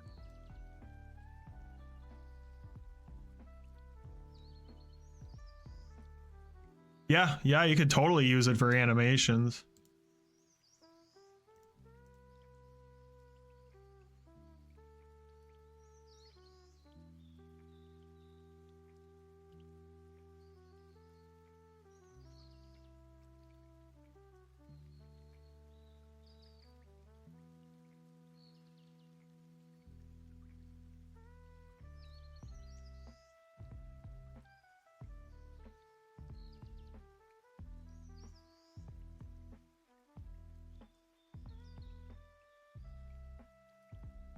So hypothetically, you are all that needs to be copied. But why?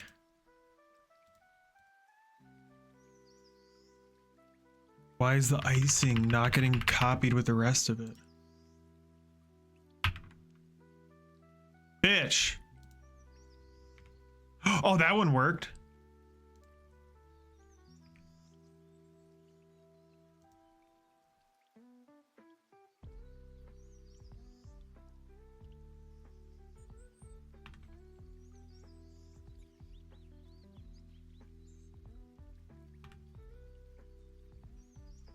Shit.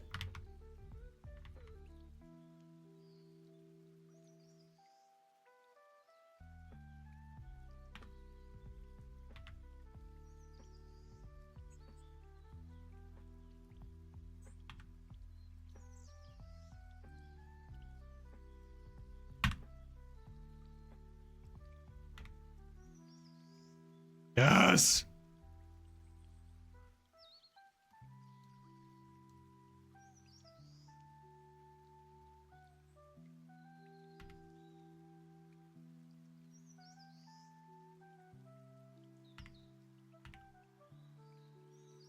See, like everything, look at this. When I try moving shit on the Z axis, oh fuck me.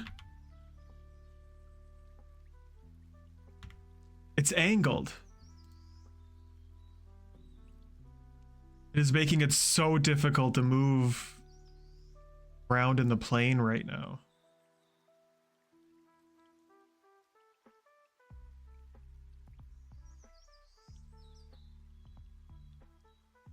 See, like this should be lining up with the object right now. It's like Scuffed way off. donuts are scuffed.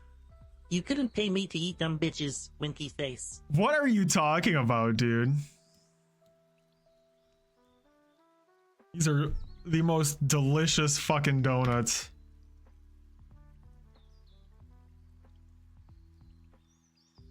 Honestly, ever.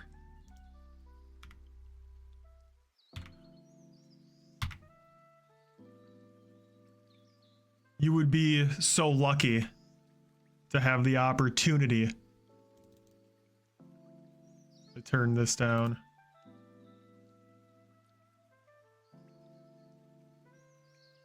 Okay, well, it works when I do it like that. Okay. So if we click the 2 button, it's now independent. So we'll now have 2 different versions. Thanks for giving me a one on great the left, description on like fucking Splufay. I'm high, bro. Man, I took a fucking edible. My brain is melted. We are 2 hours into this video, not even halfway the done. original one, let's call that. Go fuck round yourself. Sprinkles, and the one on the right, let's call that one long. Brain fart for a second there. Long sprinkles. Okay. And now, with that object selected, let's go back to the geometry nodes tab. You're talking about. Okay. Moment. So make sure you're looking at the right object. Make sure it's the one with long sprinkles in the name. And as you can see, And I if am we were to perfectly start fine. editing here, Dude.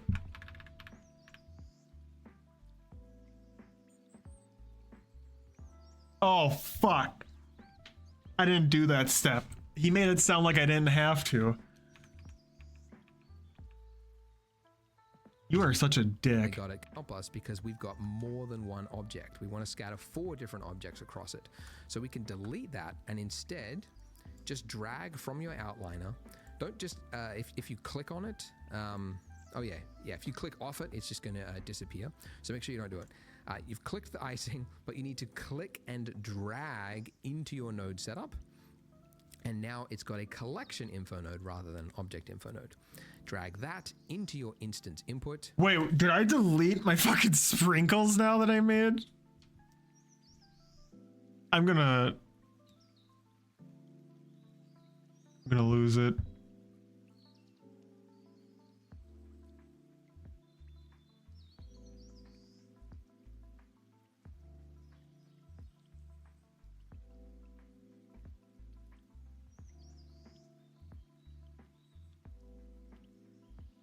I think I did. You dick. You actual dickhead.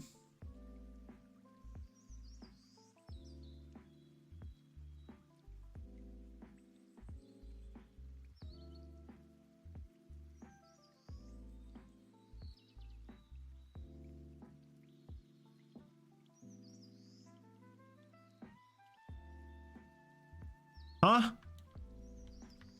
Why aren't you letting me zoom in anymore? There we go. Huh? Huh? That guy seems like he had more acid than my throat. Dude, I swear to God, it's just breaking down in real time.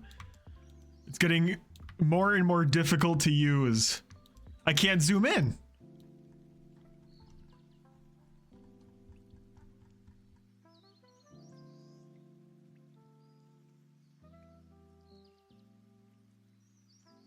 Let's reboot. Surely that's gonna fix all of my problems right now.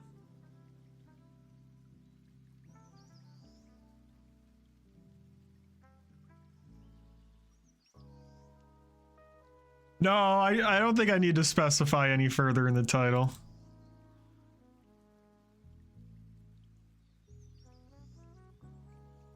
As it stands right now, I have full diplomatic immunity against any allegations made against me. I can't zoom in anymore. Why?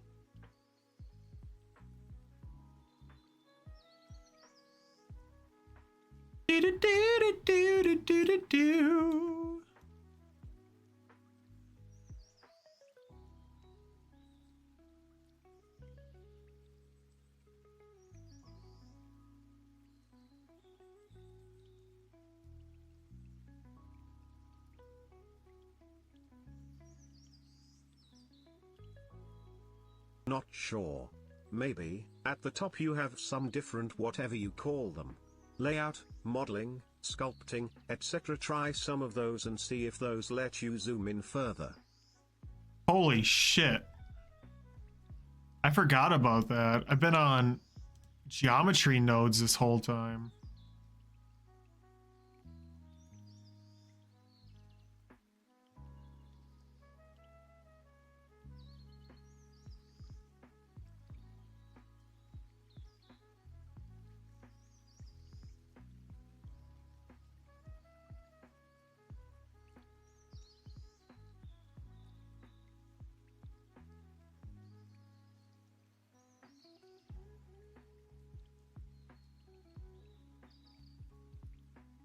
Problem's gone. Carry on. I mean, it's still restricting me. But yeah, I totally forgot.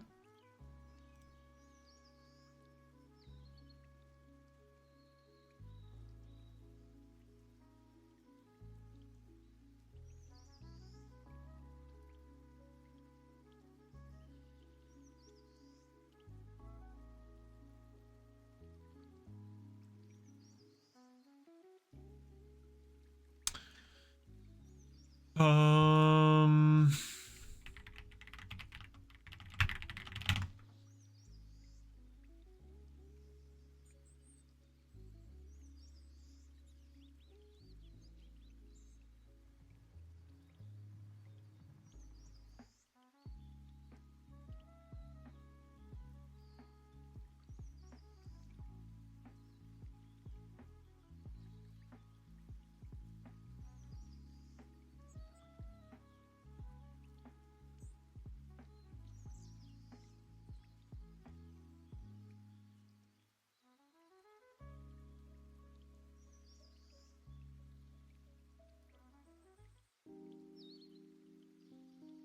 border zoom. Fuck. Oh, my back. Oh.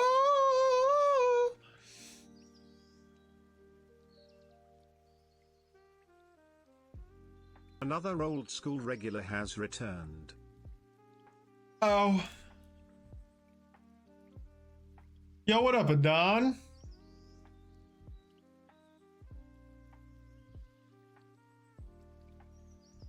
Who let the dogs out?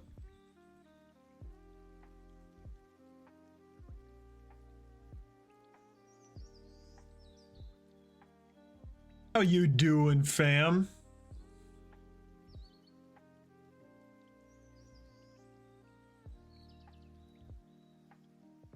Fuck. Press period on the numpad. Go to preference, switch on depth of field.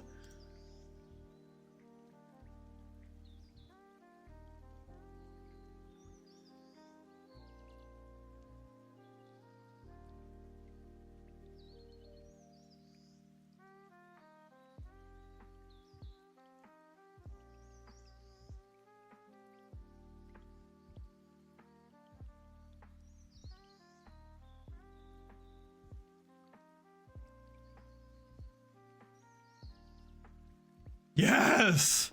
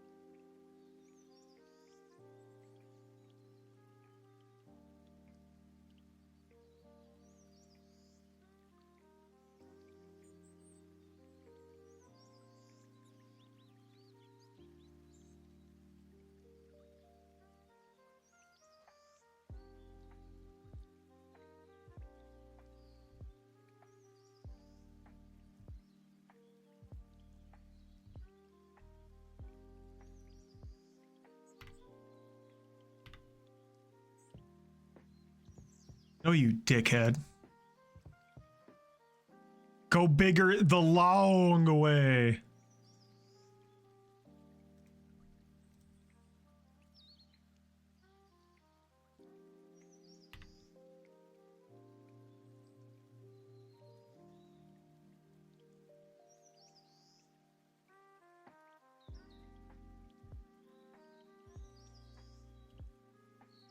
Oh my fucking god.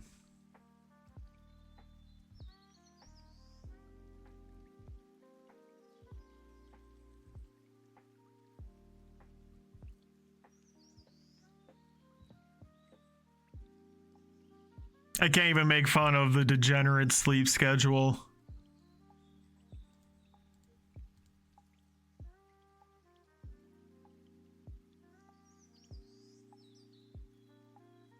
I don't know why it's so easy for me to just naturally stay up all night if I can.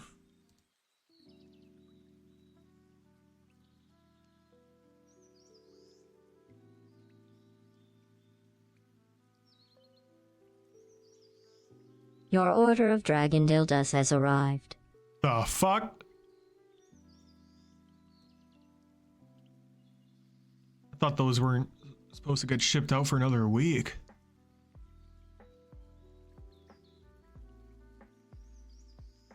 What is going on?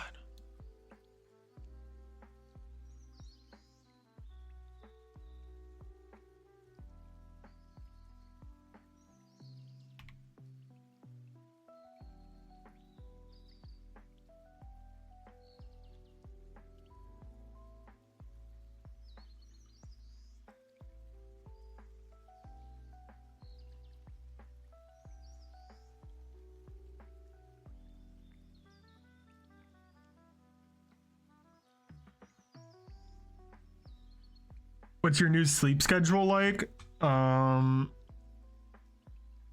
not as bad as it was a few weeks ago. I'm back to the point now where I'm able to like get myself asleep at around 2 or 3. And then wake up at like 10. But a couple fucking weeks before that, dude, it was constantly like 7 or 8 in the fucking morning. I go to bed and wake up at 4 or 5. That's weird. Weird feeling. That makes the days and nights just like blend together way too much. Not like that.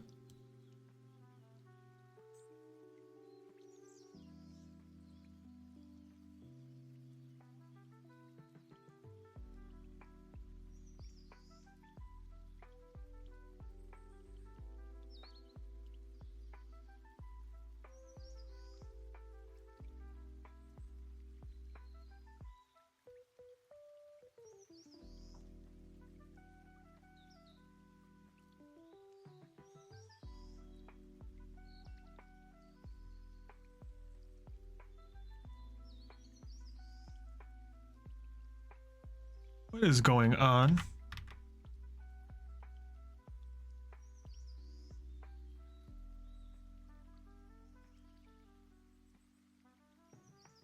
There we go.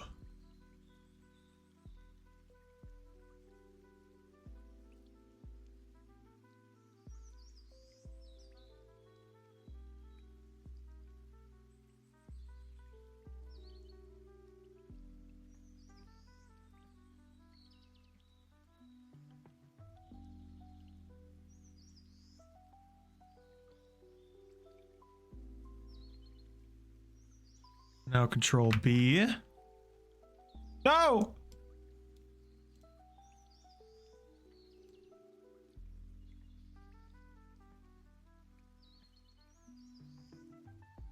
What the shit?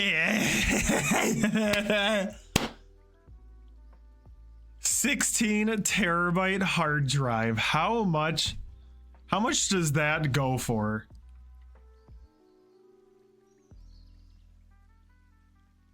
How much does that much storage run you these days?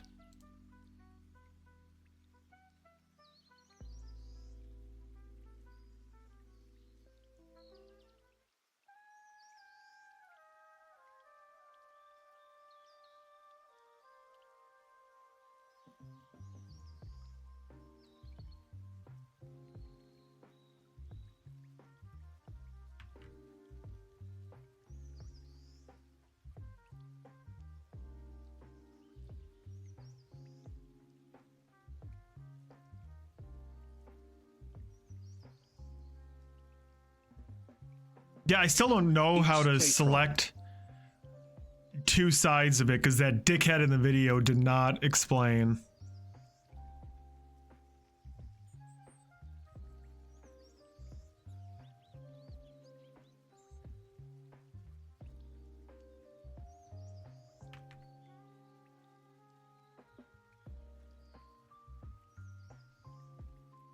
I believe that is wrong. Yeah, that's wrong.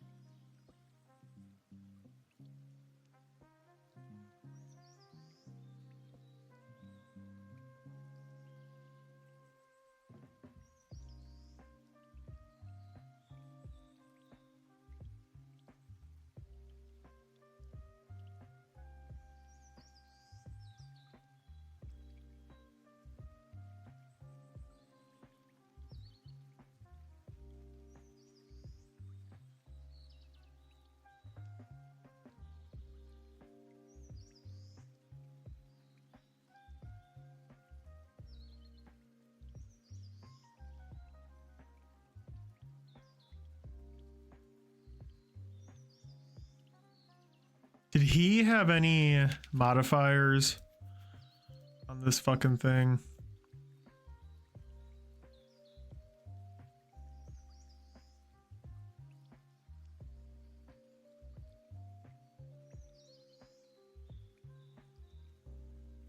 I don't think so.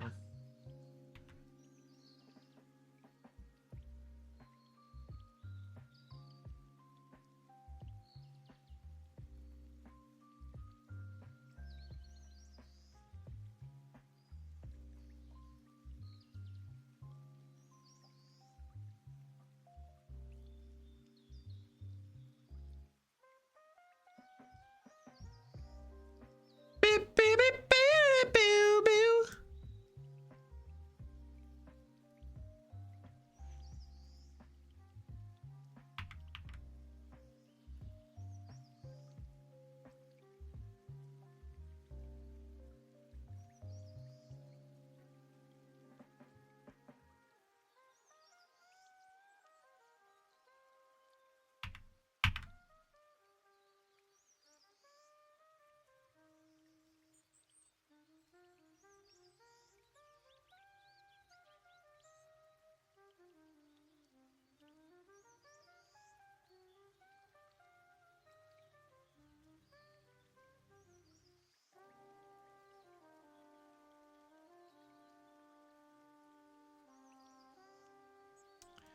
Okay.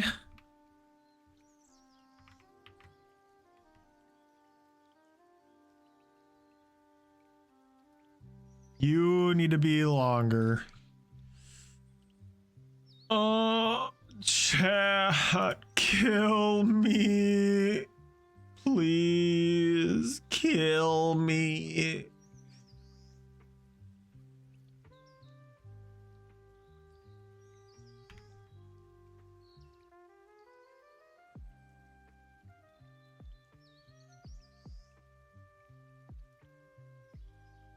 The fuck are you doing?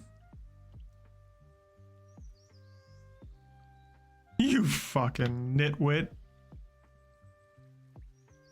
He was so preoccupied with whether or not he could that he failed to consider, to consider. Dude, how the fuck did I just turn that sprinkle into a shadow?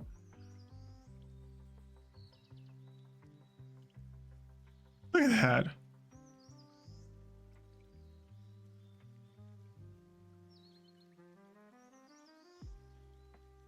I hope it holds all my games.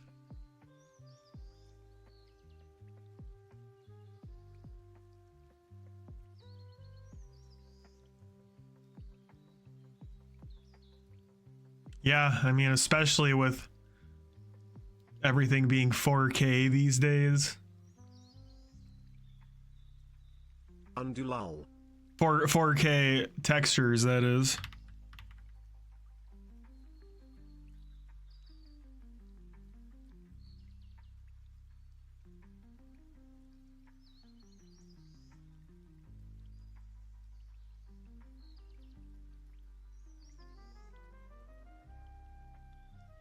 Yes.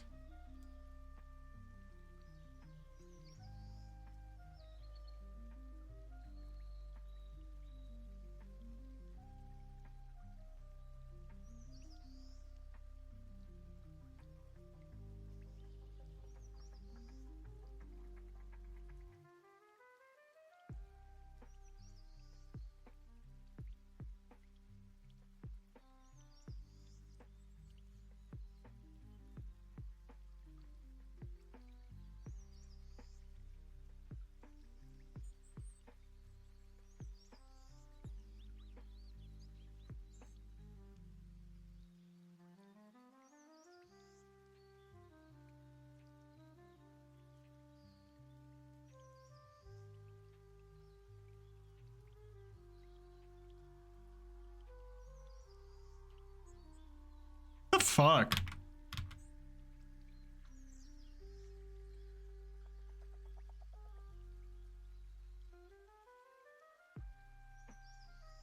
Dude!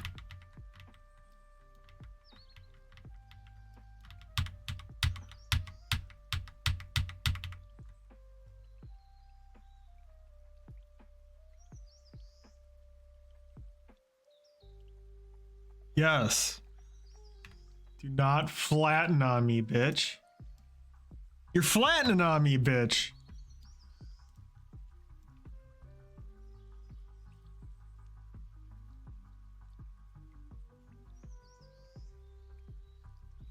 Dude, I'm geeking. How come it's the second when I like pick it up? I pick it up. Right now it exists in 3D. But now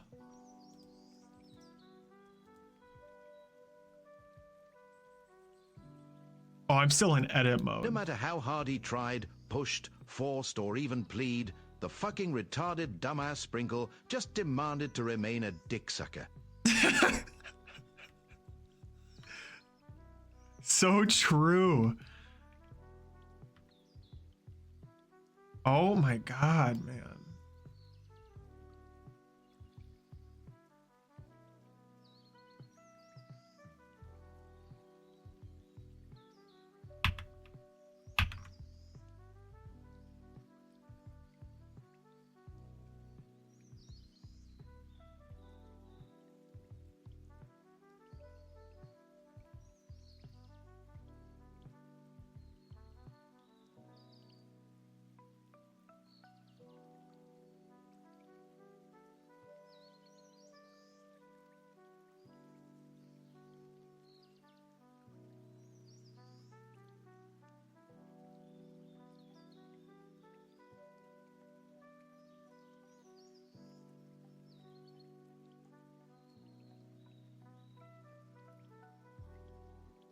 Okay.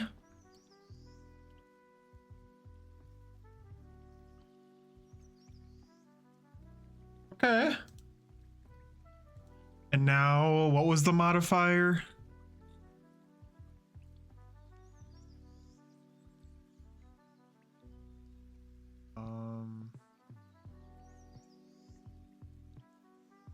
It was deform. Simple deform. Still looking goofy.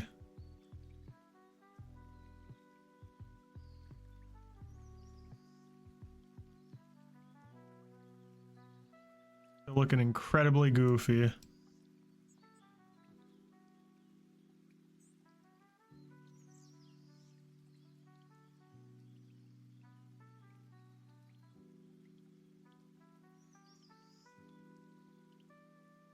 as he elongated those tasty flat sprinkles, he could not help but wonder, not because he was bad or even because he was weird, if he could do the same thing to his private bits.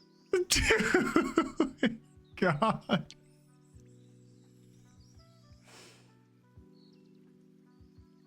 Joke's on you, I've already tried.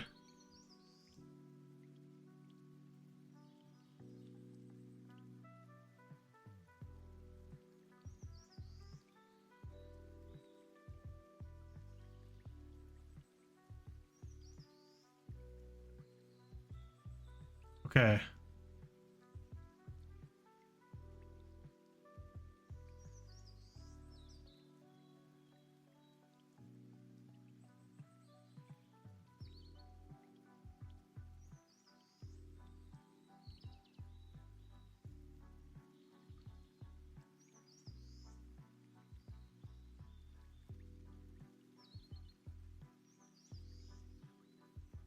Okay.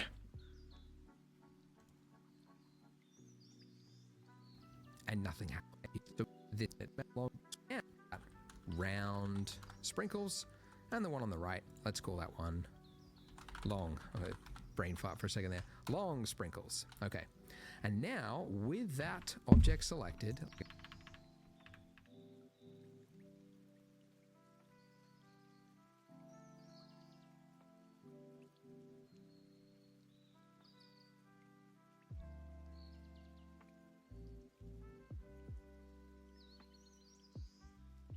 brings up this, and you just say move to the spring.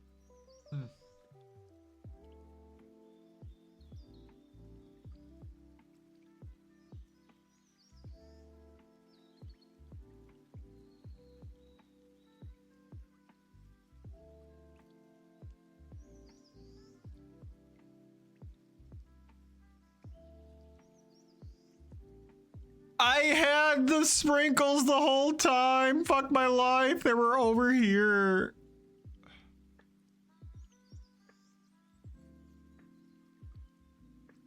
Those look better.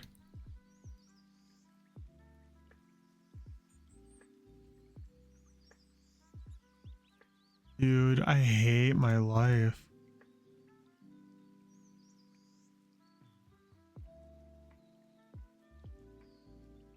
Sprinkles long. Sprinkles long. And now this one here, if you wanted to give this a name, you could. We got the camera, we got the light, we got the plane. Yeah, you know what? Let's move our donut and our icing. Let's move that to a new collection as well. So M, and we can actually create a new collection from the move options as well. So I'm going to go new, and let's call this let's say donuts. You fucking donut! So donuts. Okay, great. So now this one here has got the camera, the light, and the plane. So I'm going to do what I sometimes do with a scene is just call this one ENV, which is for environment. Since this is a tutorial, I'll actually just type it out. I'm not going to be lazy. Environment. Okay, so we've got some organization in our scene so that as we add and grow our scene, it's not going to get too crazy. All right, so it's also good that we've created collections because we can now use that to scatter across the geometry nodes. So with our donut here, so the icing and the donut, we're going to create a duplicate, and this is going to be the variant with the long sprinkles. So Shift D and then hit X to move it along the X axis. So it's just placed next to it, and then clicking your icing.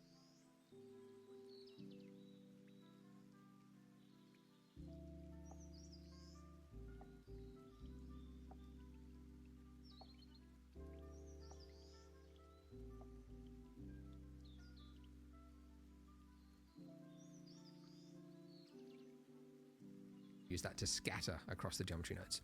So with our donut here, so the icing and the donut, we're going to create a duplicate, and this is going to be the variant with the long sprinkles. So Shift D and then hit X to move it along the X axis. So it's just placed next to it, and then clicking your icing, you can see we've got the modifier stack that we created the geometry nodes on.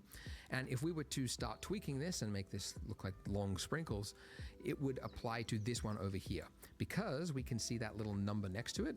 And that number, if you hover over it, I think we mentioned it before, but displays the number of users sharing this data. So any change you make to this is going to be reflected on that one. So if we click the 2 button, it's now independent, so we'll now have 2 different versions. So the one on the left, the original one, let's call that round sprinkles, and the one on the right, let's call that one long. Brain fart for a second there. Long sprinkles. Okay. And now with that object selected, let's go back to the geometry nodes tab. Okay. All right, so make sure you're looking at the right object. Of course, make sure it would not be done with just sprinkles one. in the name. There had to be a lot of if sprinkles. we were to start editing Otherwise, here, it would be we more have like an one- unwanted we shit would have stain on made this one big otherwise mistake, demonic and it snail would- nut. It's because this is He was actually fully not the aware long of the fact that he sprinkles had to copy and node setup. paste this We clicked elongated the phallic pin button. Remember that? The pin means it's always going to be there, even if it's another object with a different geometry node setup. So remember, yeah, it's a common mistake. You always do it. You forget you've got pin on, and then you start changing things, and it does the wrong one. So make sure you're looking at the one that has long sprinkles in the name. Okay, so the bit that obviously matters the most is this. Obviously. This bit, where it goes into our instance on points node, and we've currently got it connected to a sphere. So I mean, you could change that to another object, but that won't help us because we've got more than one object. We want to scatter 4 different objects across it. So we can delete that and instead just drag from your outliner. Don't just, if you click on it, if you click off it, it's just going to disappear. So make sure you don't do it. You've clicked the icing, but you need to click and drag into your node setup. And now it's got a collection info node rather than object info node. Drag that into your instance input, and nothing happened. It has actually happened, but it's off center in a weird place. Why is it doing that? It's because of the way 3D software handles data. It's now doing it on its like global or local position, not relative to. Anyway, it doesn't matter. What you need to do is stop talking. Boxes whenever you use collections to scatter. Separate, reset children. Now it's on the mesh correctly, and then you can see it's actually using all 4 of them on each point. So then you click pick instance, and now it's going to use one of those, not all 4 of them together. Okay, so it's good. It's using it, but what's going on? Well, the reason this one was easier with its round sprinkles is that the rotation of the objects didn't matter because it was round. Now that we have long sprinkles, you can see the rotation matters. That looks fucking weird, man. So how do we fix that? It's like little little maggots. Well, yeah, there's a number of things you need to do to make it work correctly. You'll see. We want to take the rotation of the face. So the face of these mesh here, we want it to affect the objects, right? So we take the output of our distribute points on faces, the rotation of that, and drag it into the rotation input of the instances. And now you can see it's having some effect. It's still not right, but that is because these sprinkles are currently just pointed upwards. So it thinks, okay, well, you want to point them all outwards. Anyways, to fix that, I mean, you could fix it you could actually fix it in geometry nodes. This is simpler. So if we just rotate those sprinkles along the x-axis, so R, X, right?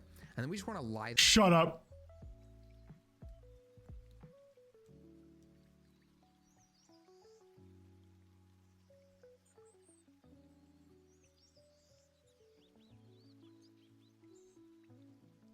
Them down flat.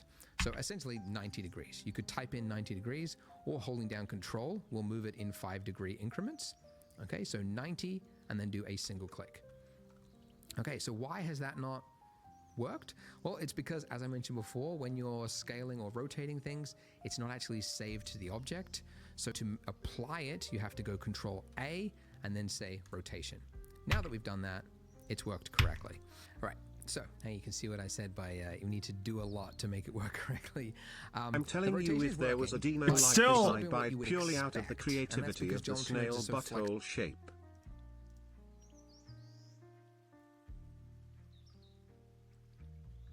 If there is a dino like this, I'd buy it purely out of the creativity of the snail butthole shape.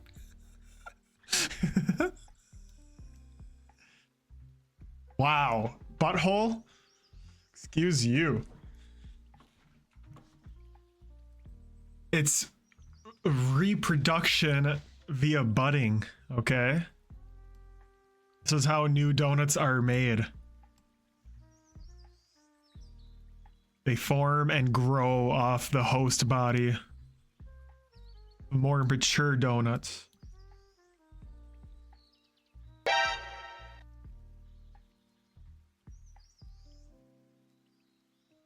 Shit.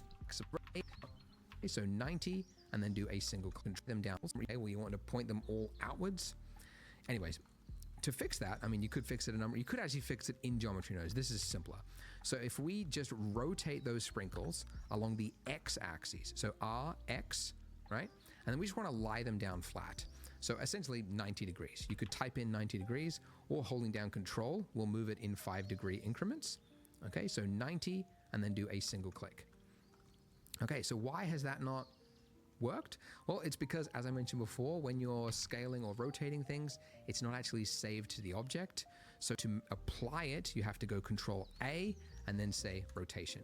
Now that we've done that, it's worked correctly. Yeah. So hey, you can see what I said by you need to do a lot to make it work correctly.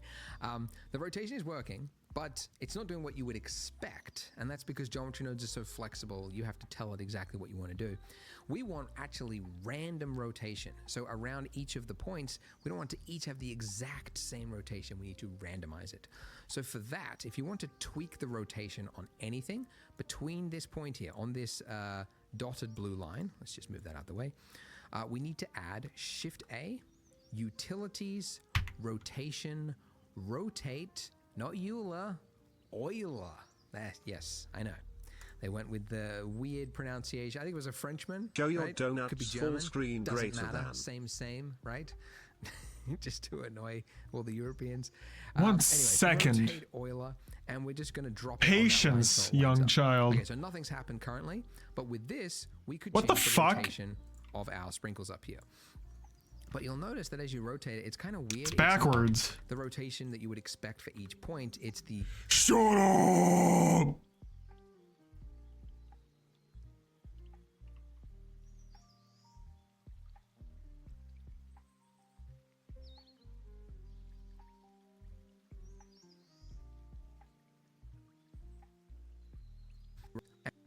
utilities, rotation, rotate. No.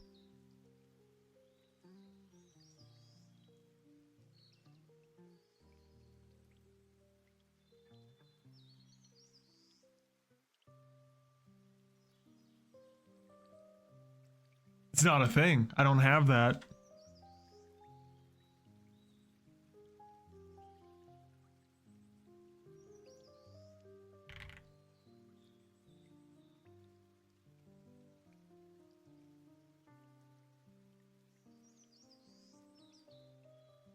Oh, it's in a different section now.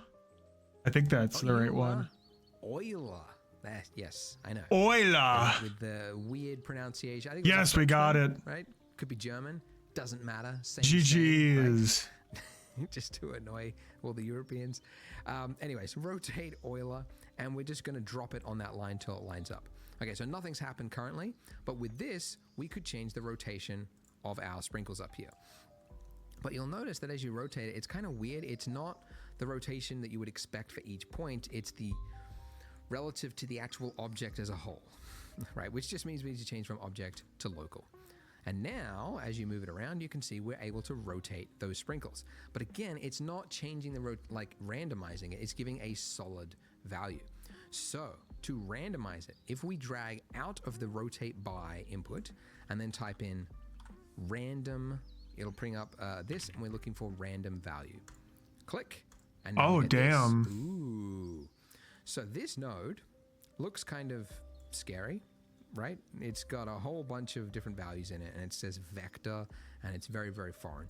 It's actually easier to understand it from a float point of view. With the random value, if it's in a float state, it's going to generate a value from 0 to We gotta make the sprinkles bigger. But in the so end, if it you've all got, makes like 10 so points, much one's going to be sense. like 0.015, one's going to be like 0.92, and one's, you know, whatever. when it's in vector state, it's the exact same thing. You've got min and you've got max, but there are 3 values. And the reason for that is that there are maybe 3 not axes. that big. There's the x-axis, there is the y-axis, and there's the z-axis. And same here, right? So you're able to define what type of rotation on each axis. So if we set both, and by the way, if you want to change multiple values at once in Blender, you can just click and drag down, and then you can change all of them. So we set all of them to 0. And now you could see this bottom one is going to be the Z, because it's X, Y, Z. It doesn't tell you, like, I don't know, because it's vector math, I guess there's other areas of Blender, anyway.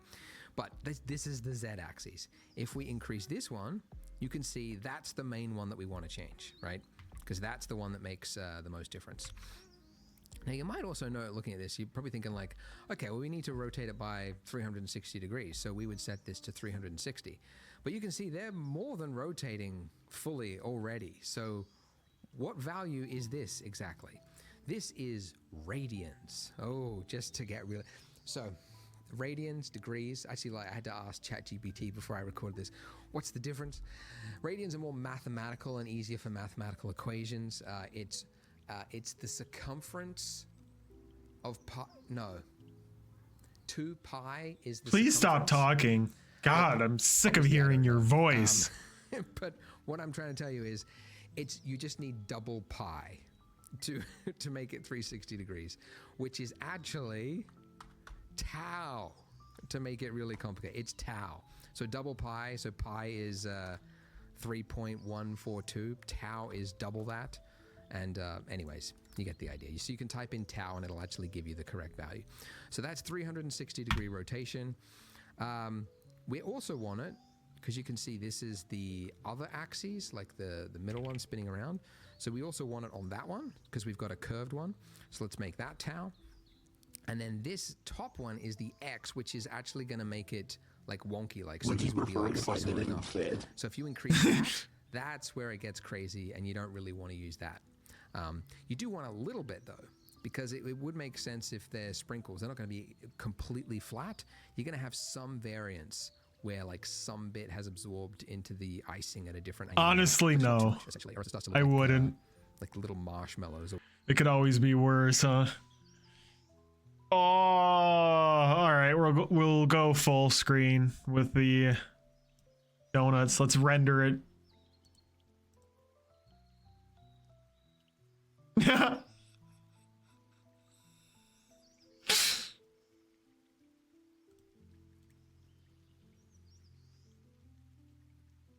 Here's how it looks so far.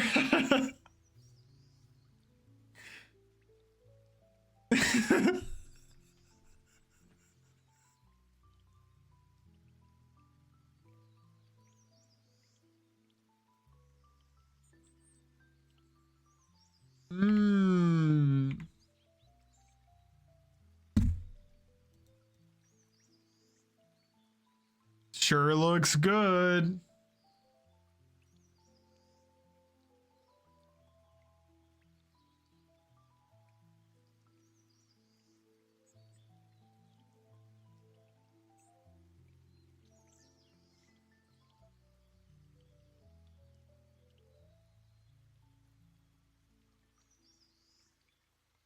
Oh, fuck me, dude.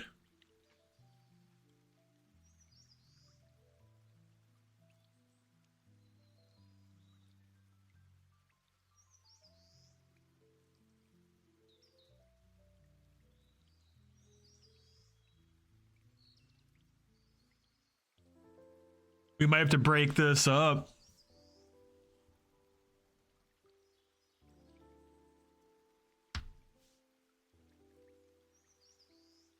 We are like just under the halfway point on this motherfucking video, dude. It's crazy.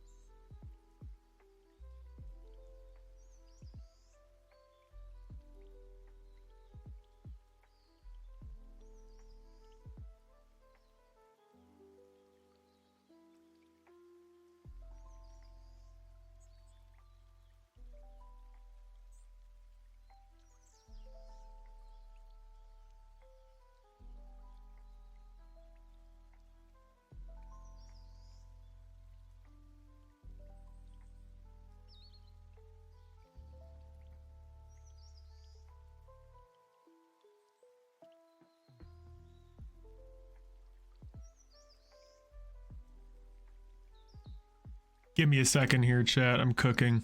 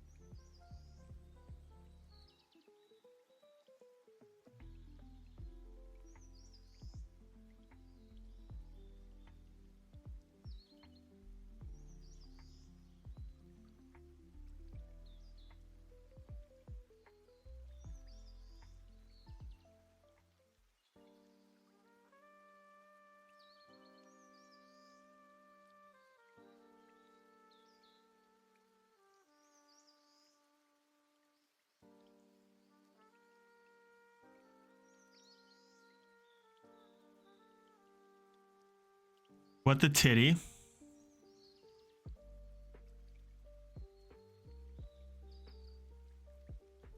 There it is.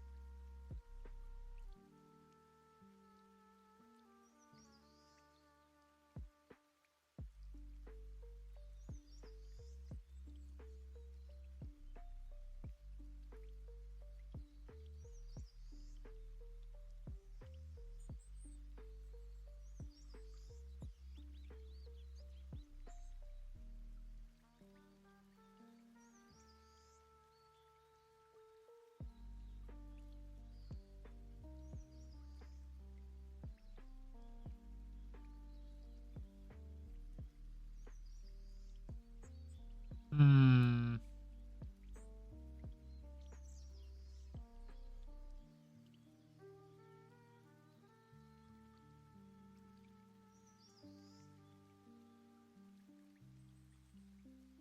This was going to be a lot funnier the way it played out in my head because I thought it was going to work.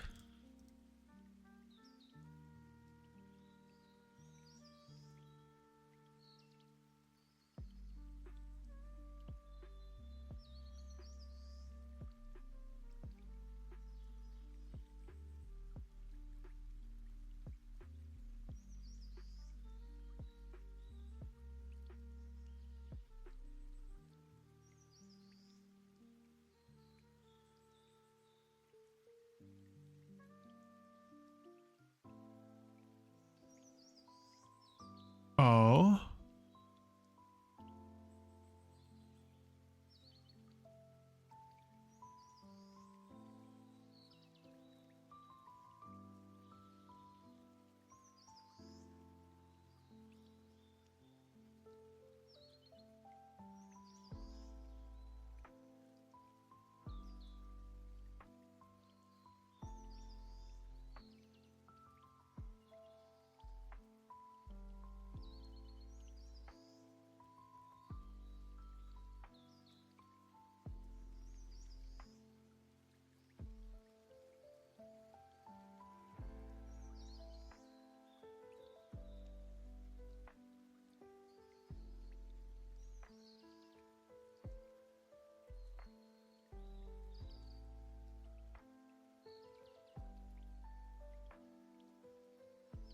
Guess what?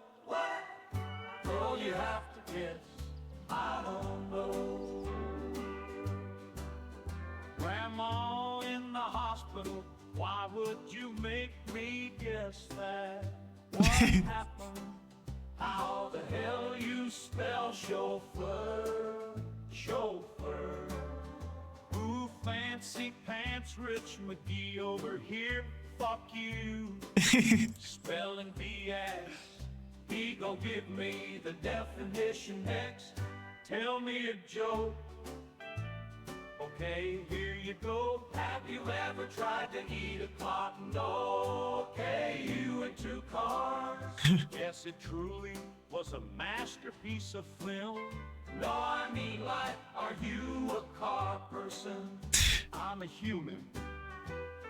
Dear fentanyl, fentanyl is not watching this shit.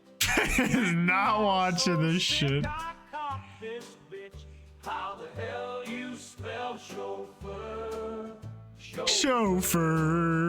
Ooh, fancy pants Rich McGee over here. Fuck you. Spelling BS. He gon' give me the definition next. Incredible.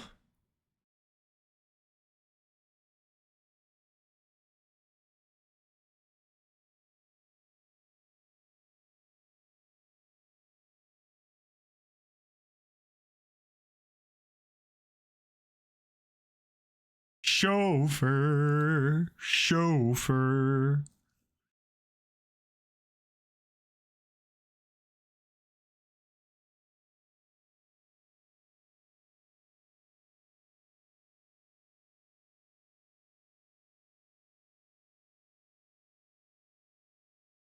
Whoa, where the fuck is that like tree reflection coming from, bro? That's nuts.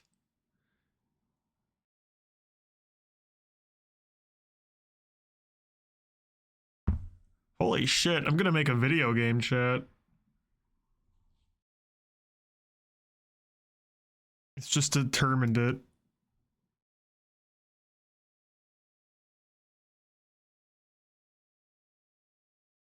It has been settled. Shiny Cube is officially in development.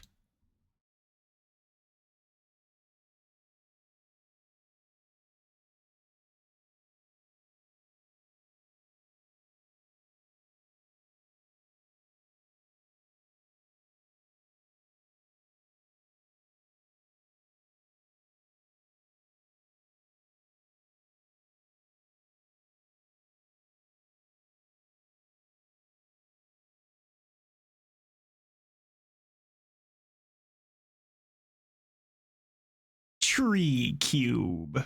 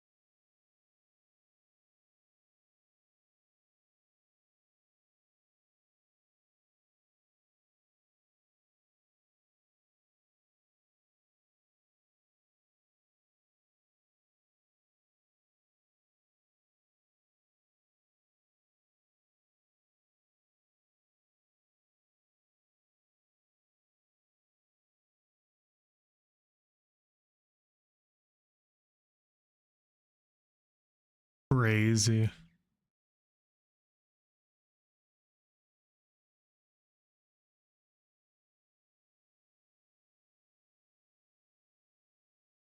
See, this is how I usually learn all these programs, man. I just brute force my way through. Just dick around with everything, but you cannot do that with Blender. Absolutely not. Absolutely not. There is just way too much going on.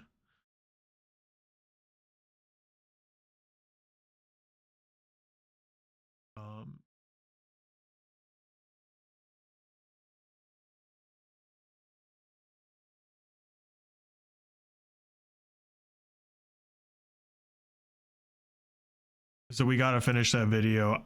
I don't know if I can handle any more of that video tonight, though.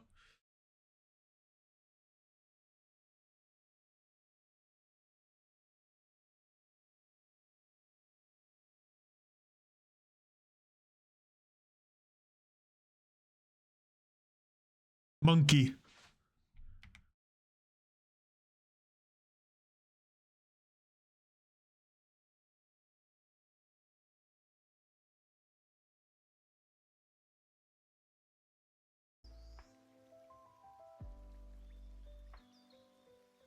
Give us Mr. Yappy or give us death. He's so good. Like the tutorial is really solid for the most part. But when I get to the point where I'm like actively sick of hearing his voice and it was not bothering me at all to begin with, I think that's why I just need to step away for a moment.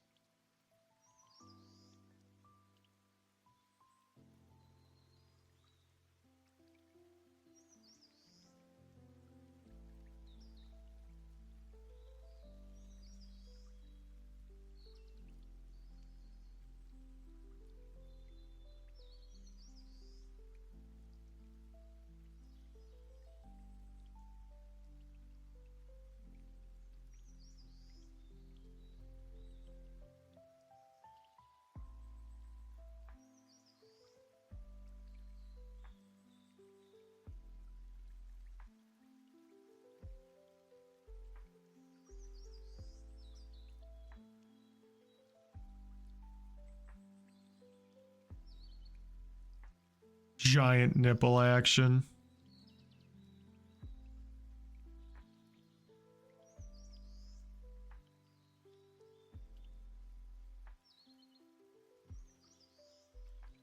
See, and that's how people can like get such fucking cool, how in some of these indie games that we've played, you can get such cool stylized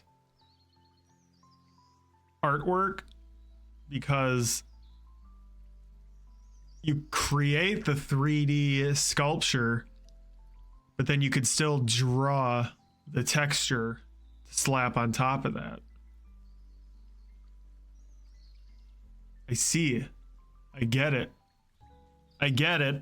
I don't get it, but I get it.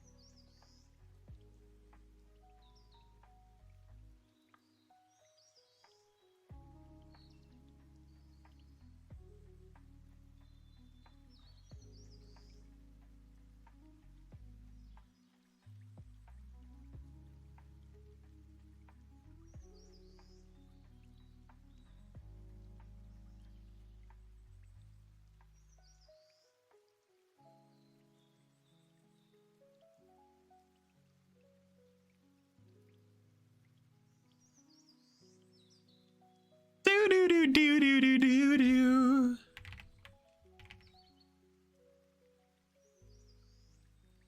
What the titty?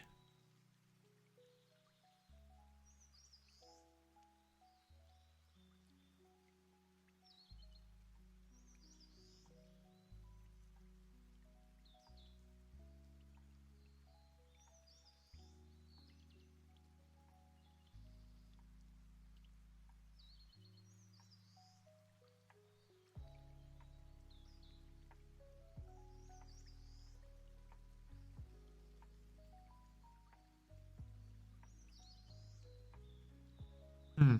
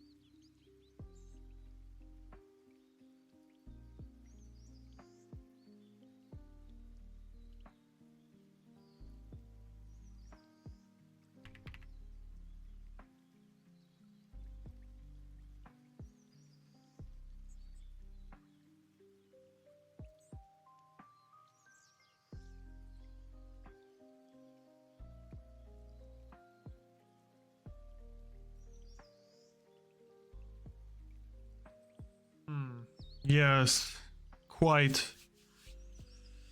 Give me a number 1 through 13. 7.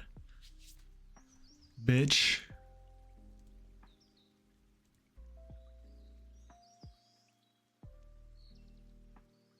How do you like dem apples? How do you like dem apples, boy?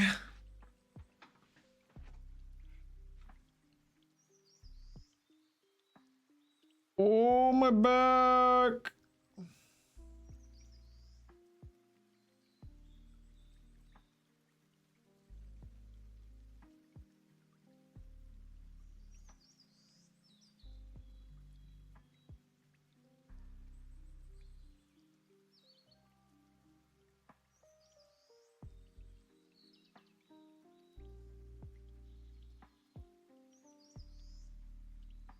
Do do do.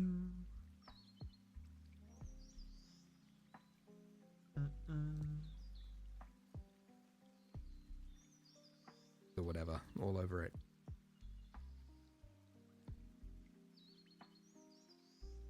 Sprinkles. And I'll actually show you how to quickly apply the same material to multiple objects at the same time, because we haven't done that yet. So No. Alright, game devs, I've been playing around with Blender for a moment now, and I want to share with you how I would learn it as a game dev if I was to do it all over again. Blender is a 3D model software packed with so many features, but only a few are really necessary for game development. I did a lot of tutorials like the donut tutorial, which we'll talk about in a minute. I also did paid courses and some exploring by myself with Blender. Okay, so let's assume we never opened Blender before and we want to learn it. What is the first thing you see when you search for learning Blender as a beginner? A donut. Everybody talks about the donut tutorial, but why? It's a very well made tutorial by a guy who knows the software like the back of his hand. I remember doing the tutorial just like every Blender newbie does and barely understanding what I was doing. It's such a dense software with so many features. There's no chance that you will be comfortable with it even on your second playthrough of the donut tutorial. The only thing I got familiar with after finishing the tutorial is following Blender Guru's directions and the very non-intuitive controls. You know that button that you probably only use when scrolling on your browser? Well, now it's the button that you will use for everything. But I digress here. This is not a tutorial about Blender. This is a tutorial about tutorials. So if you really want to attempt the donut tutorial, go for it. The teacher is good, the instructions are clear, and you'll get familiar with the controls and the interface. But if you learn Blender for game development, as we mentioned, I wouldn't bother going past part 5. It's about making a scene and going into more complicated stuff that isn't really game related. Here's what I did once I finished the donut tutorial. I tried doing models by myself. I didn't fully understand the concept of faces, so I wasn't bothered. Second playthrough of this vid, absolutely not. This was not made as a game asset.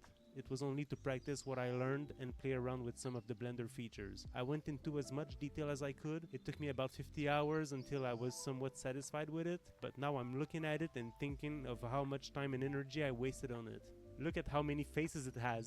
It's almost as many polygons as the mustache of Snake in Metal Gear Solid 4. What I'm saying is that you might want to skip the donut tutorial. Go straight to learning the fundamentals of game assets where every polygon matters, and don't waste your time with features that you don't need in Blender. The best advice I got about Blender for game dev is to get your mesh to the game engine as early as possible. Blender is great at making assets, but sometimes exporting them to the game engine can be tricky and doesn't go as planned. That's why you want to start with low poly tutorials. Keep it simple. Learn the basics and go up from there. One of my favorite Blender professionals is Grant Abbott with his unmatched, calm teaching skills and his UK accent. I did most of his paid courses on GameDev.tv, which sometimes goes on Ultracell on Humble Bundle, by the way, and they are very good. But you don't have to pay to get good courses from him because he has an incredible library of videos on his YouTube channel. Obviously, some of his videos are pointing at paid courses, and I don't mind paying for a course because I like how structured they are, and there's more chance I finish it if I paid for it. I would suggest you to try a few of his Why am I still watching this? tutorials.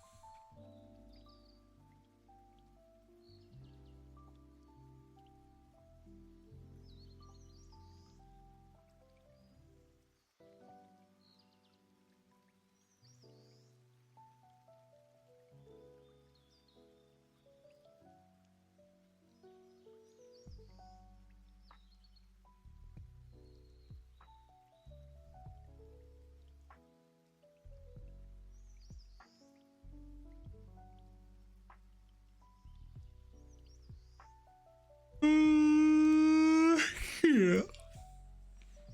All right, chat.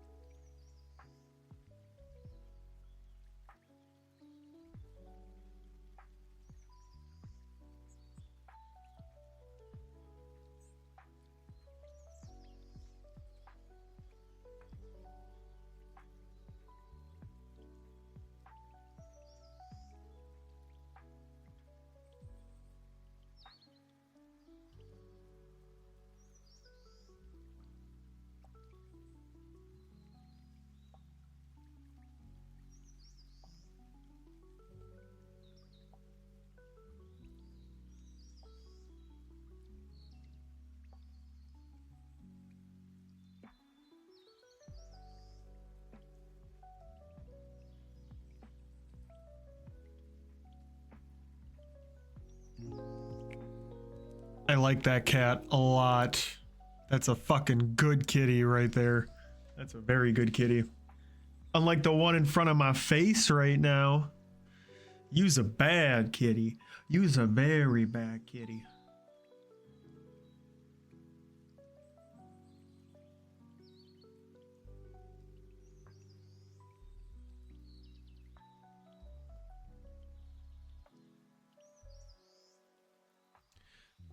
All right, y'all. We are done blending for the night.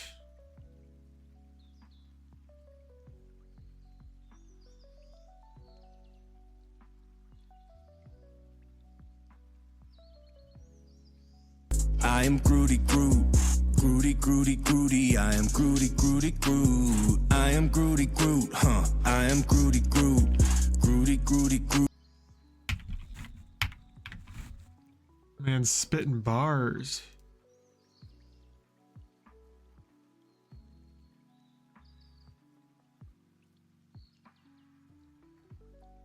Oh.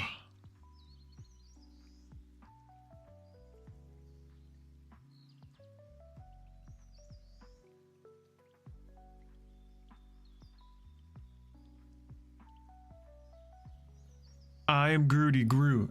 I am Groody Groot.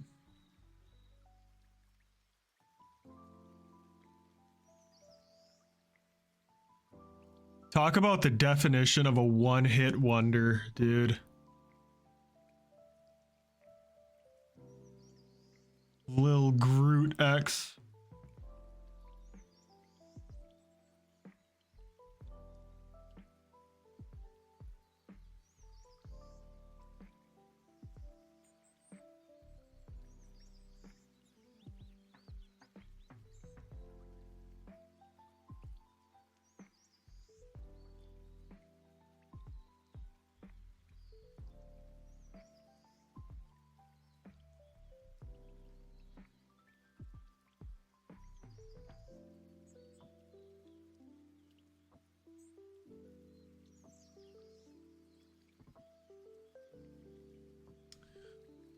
All right, chat.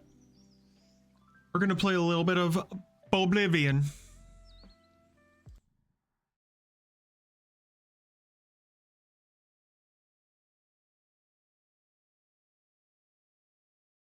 Ouch, Ophi.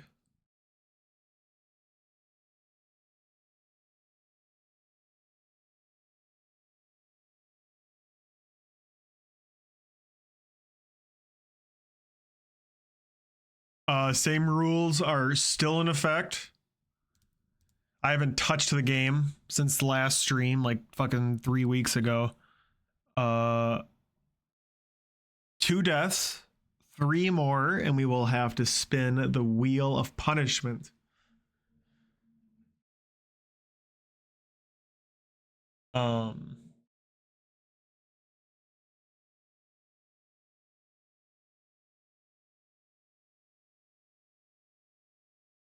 I still have the Bean Boozled jelly beans. I am not doing that shit tonight. Not because I don't want to eat disgusting jelly beans. Obviously, I fucking want to so badly. I fell asleep last night after I had some ginger ale. And I didn't brush my teeth. And I woke up today and my teeth are so fucking sensitive. It's unreal. Everything makes them so tingly. That gummy I had before was painful because it kept sticking to my teeth and it was tingling all over. And I know those jelly beans are going to do that same bullshit. So we're going to hold off on those tonight.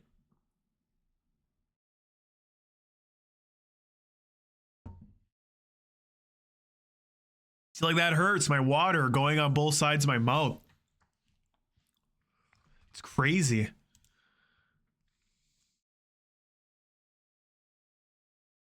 My teeth have always been a little bit sensitive, but fucking hell.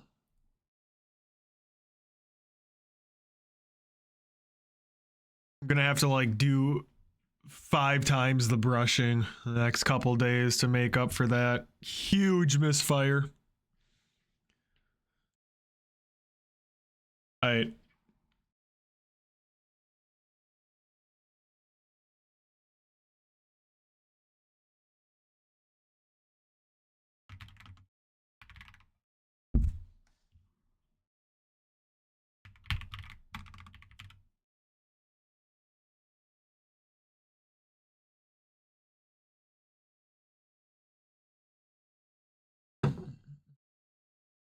I'm gonna get some fresh water before we get going here.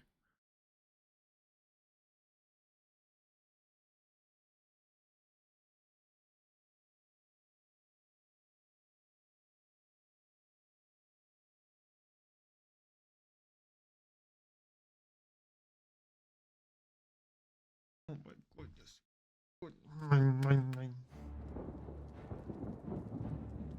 Only you, Ophi, can close the gates of oblivion and save Cyrodiil.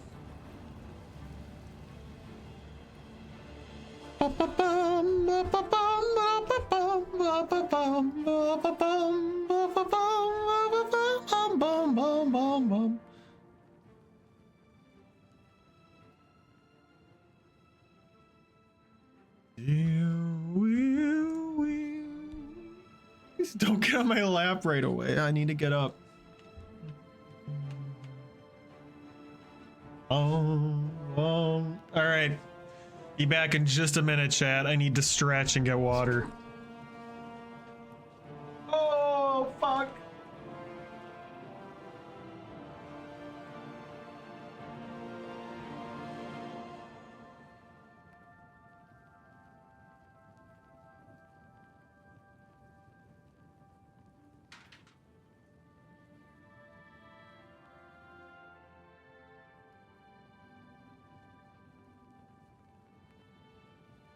Can I get a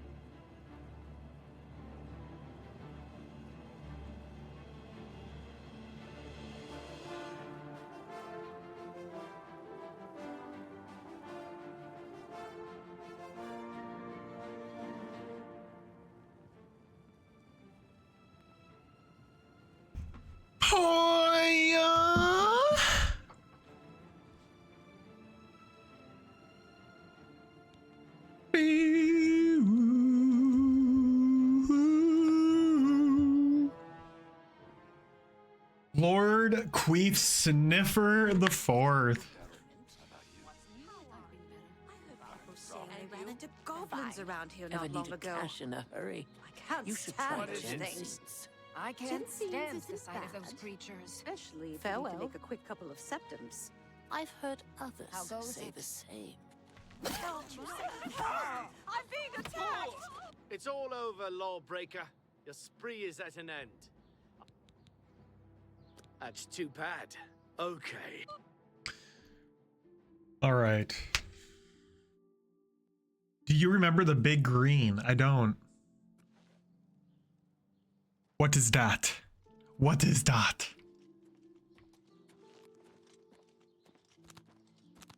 What is it, citizen?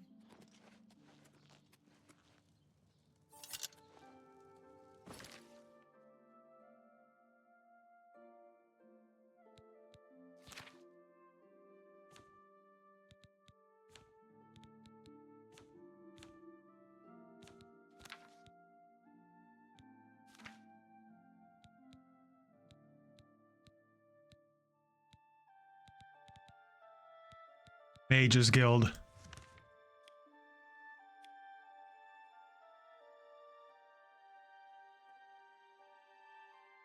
I don't think we've gone to Skingrad yet.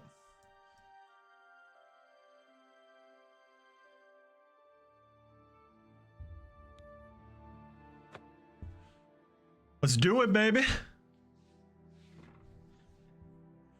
This is a pretty ass town. I'm excited to see how this looks in the remaster.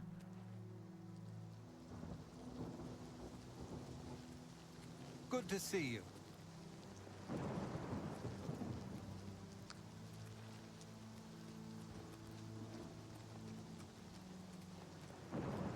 Off to Skin Grab. It's a movie, I think, before your time. Oh shit. It sounds a little familiar, but if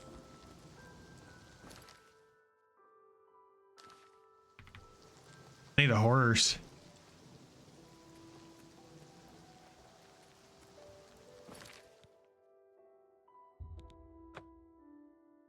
Pew, pew, pew, pew, pew, pew, pew, pew.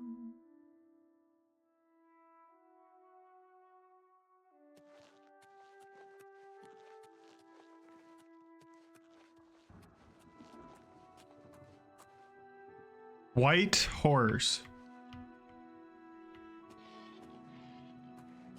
I think they just spoiled Shrek 2.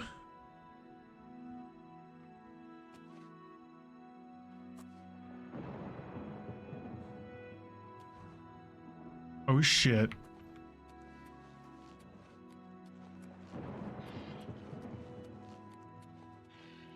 Damn, the game is running like really bad.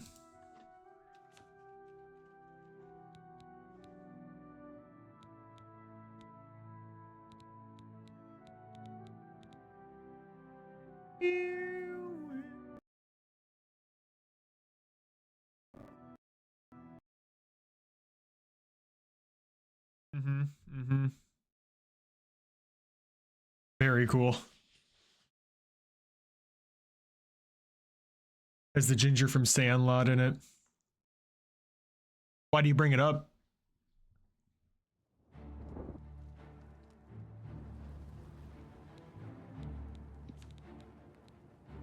Why did you bring it up? Why did you do that?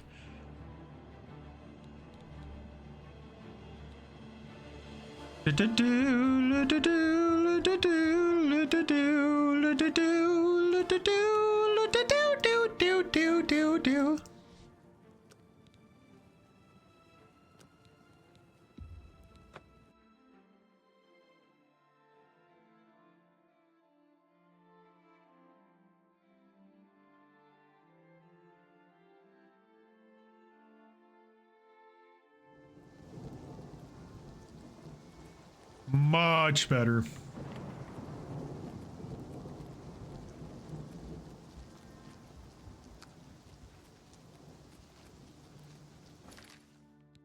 Still slight shit, but better.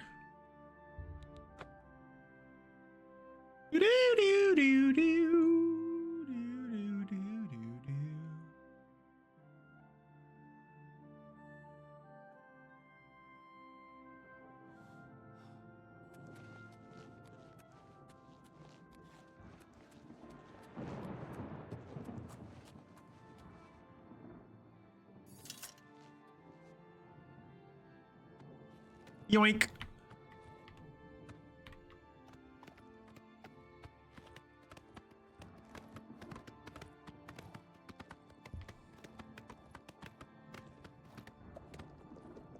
Sitting through movies on Disney Plus, memory unlock. Won't mention the year they came out. Now you gotta say it.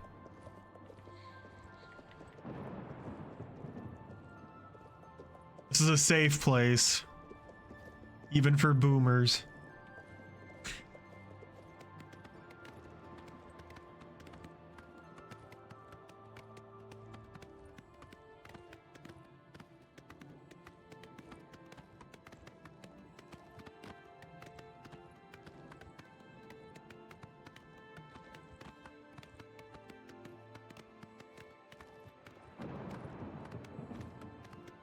I feel you though, dude, when you just like come across a movie or a song.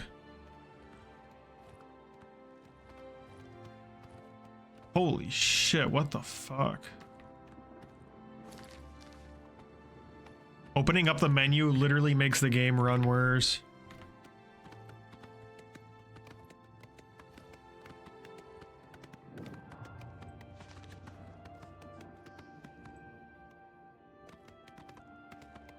I was born in 2003, obviously. That's right, because you don't know what 9/11 is. I forgot.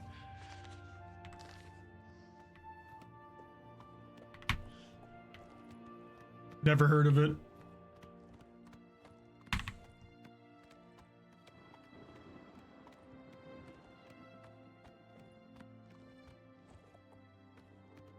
Came out in 95.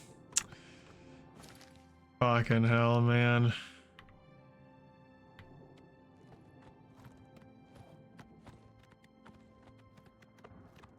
The peak of humanity. 95, 96. Then suddenly a warped creature was born in 97. The world gradually went downhill ever since.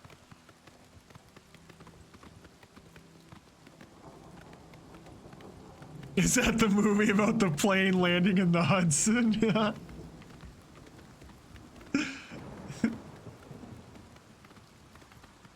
No, you're thinking of Airplane.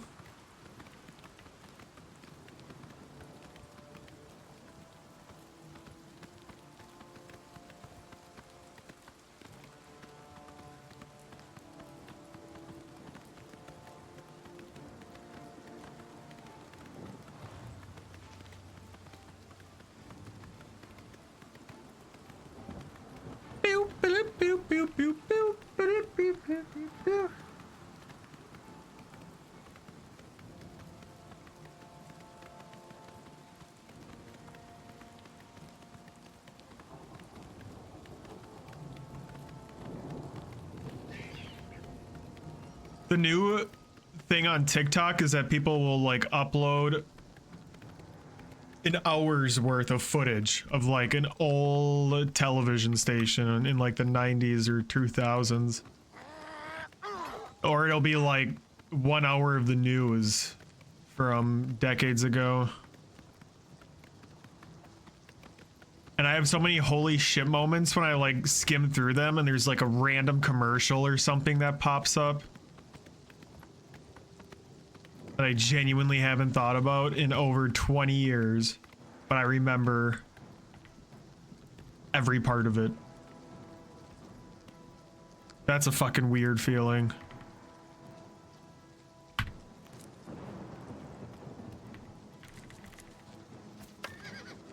Hey!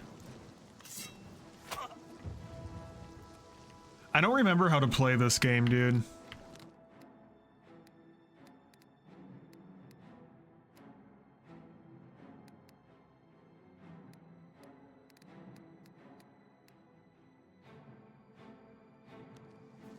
Is that another fucking goblin over there?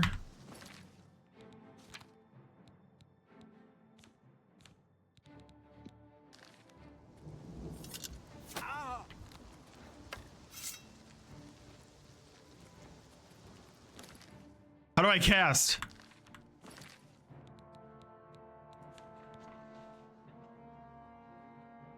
I know the exact website, Hanky. I love that shit.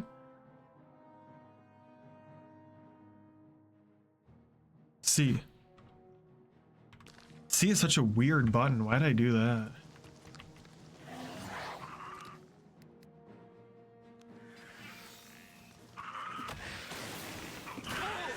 Holy fuck. These guys are tough. Fuck.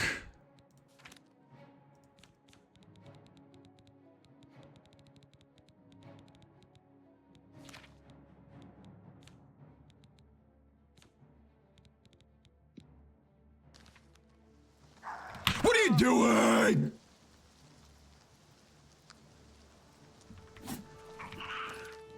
I'm so fucked.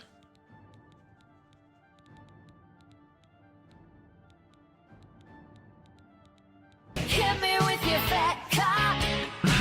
Why don't you hit me with your fat cock? Hit me with your cum shot. Fire.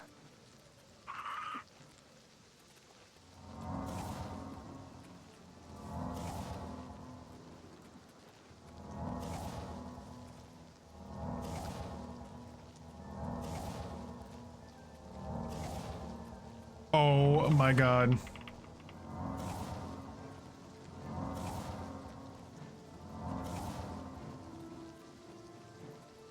I have no idea how I survived that.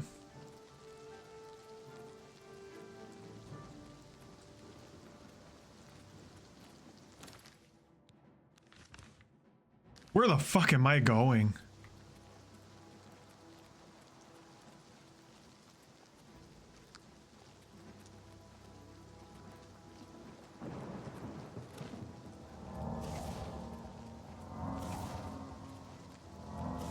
Hit me with your fat cock. Fire away.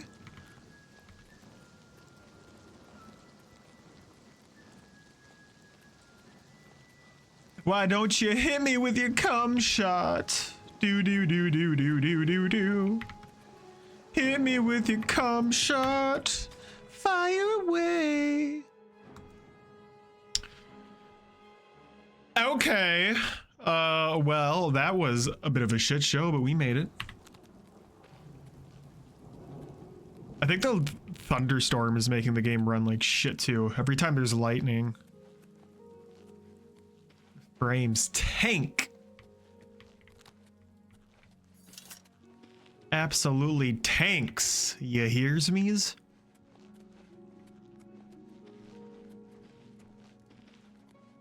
Damn. Skin grab is so pretty.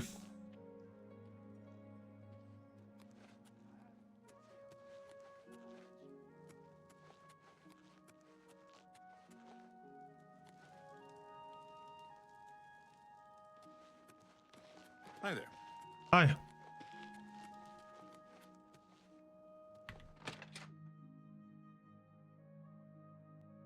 Pew, blew, pew, pew, pew. What? Hello. Who are you? Ah, who cares? I'm Druya. You want something? Or you just practicing your Cyrodiilic? Yeah. Who up practicing their Cyrodiilic? Adriana may read too much, but you should see the summon spell she taught Vigga. He might teach you if you're skilled enough. Bro, you can't say that. Oh, no, that's Adriana's job, not mine. If you ask about it, don't be surprised if she's annoyed. Great. She doesn't like being interrupted. It's a town like any other. Well, go outside and there's the mountains and wines and sheep. Here in town, though, nothing special. Did you hear that someone played yet another prank on Jean Fosoric and Bruma? I was there, bitch. I'm willing to teach if you're willing to learn. Let's do business. Okay, she's got some good spells.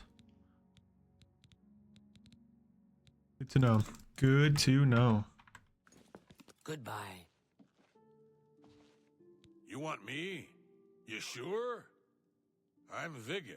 I'm Mage's Guild. Bro, but I you don't can't train say or that. anything. Have a look at my wares. I'm sure there's something to suit you. Blazing spear. Immolating blast. Searing grasp.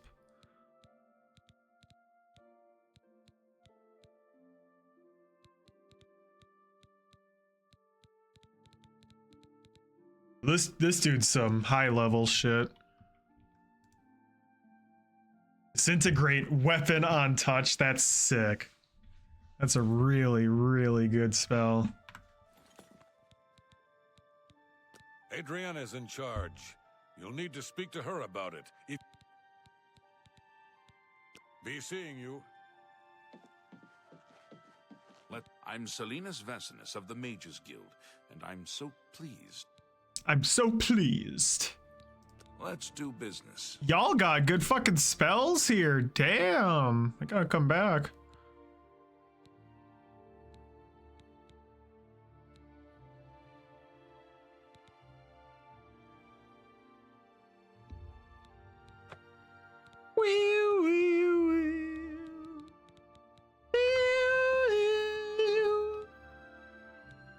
You too. You too.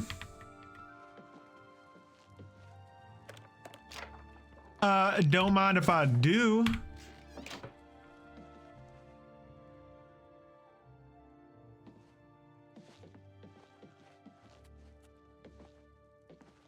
La la la la la la.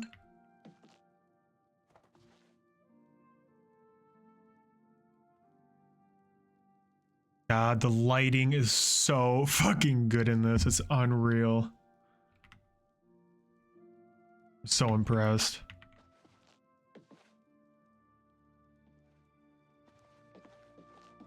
I trust you have good reason for interrupting me. That is a strange voice. What, you want a tour? Can't you see I have a lot on my mind? Go bother a beggar or a god. They stand around and chatter all day. There's at least one person in every guild hall who offers spells. I'm afraid I haven't given it much thought. I'm rather busy, you understand. My research occupies nearly all of my time. Now that I think about it, I do have a small problem concerning Earthor. He's one of the guild Earthor? mages here. Think you can do something about it? Hate that guy. Excellent. I just don't have the time to search for him again, but I do need to consult him about some notes he borrowed. You might want to ask around and see if anyone can be of some help. Let me know when he's back and you'll have your recommendation. Earthor. He's an interesting fellow. Salinas Vasinus can tell you more about him if you wish to know. Salinas should be around here somewhere. Any luck finding Earthor yet? Have Earthor see me when he gets back, associate. Say Earthor one more time.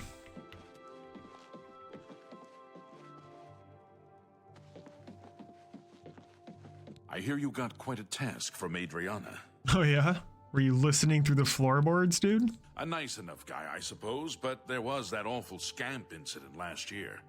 That's when Adriana told him he needed to practice somewhere else. Somewhere else.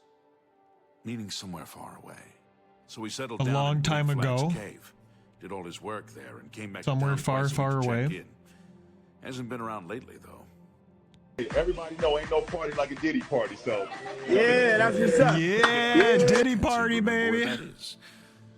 What a shame. We having an Earthor party. Oh dear. Oh dear. The guild can provide you with some training. I'm here to help if you need. Oh dear. Go ahead. I don't remember where it is, honestly. I know. Jeruja. Bye. What can I do?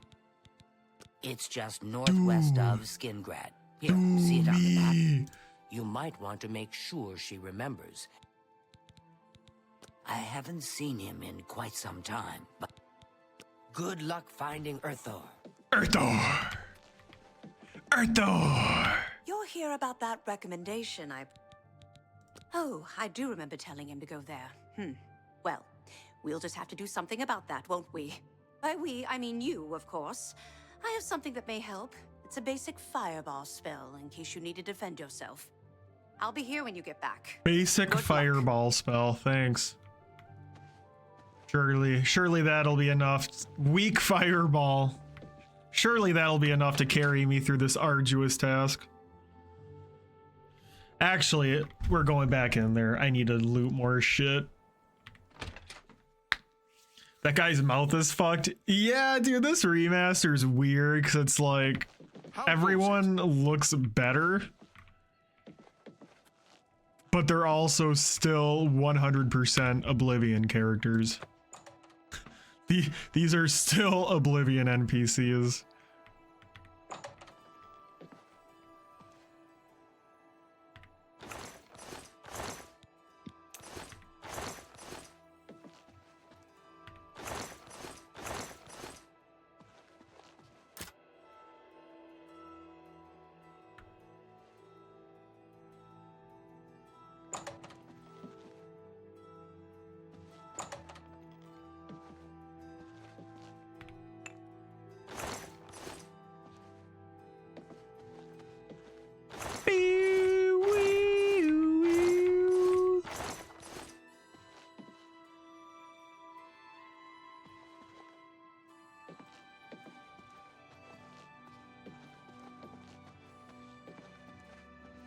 A mod that I would love to see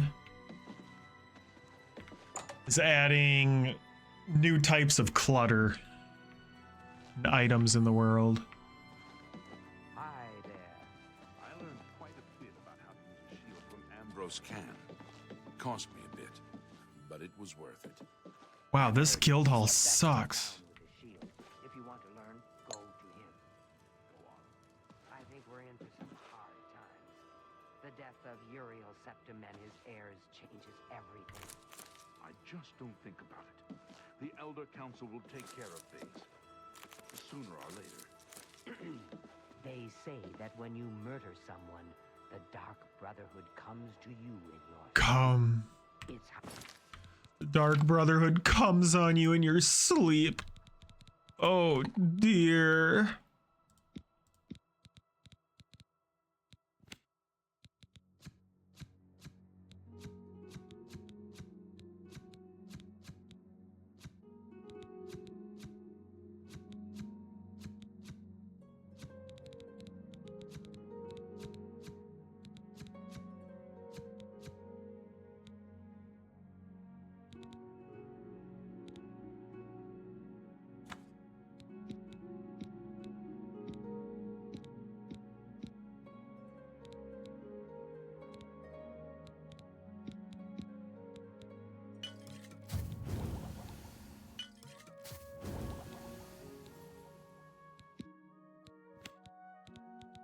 Pew, pew, pew, ew, ew, ew.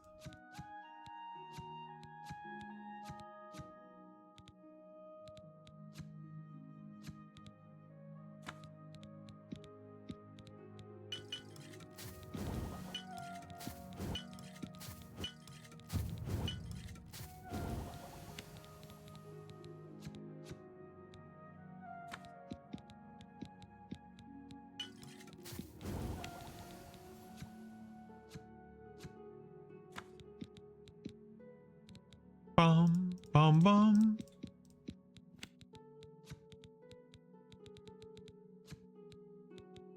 Bum, bum, bum, bum, bum, bum, bum. Bum. Bum, bum, bum, bum. Cool. This is basically it.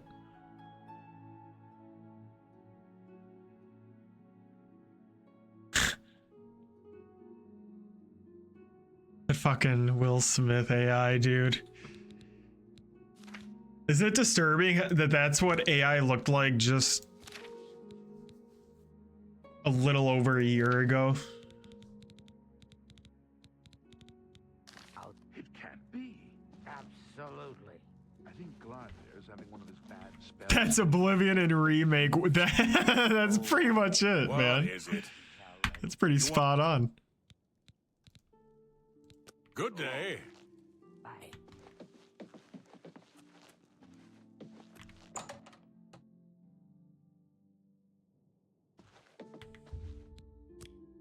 It's like, yeah, it's better, but is it still good?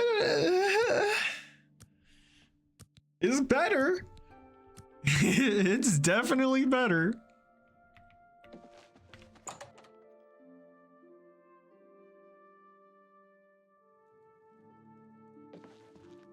Hello there. Hello there.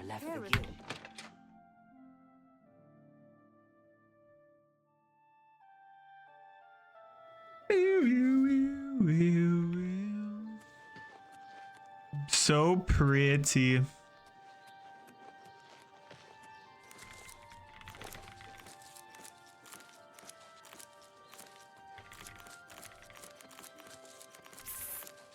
Over here! Huh? Yes, you.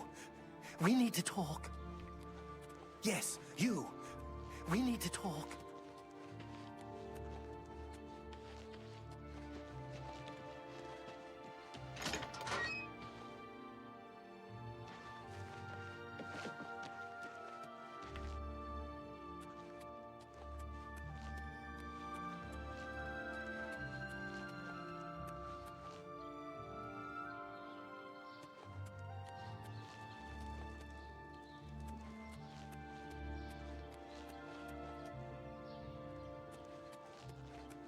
I'm listening.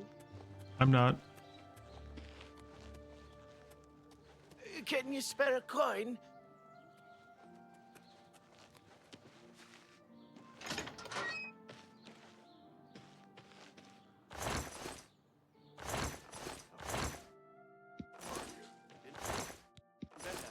How about any word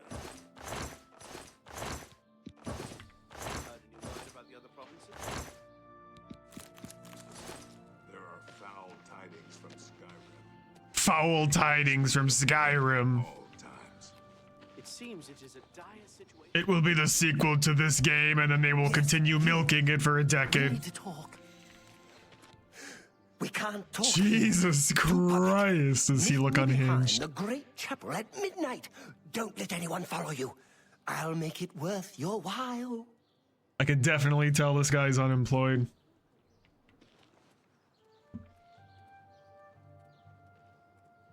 It does look pretty crisp for the most part. I'll give him that. I think it's an improvement in pretty much every way, shape, and form. The only thing I maybe don't like too much is how the Khajiit look in this.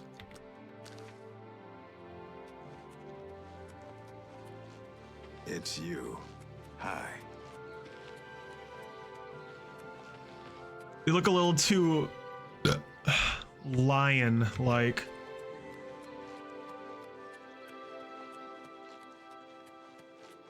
Other than that, yeah, I think it looks great. The lighting especially got such a crazy overhaul. Much needed overhaul.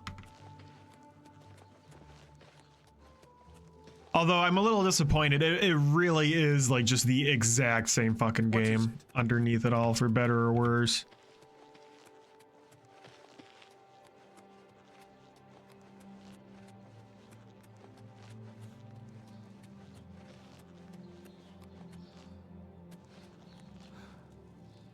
I was hoping maybe there would be some cut content that they would release in this version, but no dice. I wish. No dice. Argonians look pretty good, I think.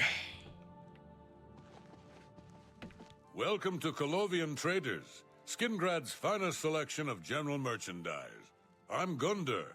Gunder. I offer the finest goods and lowest prices in all Cyrodiil. All right. What nonsense.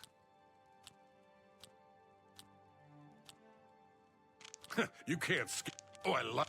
Remarkable. Oh, I like that. What nonsense.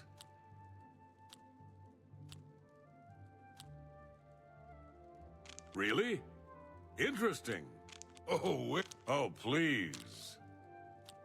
Oh, please. Oh, please. Really? Interesting. Don't try to manipulate. Say, that's really funny. That's just... Oh, that's great. I don't... What a great story. You... Oh, where'd you get that? Not... What a great story. Is that so? That's great. I don't... Really? That's great! Interesting. Splufay's failed social skills. That was okay. That works for me. See, it works for him, man. It ain't much, but it's honest work. What about that crack addict outside? But he is more than a bit strange. However, he's always been tolerated as the town eccentric.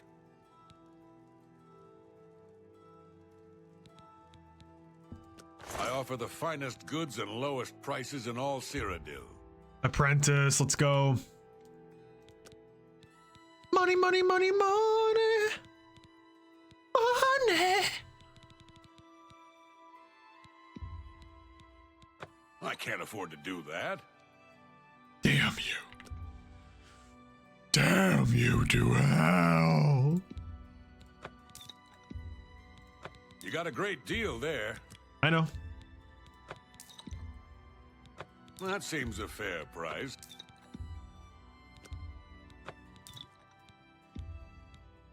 You got a great deal there.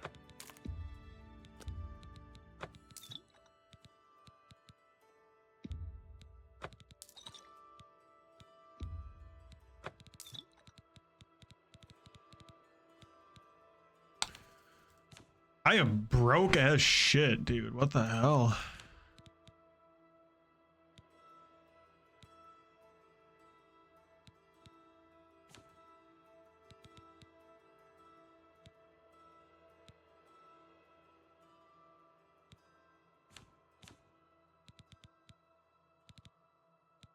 Ow. Like, really fucking broke. Thank you. Come again. Good morning. Bye. Yes? Have a look at my wares. I'm sure there's something to suit you. Goodbye.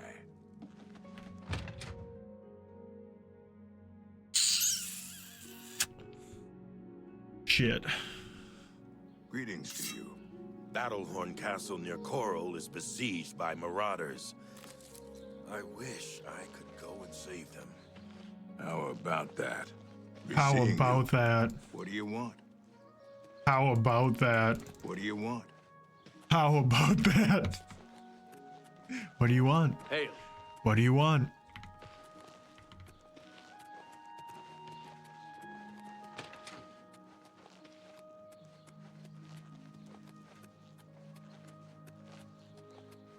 Pew pew pew pew pew. Do do do do do.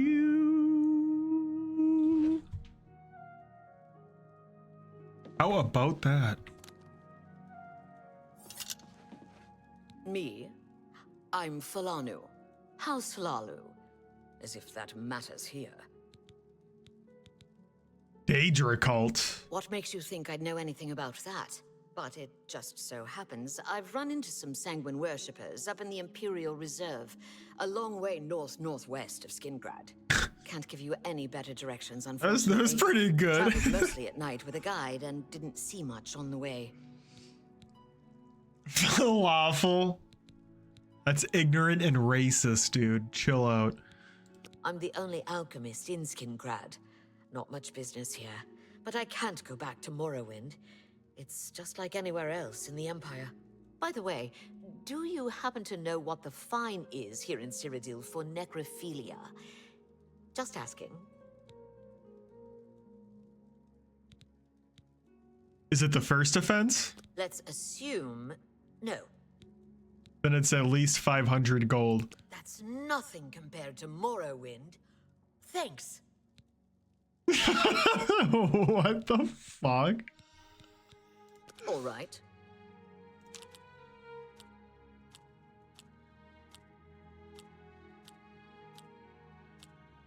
That's just talk. Sure. Don't I salute you? Most impressive. Your waist. That's pretty. What gracious. Waffle's a freak. Clearly, so am I, dude. If I knew what the fine was. You're wasting your breath. It is officially canon. My character has fucked a dead body. What? Not my life. Sure. That's cute. That was the backstory that we were waiting for. Don't try to I salute you. Most impressive. Most impressive. That's pretty good. Don't talk such adventure. You. Hey there, 69. boy.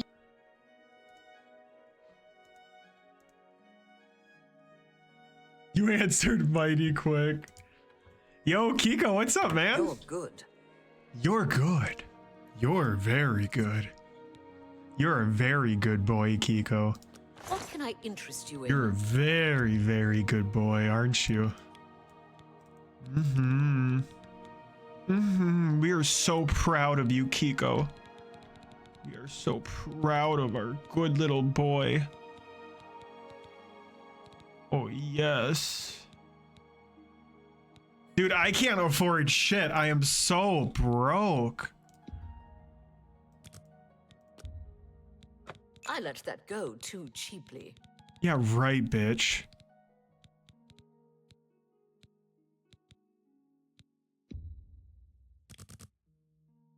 I can afford one weak potion and one normal potion. I'm screwed. I'm absolutely screwed. A pleasure to serve you. Likewise. Be seeing you.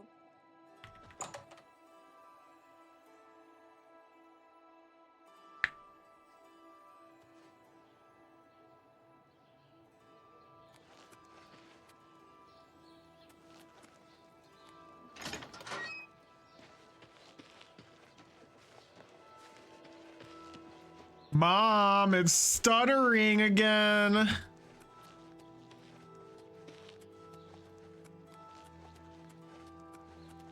This game really does run like shit, man.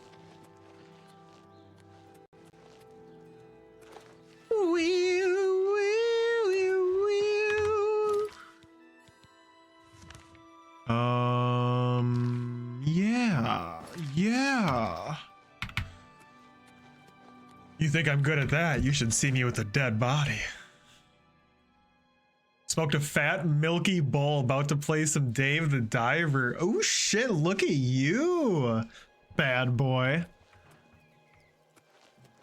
All right, I'm no longer proud of you, but now I respect you. Hello there. Hello there.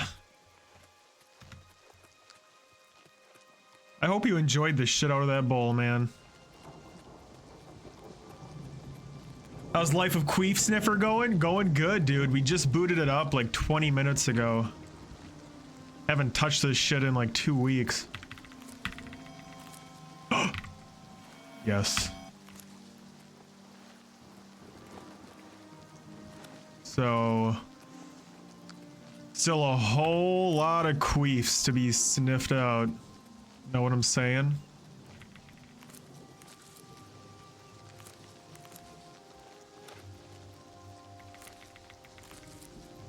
We were dicking around on Blender for the first 5 hours doing the donut tutorial. Jesus Christ.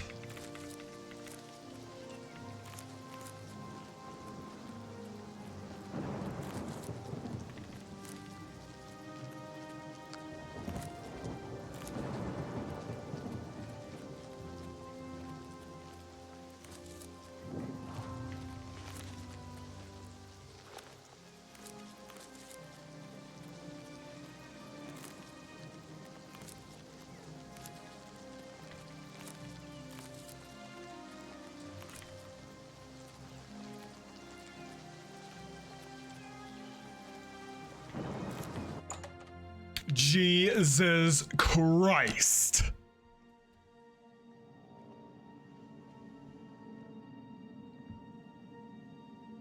Better pray your computer can handle it if it starts raining. Speaking of fucking necrophilia.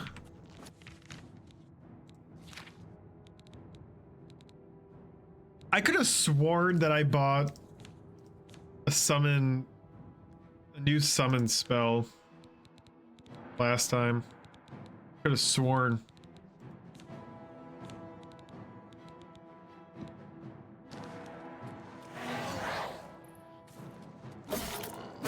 Holy shit!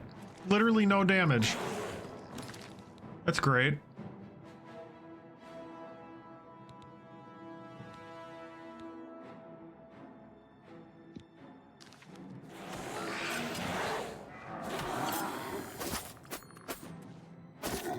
Oh my god.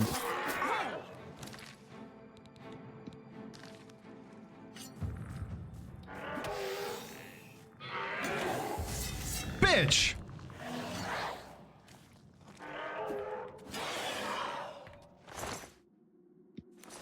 That's crazy.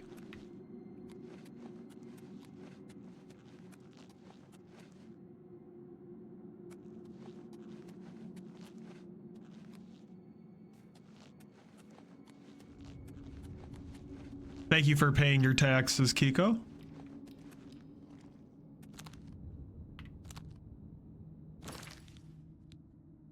Your contributions that keep this stream alive.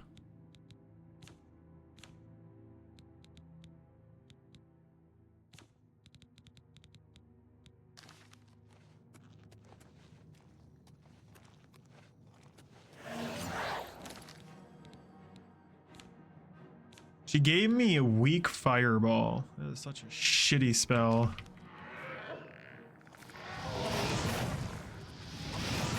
That is such a shitty spell. That could not be more useless. Turn undead on target.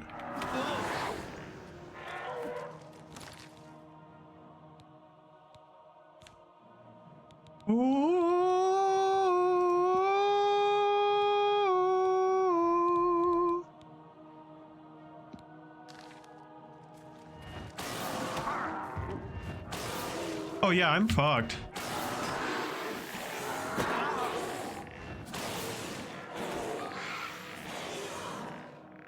Yes! Go boy, go! Yes!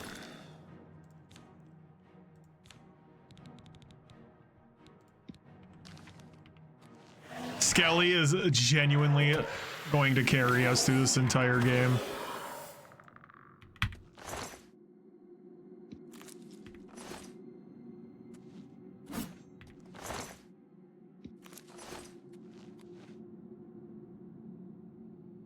That's scary as hell.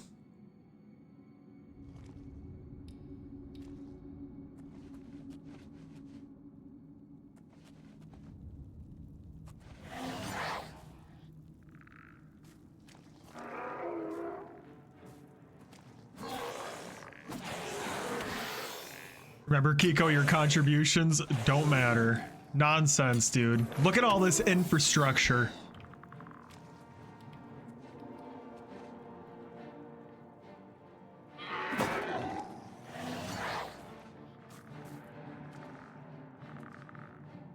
Do something.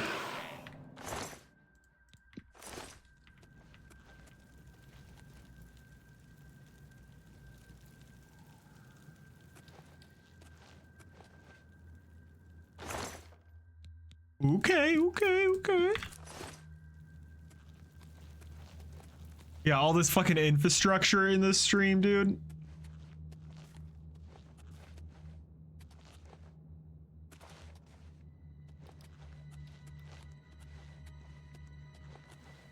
So many moving pieces and it all just works like a well-oiled machine. Thanks to you, this game now looks crisper than it ever did. After long, arduous hours of practicing jumping and controlling your falls, you have become an apprentice of acrobatics. You are now able to dodge by pressing right-click and space while moving. Dude, let's go. Let's go.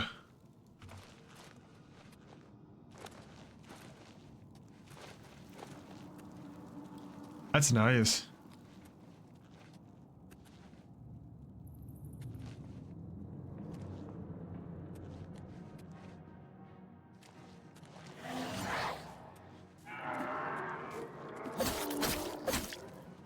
I literally do no damage. It's crazy.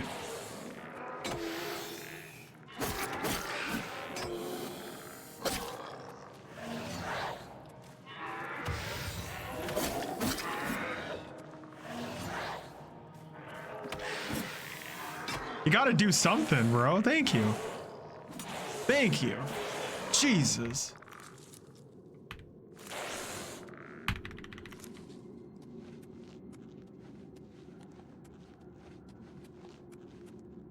Don't make me beat your ass, boy.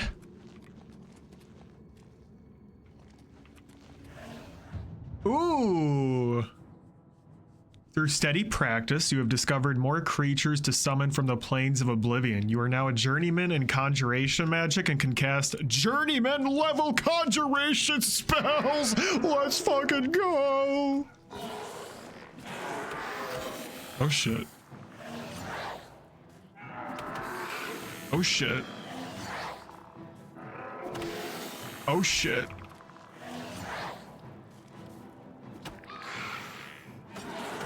Oh shit. Oh shit.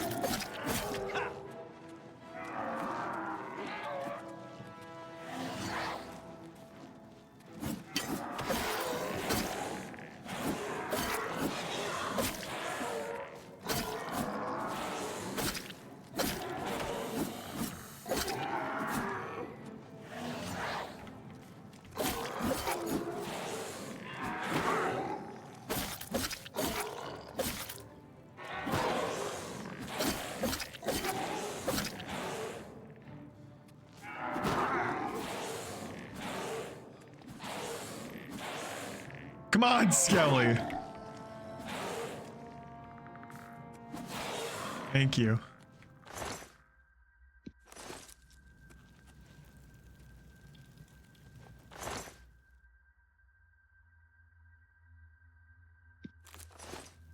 You look at the cockroach.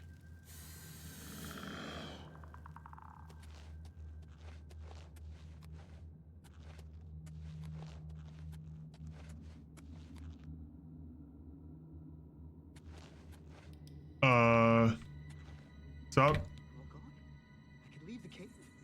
Oh, thank you. I'm ever so grateful. You're heading back to Skingrad, aren't you? Could I maybe come with you? It'd be safer, I think. So, what do you say? Two men coming together? Oh, thank you. You're just too kind. The services provided at the Arcane University are just priceless. You can create your own enchantments there. Yeah, dude, that's why we are grinding out the Mages Guild right now. Once we get to the fucking Arcane University, everything changes for us. Just you wait, Chad. Just you wait. I'll be right behind you. Everything changes. I can't wait to be back in Skingrad, safe and sound.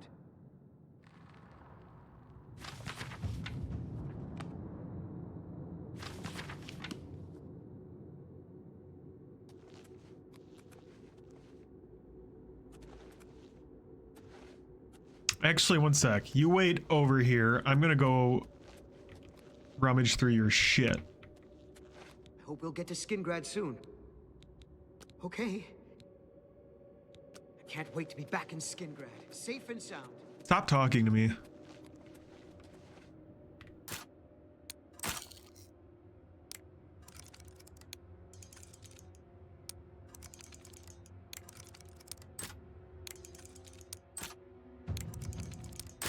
Damn it.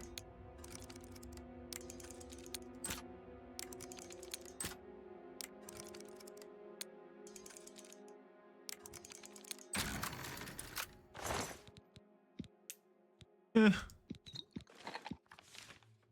a complete waste.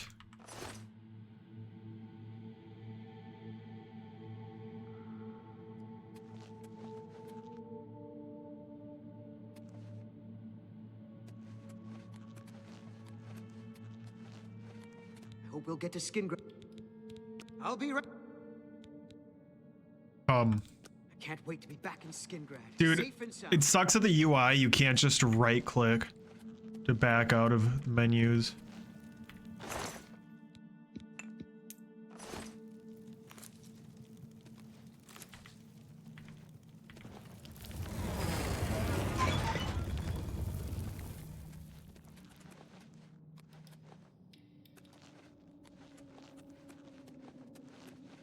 This way. Yo. For real, bro? Kind of freaky.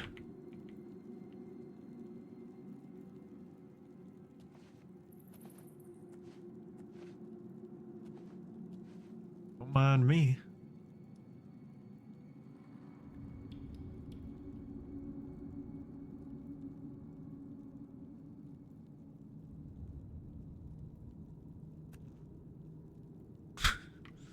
Ominous ass music.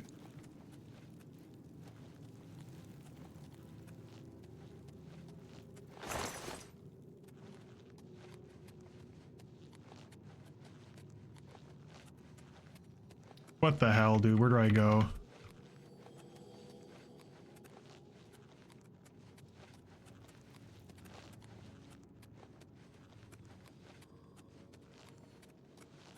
This way.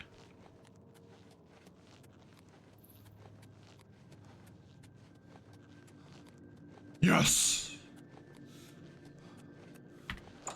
Okay.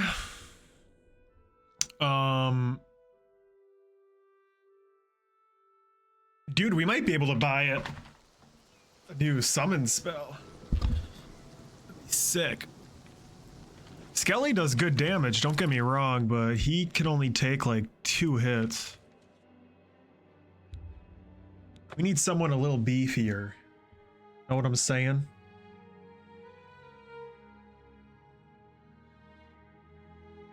We need someone with big fat beefcakes.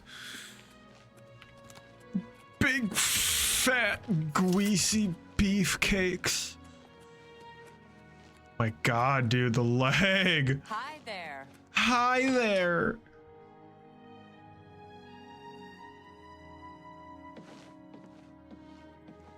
Hi there. Hi there. Oh great, it's not getting better. Greetings, Breton. What's Adriana, I'm back. I was rescued. So it would seem. You are unharmed, I presume. Hi. Where is Earthor? I haven't seen him lately. Where's Probably still out the Earthor? cave. You're Adriana lucky I hasn't bothered to let him send work someone here after in you a at all. long time. In the future, would you please be more careful? Well, Well met. I'll Good just evening. Have you spoken pack with up my Adriana supplies and today? be on my way then. I did. Thank you in for fact. sending someone to help me. I don't think she Hi was there. paying attention, though. Grafir is acting even Bye. stranger than usual, don't you think?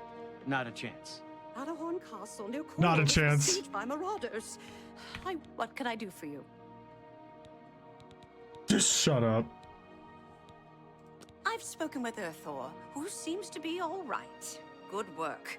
I'll see to it that your recommendation is sent in as soon as I have a free moment. Let's As go. I've said, I'm rather busy. I'll get to it eventually, though, I assure you. Yeah, bitch. Take care. Well met. I bought a good number of things at Colovian traders, Greetings, and Conjurer. Gunder is a Now the game runs okay again. Here is acting even I've stranger always than been usual, satisfied. don't you think? Go ahead, please. Be seeing Absolutely you. not. How Heard can any I help? news from the other provinces? What do you want? Absolutely not. You too. What? Farewell. How come none of y'all are selling me shit? Greetings.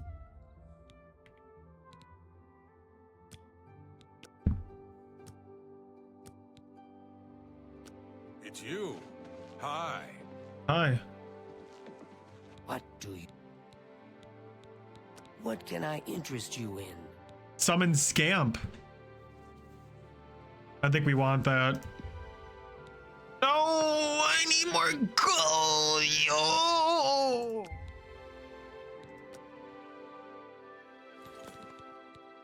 All right.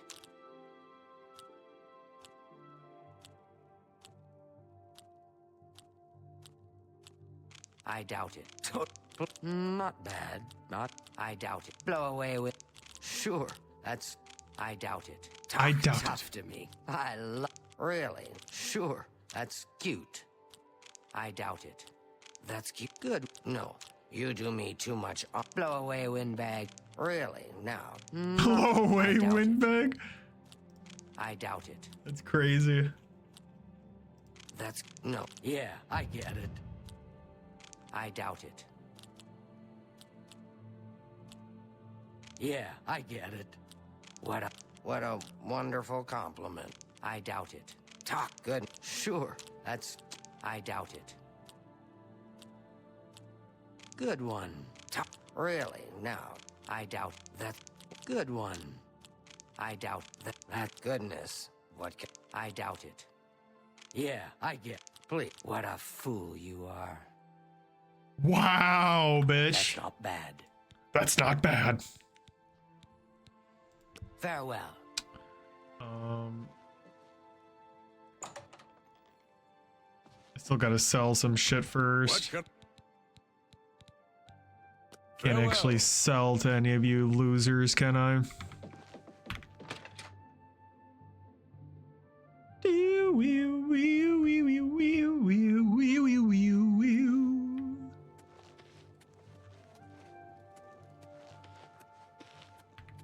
Ah!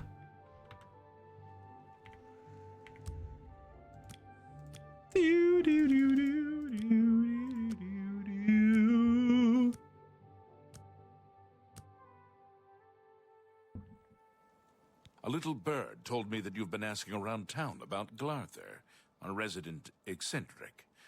I'd like to know why. Excuse you. Just curious about him. Fine. Play it that way. Let me give you some friendly advice. Glarther is crazy. Maybe harmless crazy, maybe not. Don't get involved with him. If he asks you to do anything strange, you come see me first. Got it? Or any of the town guard. Let us handle it. Alright, you know what? Now you just made me prioritize that fucking schizo freak.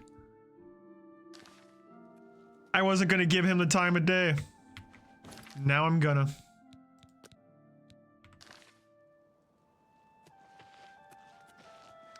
He said to meet him behind the chapel at midnight. I might be too late to do that today.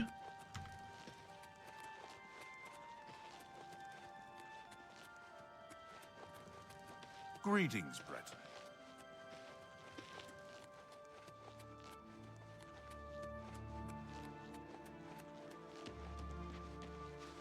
Doo-doo-doo. Yeah, I think I'm too late to do it today. Well, looks like we're gonna stand in place for 20 hours straight.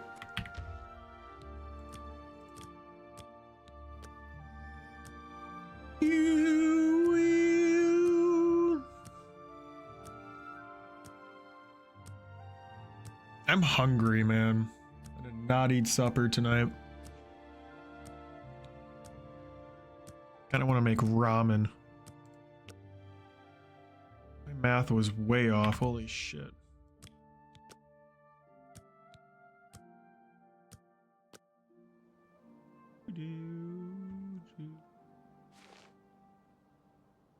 There he is. Ah, you came. You're sure you weren't followed? Good. I thought I could trust you. Nobody else in town. They're all in on it. All watching me. I always feel like yes, somebody's watching me. I'll pay you gold. Gold. You like gold, don't you? Yes. Lots of gold. Yes, yes, Here's my yes. problem. I'm being followed. Watched. Marukati selectives, maybe. Gold. Not sure. I'm a threat, you see, to their plans. I know too much. He is so fucking creepy. For me.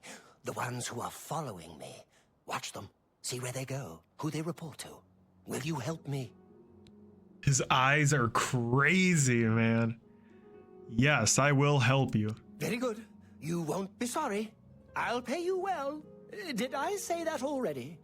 Let's start with Bernadette Penniless. Be outside Bernadette my Penis? house at 6 a.m. You'll see her watching me. See where she goes and who she reports to. We'll meet here again tomorrow night. Oh, and never contact me in public. They're watching. They can't know you're helping me. Okay, bro. Tell me more about Bernadette Penis. Her house is almost directly across the street from mine, southwest of the Great Chapel. Coincidence? I don't think so. There's so much I could tell you. So many secrets. But then you'd be in danger too. Holy shit, It's you're best right. if we're not seen talking. All right. All right. Don't try to manipulate me. What a dumb joke. Okay, well, clearly we can tell he does not have a good sense of humor. Remember, Bernadette Penniless, 6 a.m. Don't let her see you watching. Pew, pew, doo, doo.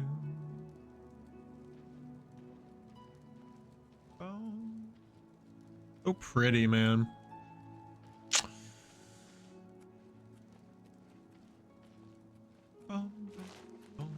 I'm listening. Hey, you're the fucking guy. Evening? You were spying on us, dude. There's no problem, is there? You have something you want to tell me about that nutcase? He thinks there's a plot against him. Really? He's getting worse then. Thanks for letting me know. If you think he's becoming dangerous, you come straight to me, and I'll handle it. Bye. Bye.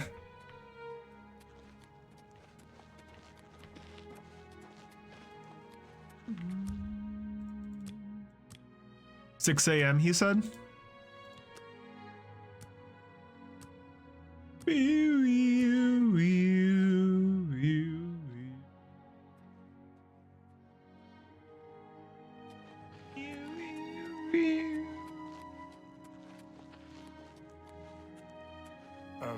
I told you not to speak to me in public. We'll meet tonight. Sorry. I have no idea what time it is.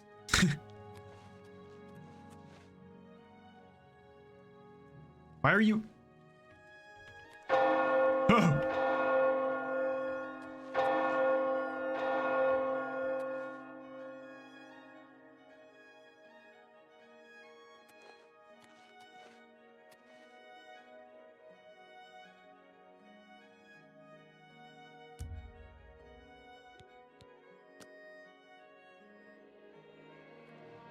There she is.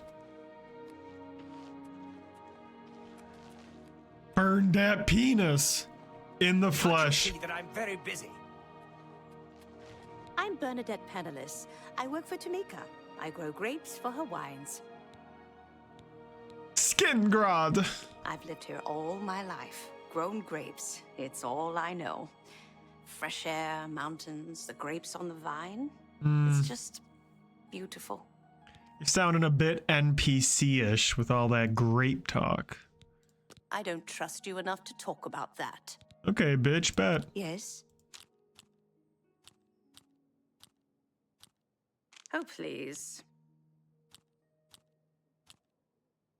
Sure. My life is drab and wretched by comparison.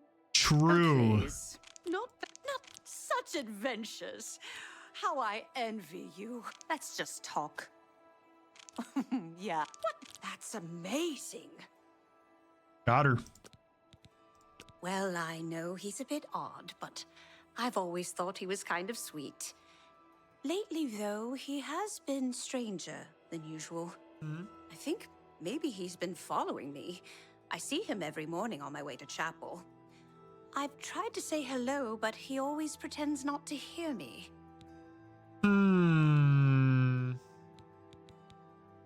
Goodbye.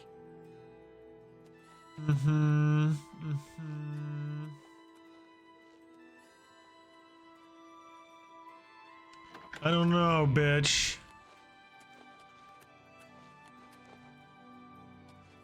Cap.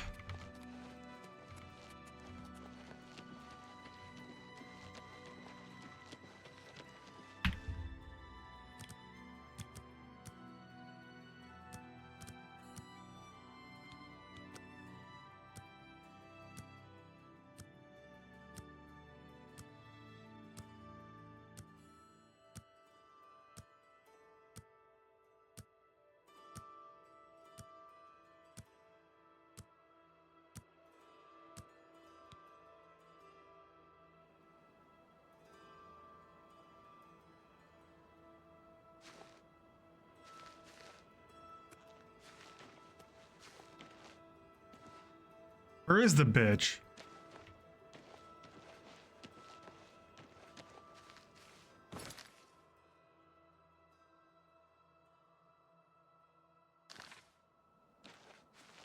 Midnight, right? I mean, 12:30. Surely. Surely he doesn't leave after 30 minutes.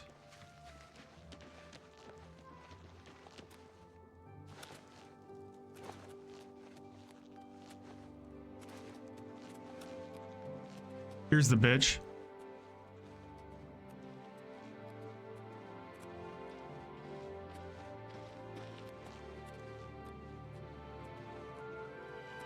Dude, you're late.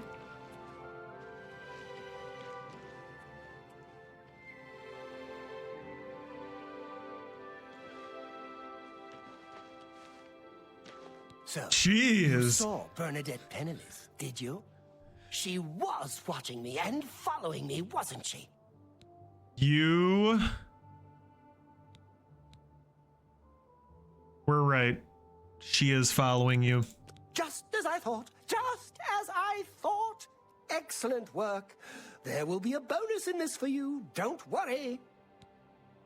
What about the reward you promised? Ah, of course. The gold. Gold! Here. But there is someone... Yes. Someone else? Tutius Sextius. Do you know Tutius him? Sextius. A quiet fellow, appears harmless enough, but I've identified him as one of my key suspects. He's a clever one, no doubt about it. Eyes in the back of his head. Always seems to know when I'm watching. But that's where you come in. You should wait outside his house and see what he does. That's when you he's come. Not watching me.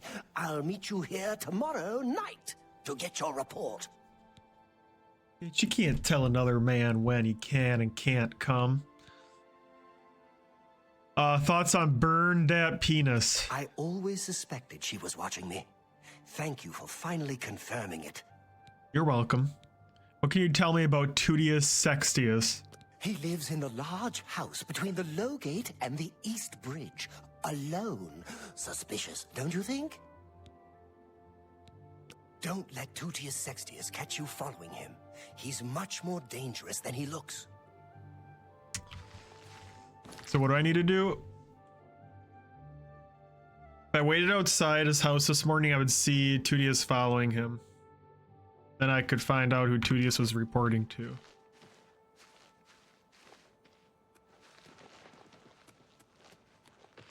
I just need to wait till 6 a.m. again.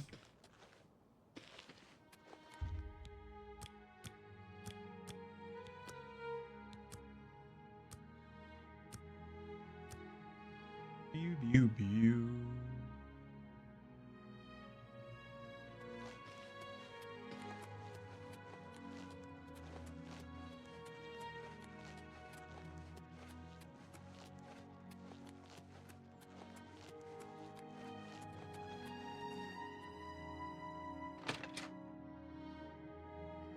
I mean, the doors to his house were open.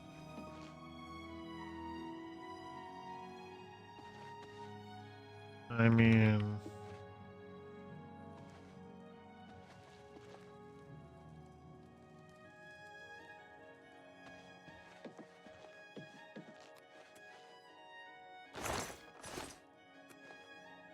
Yo!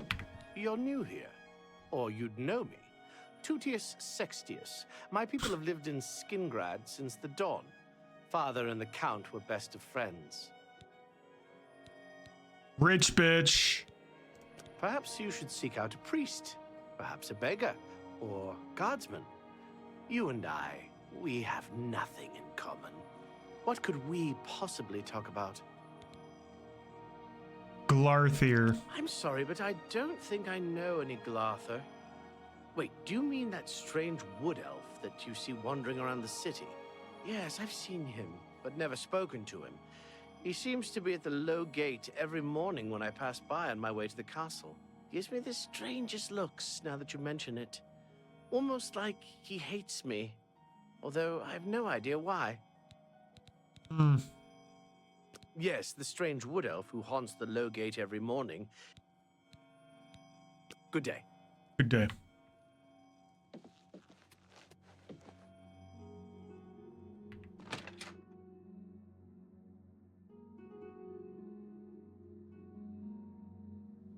Pew, pew, pew, pew, pew, pew.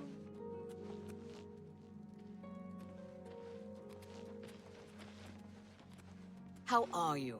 What's up, falafel? Have mercy. Just one coin.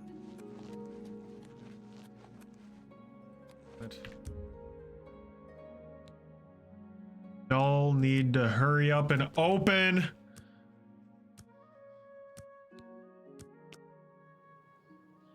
I may as well. I'm just gonna power through.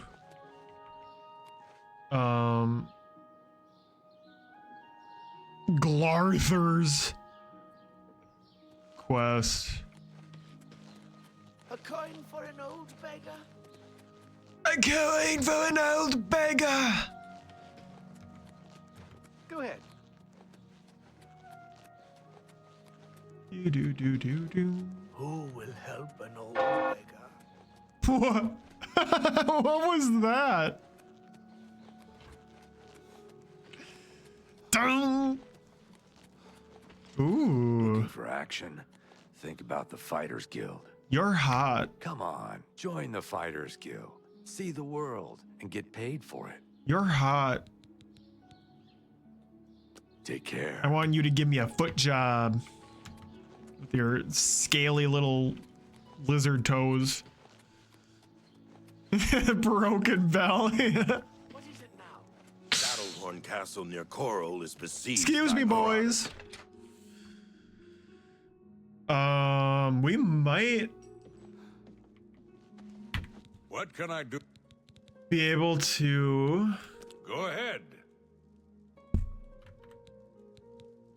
Let's do business.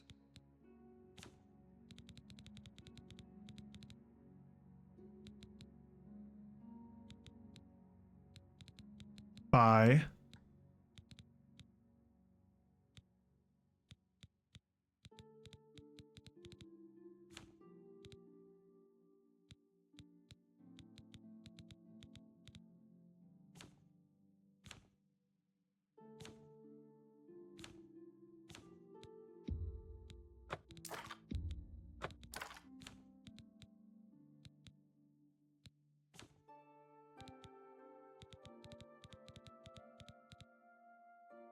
I thought I picked shit up. I appreciate your good day.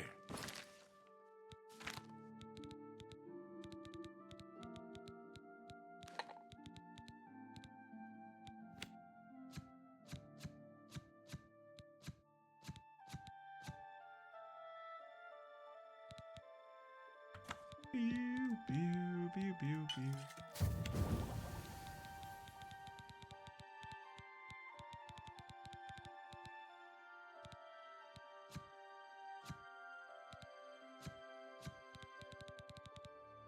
Where is it?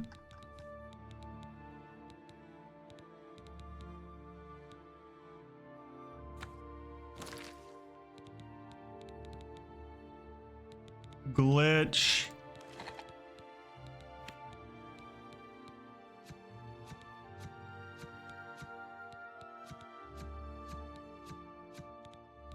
Pew, pew.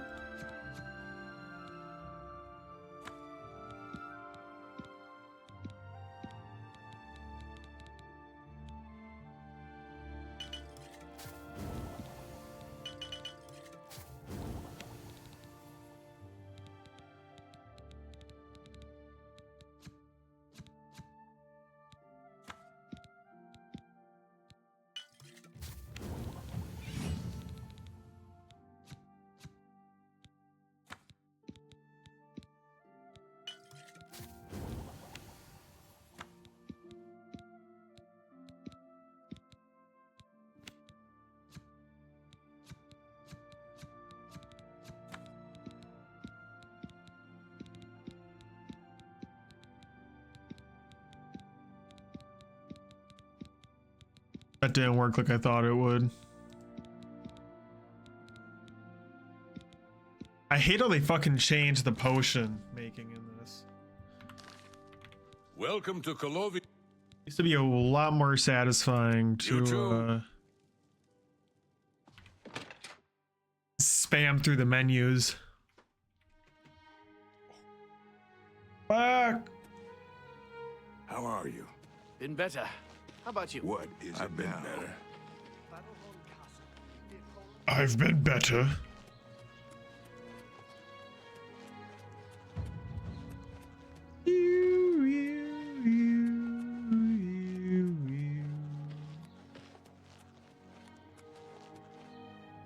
Salmo.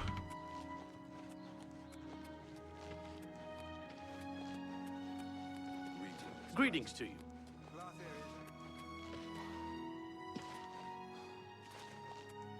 I guess since we're here.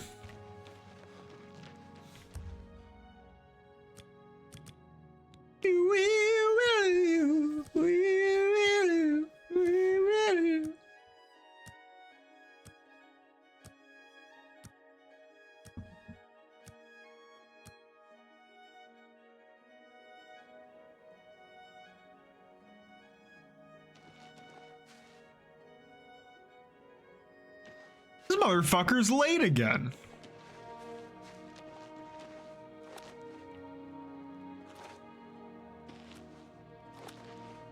What are you doing, boy? Bro, you're nuts. I told you not to.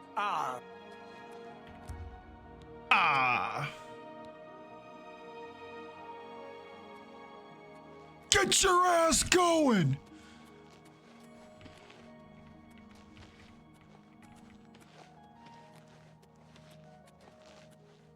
Hell yeah, Mania, you get it. Oh, you bitch! It's too late. Oh.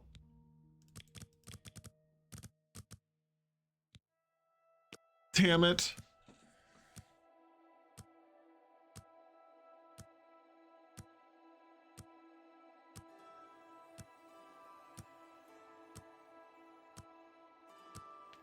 In game, we've spent like a week in the city. Just standing around.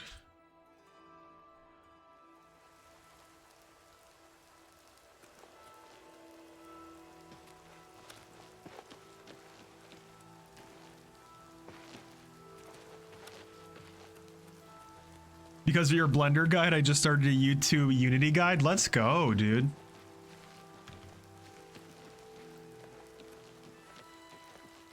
I might have to check out Unity after I spend a lot more time in Blender.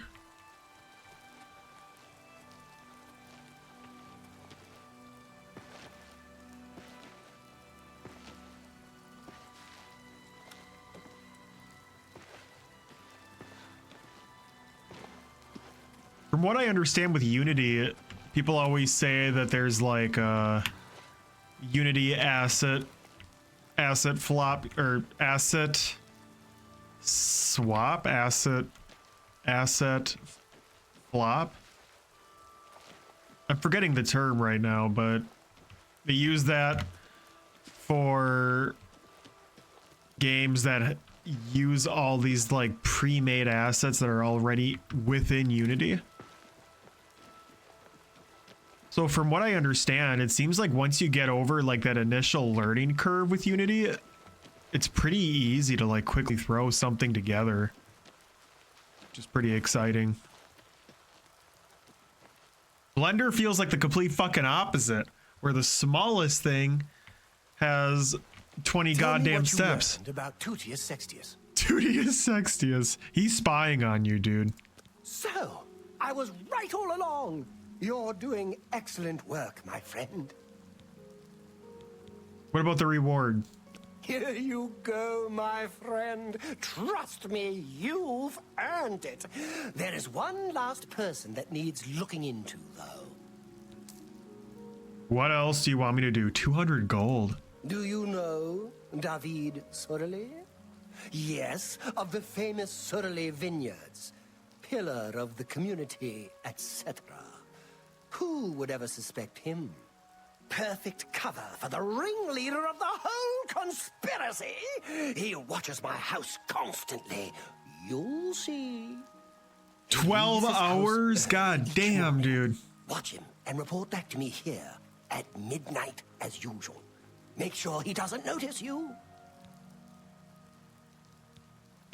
Thanks to you, his sinister plans have now been revealed to me. Creating all your characters and environment from scratch is much more work than using assets. Absolutely.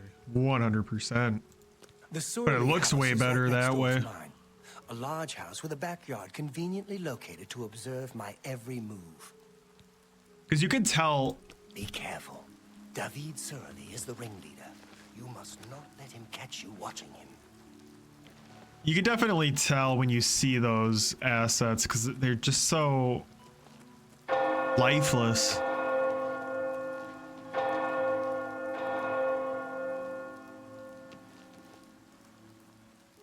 Ooh, look at them guapes.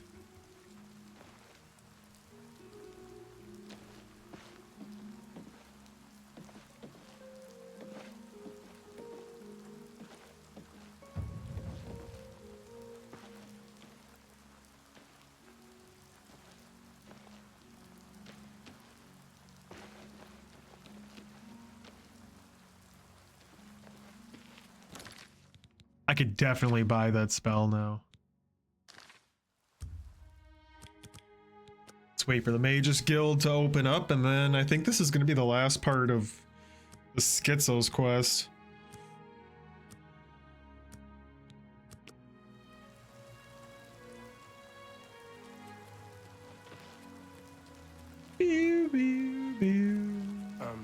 No time to talk.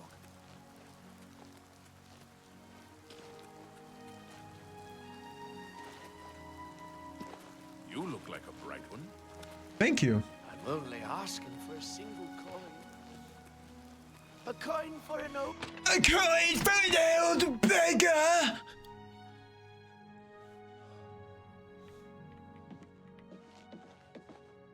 Hi there.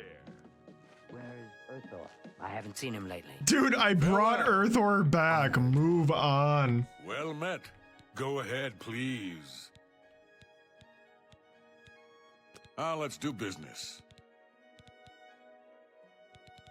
Who's the one selling it? Farewell.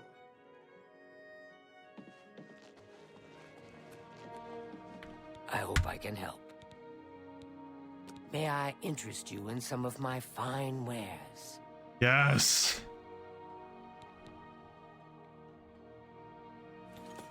For you, of course. Only quality goods for sale here. What can I interest you in? Yes. Schedule one guy with solo dev. I'm pretty sure he's rich now. Yeah, dude, he totally is. All you gotta do, man, just gotta bring some slightly unique ideas to the table and just have the little bit of luck it takes. Thank you for... Have a big streamer catch on to the game. Farewell.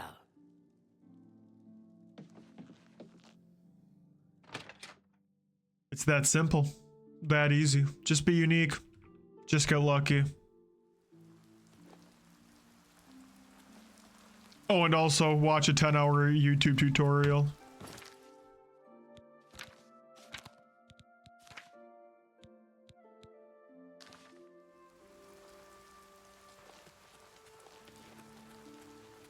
Ooh, that stutter though. That's hot. So easy, not hard at all.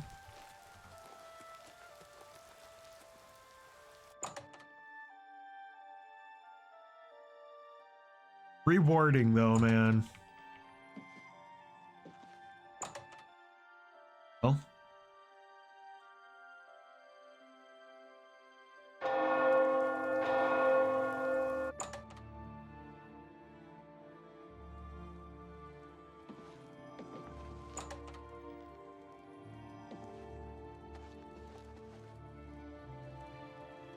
The fuck is this layout?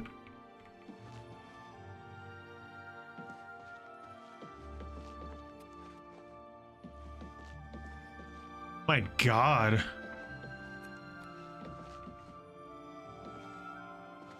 Good afternoon. Hey. I'm David of Surili Brothers Vineyard. Gaston is my brother. Gaston. From our vineyards come the finest wines in Tamriel. Finer than Tamika's? Yeah, well, in all honesty, no. But our wines are very good, and much cheaper than Tamika's very fine product, I assure you. Glarthier. I don't trust you enough to talk about that. Bet. Yes?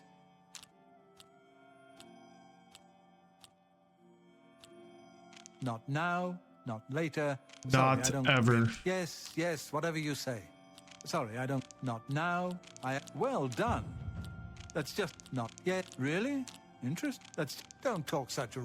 No more. You're frightening. Don't. That's just not. Well, I accept. I haven't. Don't. You think that's. I wish. Whatever you want. Not. You think that. Remark. Whatever you want. Don't. Sorry, I don't. Whatever you want. Sorry, I don't. Whatever. Really? Whatever you want. Whatever you want. You may have heard that he's a bit touched in the head, and that may be true.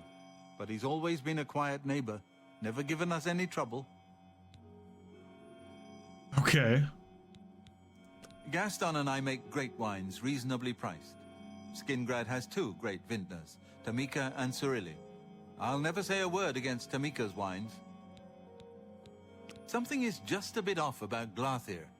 Someone needs to keep an eye on him. Bye.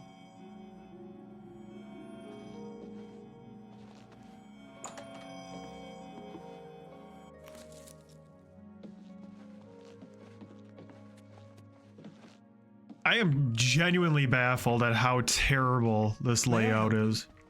You have the worst home ever. I'm Gaston Surili. Perhaps you've met my brother David. Together, we are the Surili Brothers Winery. Hood kind of clashes with your outfit, dude. Skingrad is the wine-producing capital of Tamriel. You must sample our local wines. You'll never taste better. The 415 vintages were particularly good. The 399, well, a once-in-a-lifetime experience, if you can find a bottle. I'd buy sweet rolls from Salmo the baker any day. Once I was carrying a sweet roll when 3 thugs attacked me. So I took the sweet roll. What?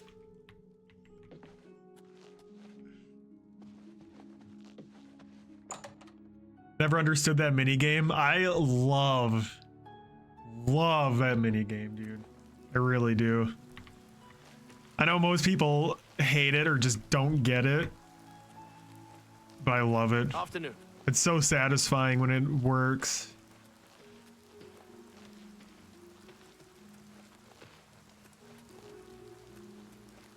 All right, I'm sick of Skingrad, dude, and this quest and my misery. Anytime now.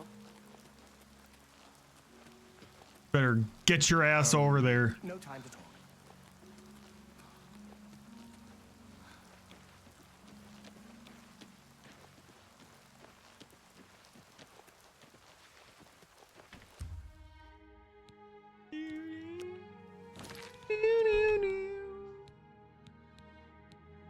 Turning off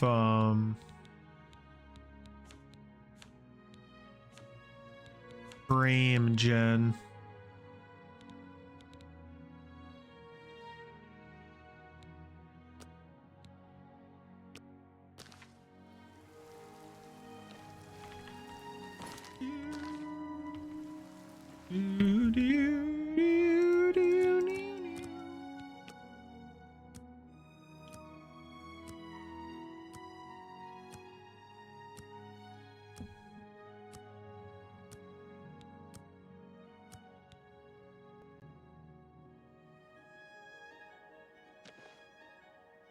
Ooh, maybe we have to turn frame gen back on.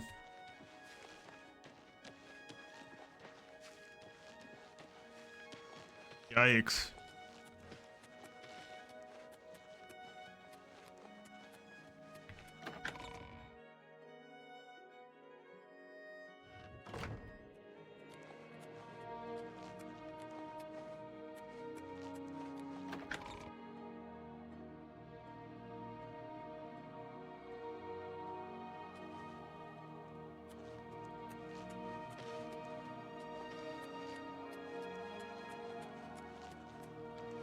Yikes.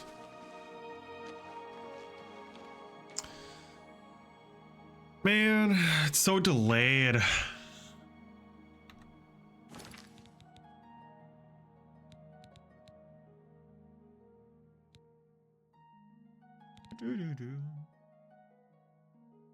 See if anyone's made new optimization tips for the game.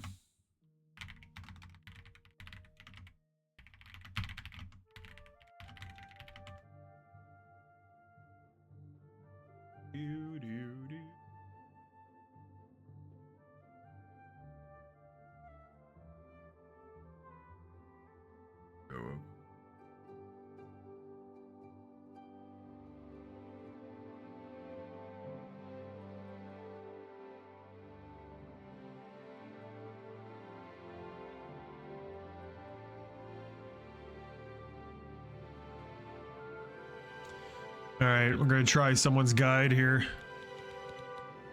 Save quick.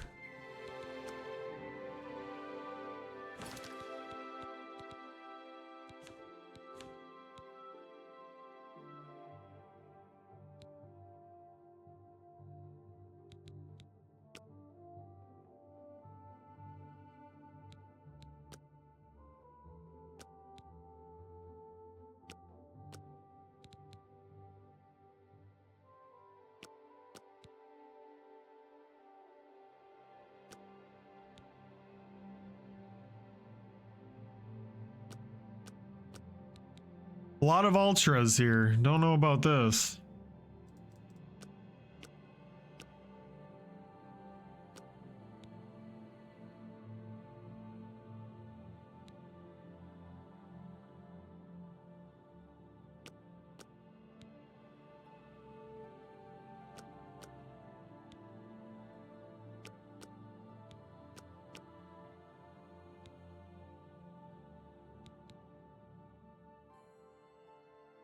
Oh, I see.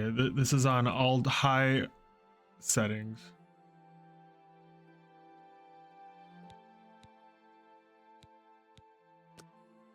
Foliage medium.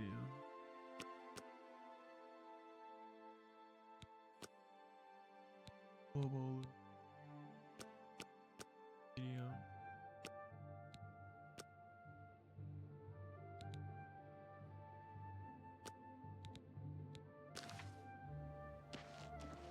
Holy shit.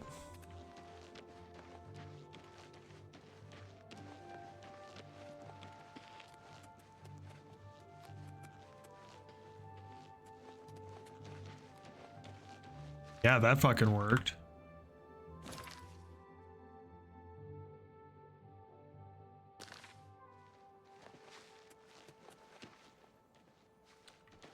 Yeah, I hear you, Mania. This was the game that finally made me have to fucking upgrade the GPU. About the upstanding David Surly. I think I have like I think I got 6600 now. It's surprisingly a decent price.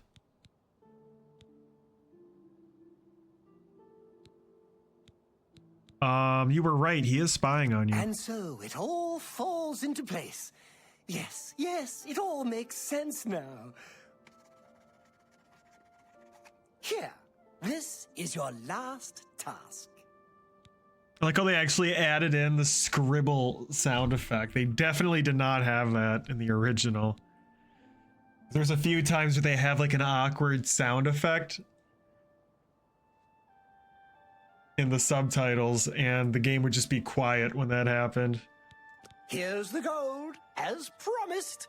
I always pay my debts, and then some. Do the last task in that note, and I will pay you much, much more. Okay. Let's go.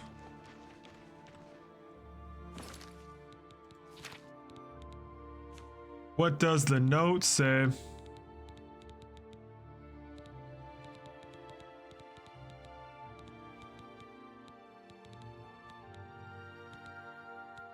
List of death? These people must be killed. There is no choice. They are definitely conspiring against me. Burned at penis, Tudius Sextius, David Surreal, the ringleader. Kill him first.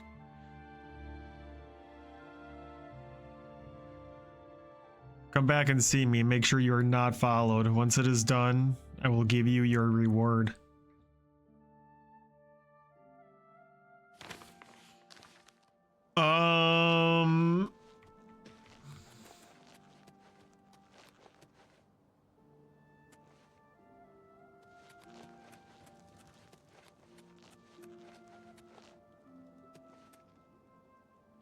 You could end the quest right now by reporting him to the police. Or we can actually kill these motherfuckers. But I don't think I'm strong enough to pull that off. Or at least I don't have the right equipment.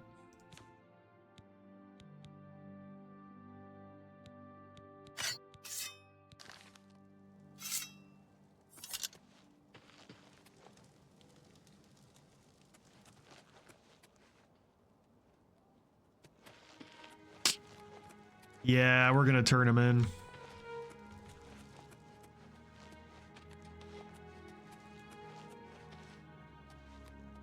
How are you? We're always... Good day. Where is your ringleader, Dion?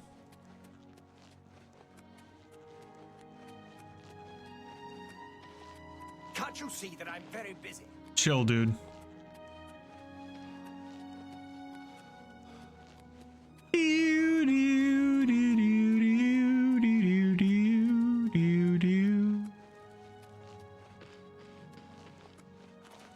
Good to see you. Good to see you.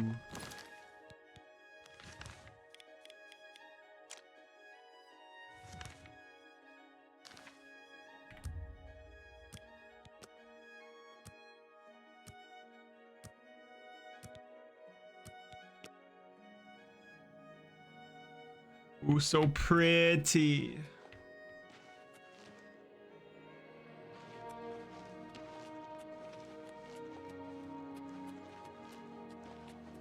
A coin for an old beggar? No.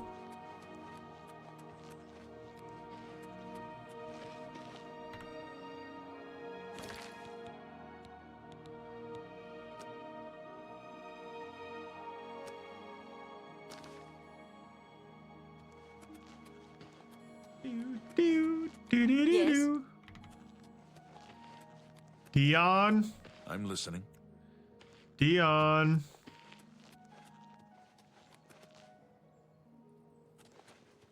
Oh, Dion.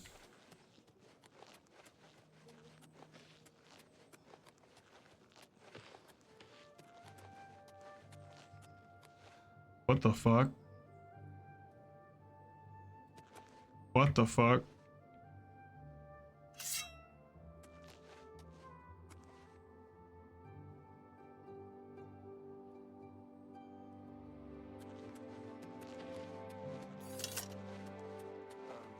It just works. Foul.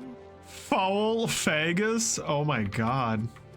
I should not have said that name out loud. Hello. Well met. Well met. Well met, well met. You look concerned. Is there something you want to tell me about Glarthir? Show Glarthir's note. Julianos, preserve us! I can't believe it. Why me? Please, show this to the guards right away. Oh, is that what I needed to do? We're here to serve. Take care.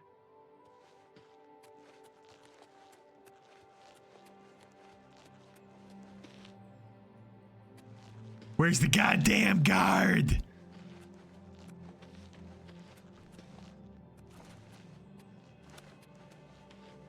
Gonna turn frame gen back on.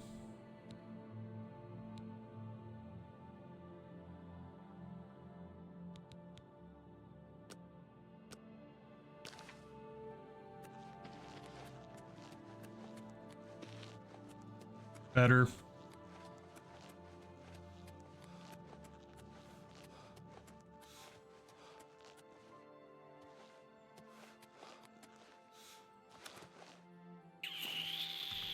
This is annoying.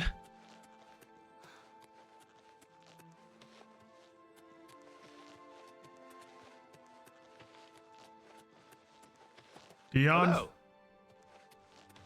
Dion? Hello there. What? You too. Dion? Dion? Dion? Well met. Dion?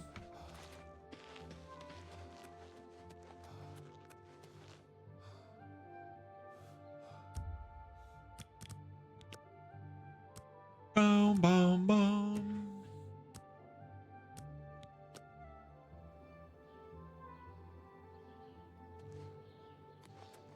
Dion? Dion? Dion? Hello there.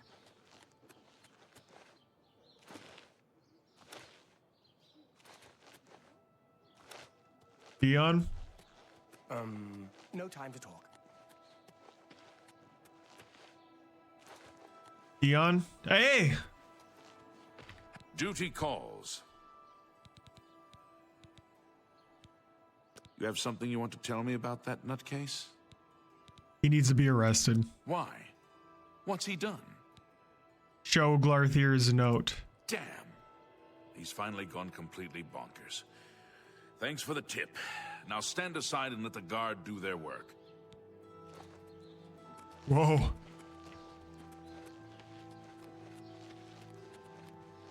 Go get him, piggy. Oh, shit.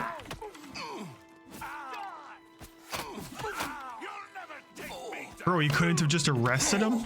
Damn. Get out of here, foul faggot.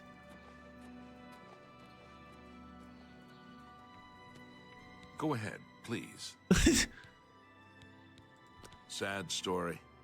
But at least we stopped him in time, thanks to you. Be seeing you. That it? Yeah, well, I guess I'll be taking these. He's got the key to his house. He's probably got some good shit. Bet a weirdo like that has amassed quite the collection.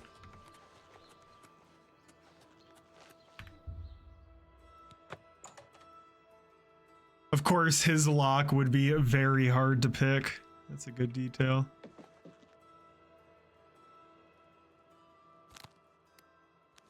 I totally forgot that I have a torch.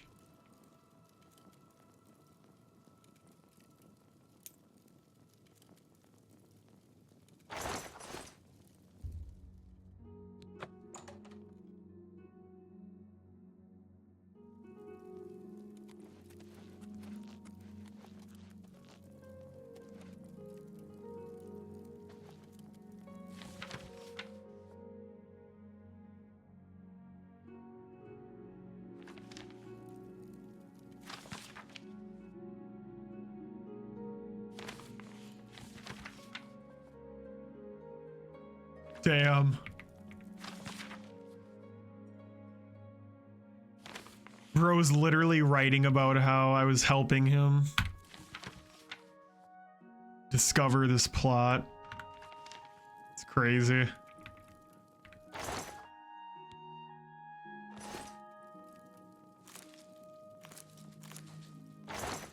I fear we may have led the poor man astray.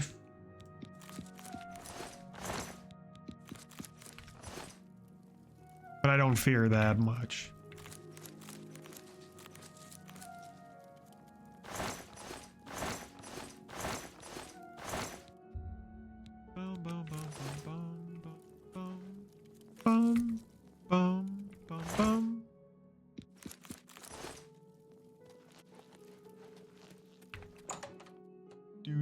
Do. Ooh.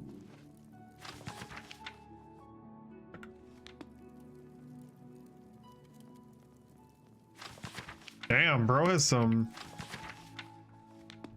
rare books.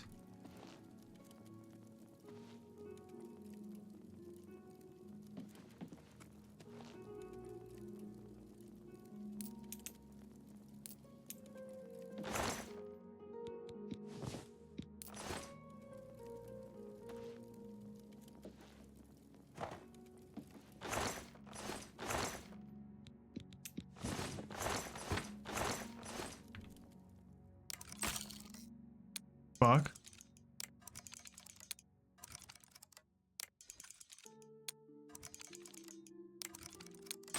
Damn.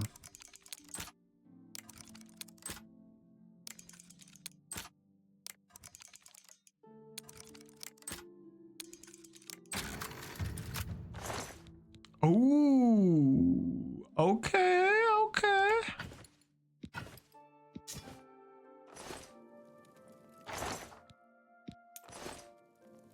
Come on.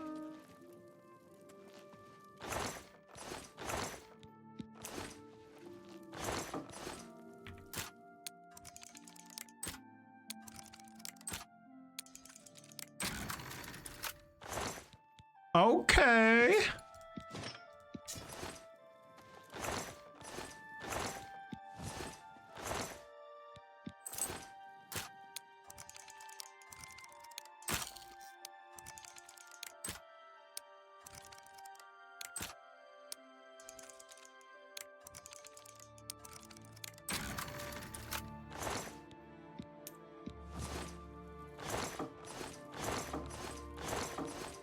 Damn. It's kind of loaded. How the hell did he get all this money?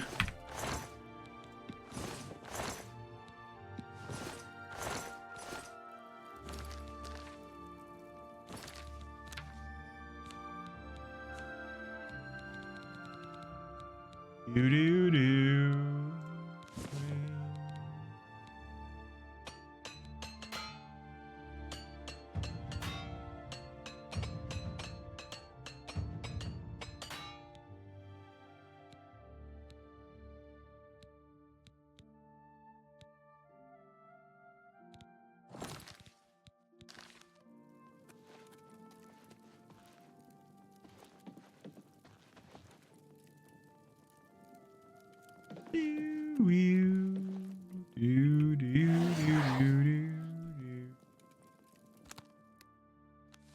Not mean to do that.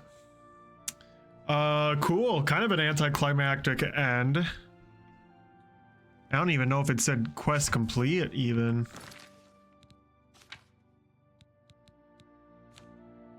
Oh, it did.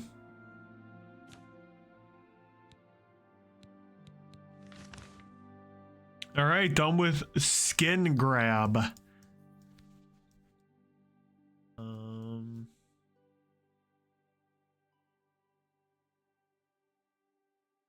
Let's go to shitty ass Breville next.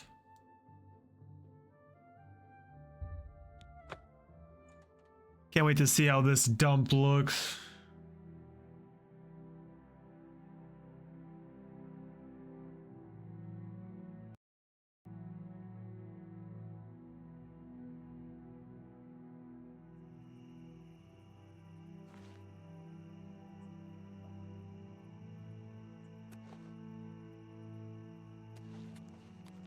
Oh, damn.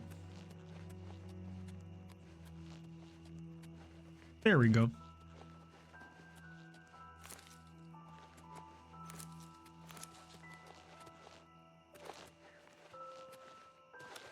There it is, chat.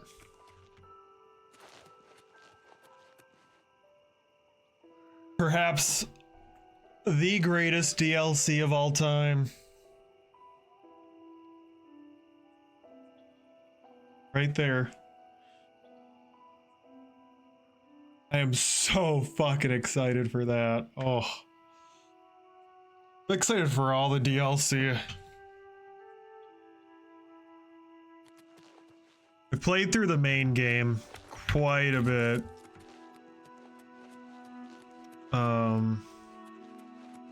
A lot of this shit I've seen multiple times already. But the DLC I haven't really done. I've never completed Knights of the Nine. There's a bunch of smaller scale DLC packs that I haven't ever touched. Shivering Isles I beat back in the day and I haven't really played it since. So I'm really hyped to revisit that.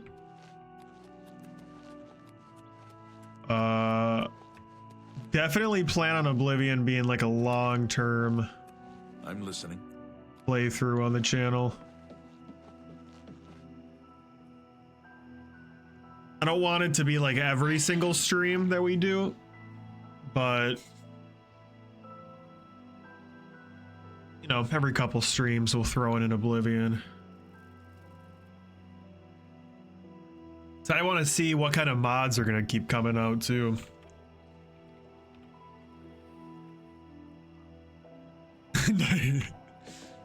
Do you prefer Skyrim or Oblivion? Dude, that's tough. They're both so fucking good. I think music-wise, I prefer Oblivion a tiny bit. But I like Skyrim's system better because Skyrim doesn't continuously play the music nonstop, whereas Oblivion does nonstop. It's always playing music. So that's my answer. Both. Excuse me, my Go lord. ahead. I'm sorry to impose upon you like this, but I'm in need of assistance and I don't know what to do. She looks fucking creepy. My husband Alaron is missing. Alaron. It all started when Alaron became foolish and started gambling. He'd visit the arena every week and spend our hard-earned money on bets. I told him to stop, but he didn't listen. He was certain he could win us a fortune and move us somewhere nicer, like the Imperial City. It didn't take long for Alaron to begin losing. He resorted to borrowing money from a usurer to cover his losses and place new bets. As you can imagine, it didn't pay off. He ended up owing around 500 gold. We could never have that kind of money to pay back the usurer. Broke ass bitch. Yesterday, the usurer, Kurden Drago, sent for my husband to meet him at the Lonely Suitor Lodge. He hasn't returned since. I fear for his life. Kurden isn't known for his patience. Please, I'm not wealthy, but I'd give anything to see Alaron again. Alaron. You will? Oh, thank you. Please be careful. She I is don't so wish any harm creepy. befall What the him. fuck? I do miss him so. And when he gets back, I'm going to kill him for making me worry like this. That abandoned house. I can't believe nothing is That being done. abandoned how? The place is a skooma den, pure and simple. I think all Bogrum Grogalish cares about is the Lonely Suitor Lodge. Damn. He obviously takes great. Good old shitty Breville. They say syndicates of wizards.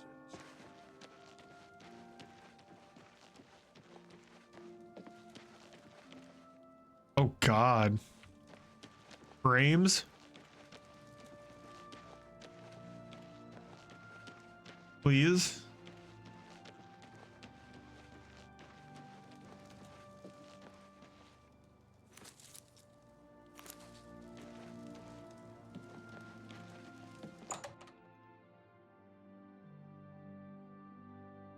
Please? How do you do? What?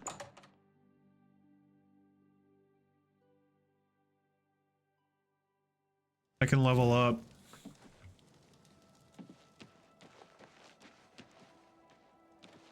Now it runs fine. See, dude, I don't get this game.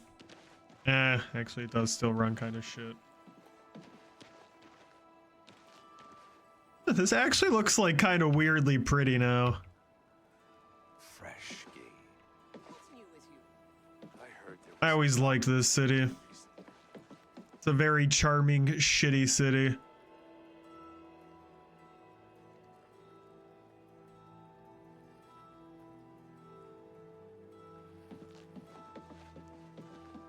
Oh, I'm so hungry. Wretched Aya. Thank you, kind sir. Blessings of Arche upon you. Blessings of Arche upon ye. Jesus, that was loud. Where is the skooma den? It's one of these buildings over here. Pick up there.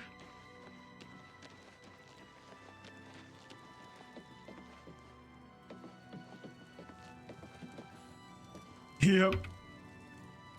Look at you. What do you want? Take care. Damn, I didn't realize I had to pick the lock.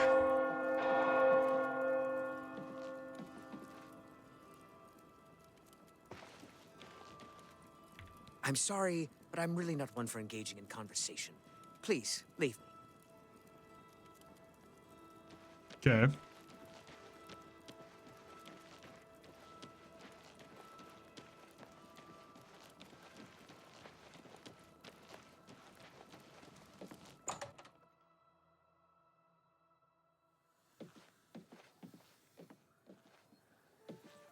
Wait. What do you want? Never mind. Farewell. Greetings, High Elf.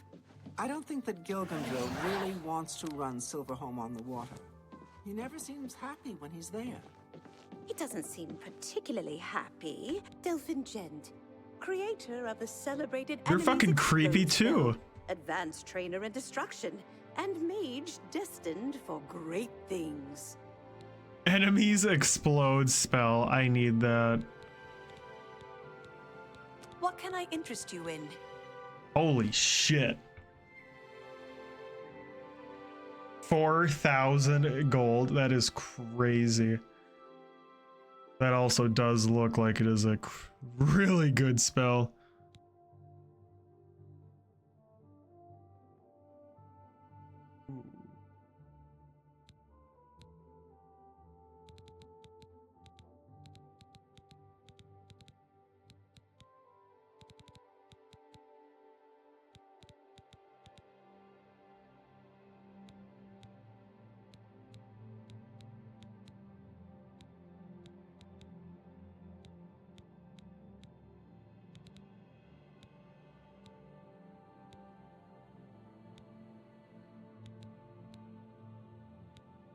I might get the Bound Karis spell.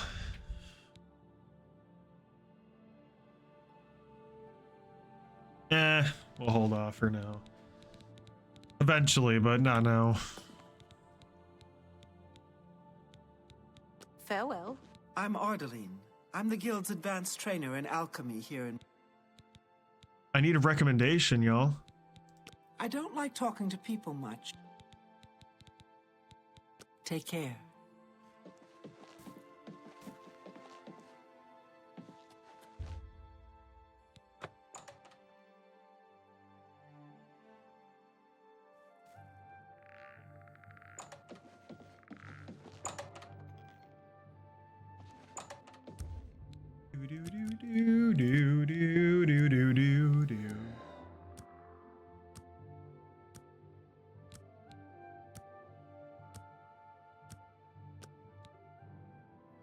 Level 8. The secret does seem to be hard work, yes, but it's also a kind of blind passion, an inspiration. Oh my god, why are my stats so fucking low?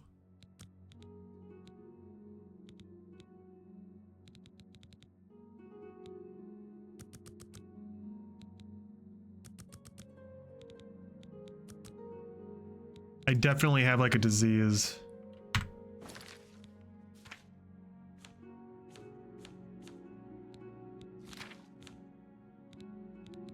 No?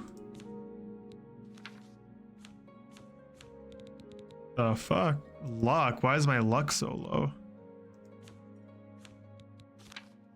That's right, that fucking asshole cast a spell on me. Piece of shit.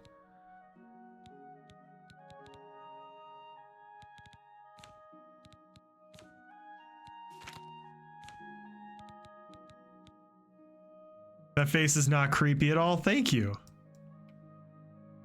I agree.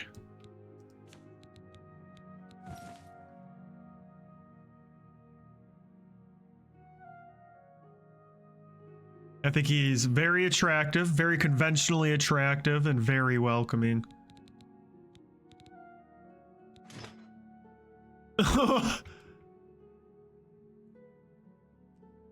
That's excellent. That is excellent, dude.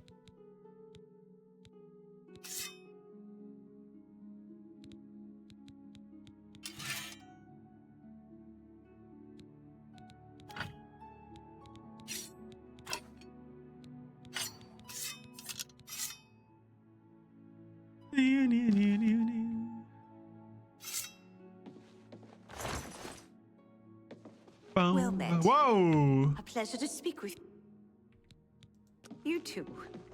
You look like a bright one. Why can I not ask about recommendation? His helmet melted into his head. Hi, Carandial. Mage trained. Scholar by inclination. Dude. Bye.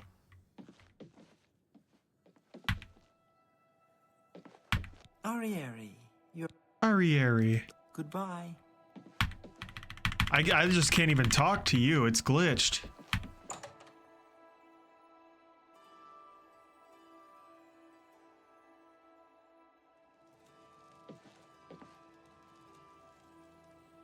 Pretty.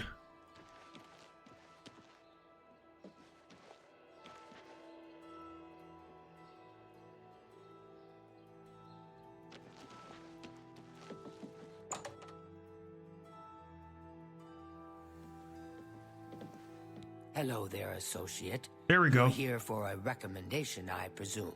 Are you prepared to earn it? I'm ready. I'm afraid I haven't had time to prepare anything conventional. I'm very preoccupied with this situation concerning Ardaline. Perhaps you can help with that, however. I can't directly get involved for fear of embarrassing the poor girl.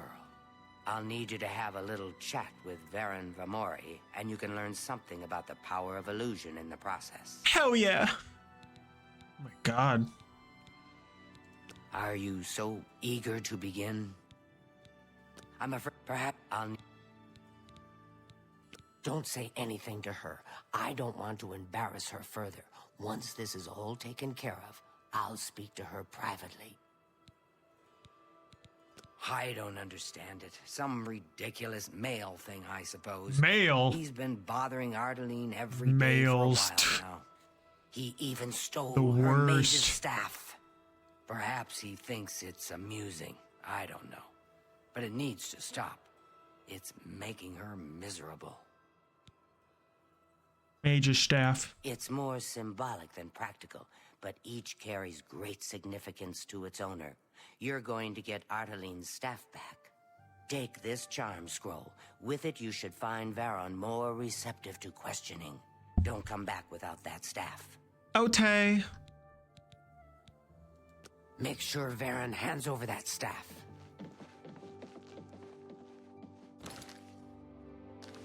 Well met.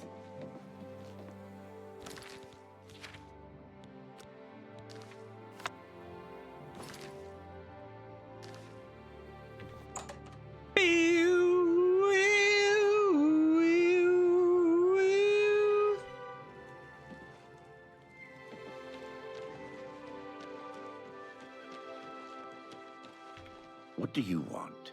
Oh, I love your voice. You are so fucking sexy. My god, it's so laggy. Goodbye.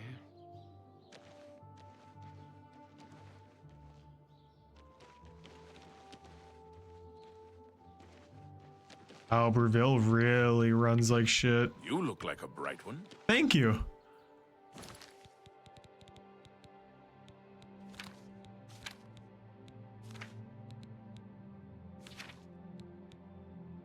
No, frame gen's turned on. It's just like when it's running like shit with frame gen, it just makes everything so laggy.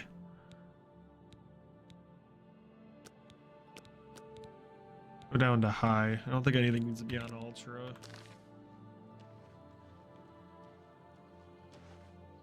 Yeah, then the game just gets pissed when you keep adjusting the settings nonstop. So I'm just gonna quick.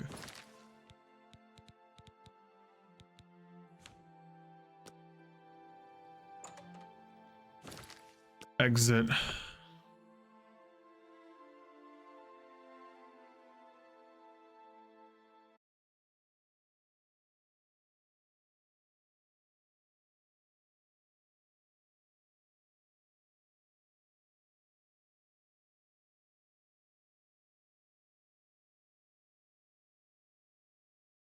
It's dead.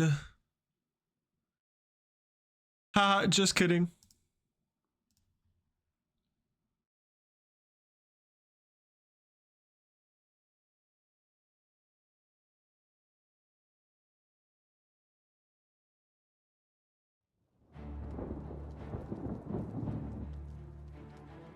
Time to upgrade. I just did.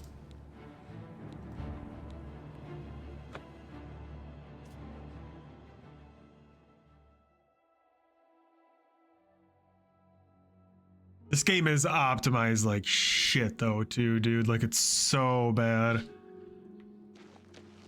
See, now we're totally fine.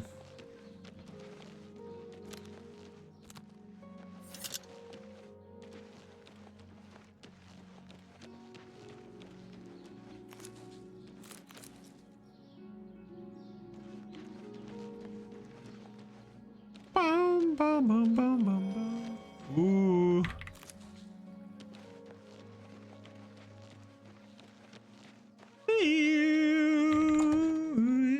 CPU's too weak? Might be. At this point, the CPU is going to be the most outdated thing. My system. Well met, guildmate. I do think that my CPU cleared for minimum specs, but not recommended. Yeah, it is what it is. Again, it's just when it goes from running like total shit to running fine, I have to assume that it's something on the game's end. And I won't lie, I'm pretty fucking disappointed that there hasn't been any updates I ran across a couple of since muddy release. maps not long ago. Can I help you? It's part of the reason I took some time away from it the past couple weeks, because I was hoping it would Go ahead. be updated a bit by now, patched a little bit. Don't try to manipulate me.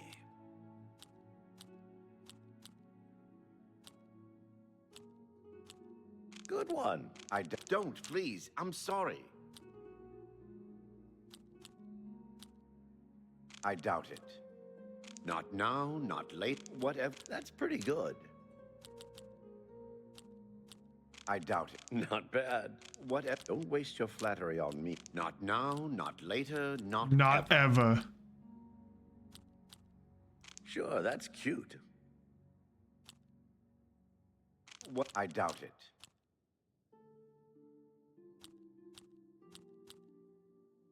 Whatever you want. What nonsense. Good one. I doubt it. I accept. Don't waste your flattery. I doubt. Not bad. Not Damn. bad at all. That works for me. I don't know what to... All I want is for her to care about me, to feel the same way as I do about her. But she doesn't. I try, and it just doesn't matter. It makes me furious sometimes. All right, I admit it. I took it from her. I don't know what I was thinking, honestly. I was trying to tell her how I feel, again, and she wouldn't even stop to talk to me. I just got so angry. Was a little ashamed afterwards, but didn't know how to apologize or give it back. I wish I could. I'm afraid I don't have it anymore, you see. I sold it to a friend of mine, Soros Aranim. He lives in the Talos Plaza district of the Imperial City. He's the one who has Ardeling's staff now. If I still had it, I'd gladly give it back. Tell Ardeline I'm sorry. Incel. Like she's just been sitting here Any 3 luck feet away. talking with Varon Vamori yet? Varon Vamori. He sold it, huh? Well, this just keeps getting worse. Very well.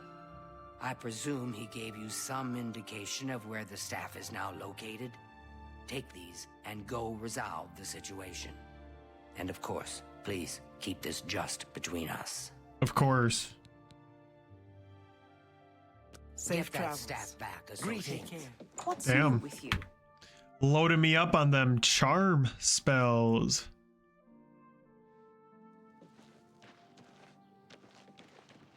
Fortunately for me, my natural charisma is charming enough. For a single coin. It's already fallen apart again, though, running like shit. Wow. Something about Breville, man.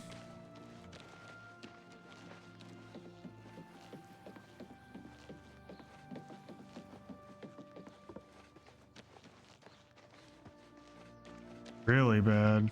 Hello. Hi.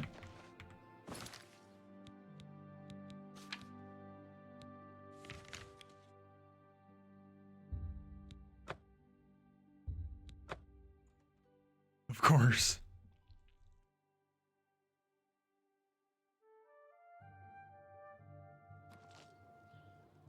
What is it, citizen?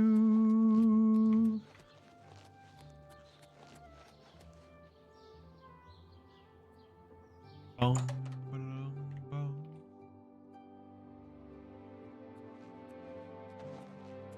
fuck? Hail. Greetings to you. Good day, stranger. Saurus Aranim is my name. Yes, I have the staff Varen sold me. I'm afraid I'm not willing to part with it. I paid good money for it, after all. You understand, of course. Go ahead.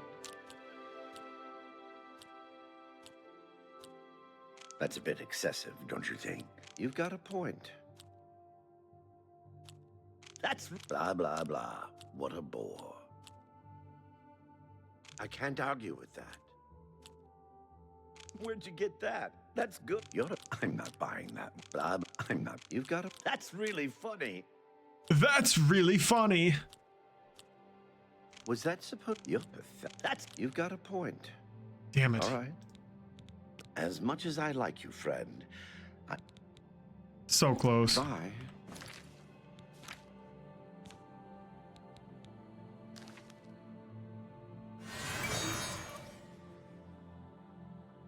A pleasure to speak with you.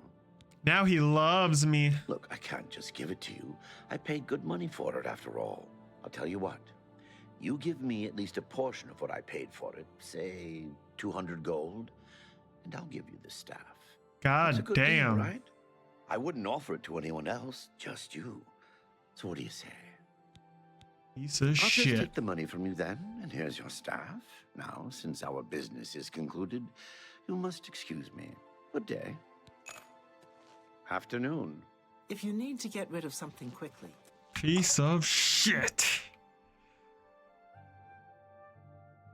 Lord Queef Sniffer will remember that.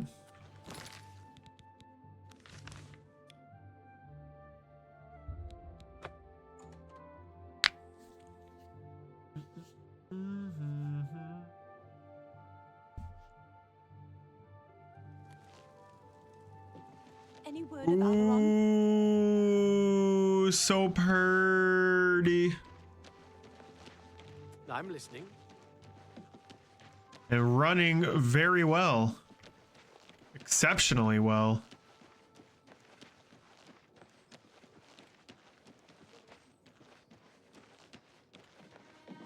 Well met. Rectum? Yo! Weirden.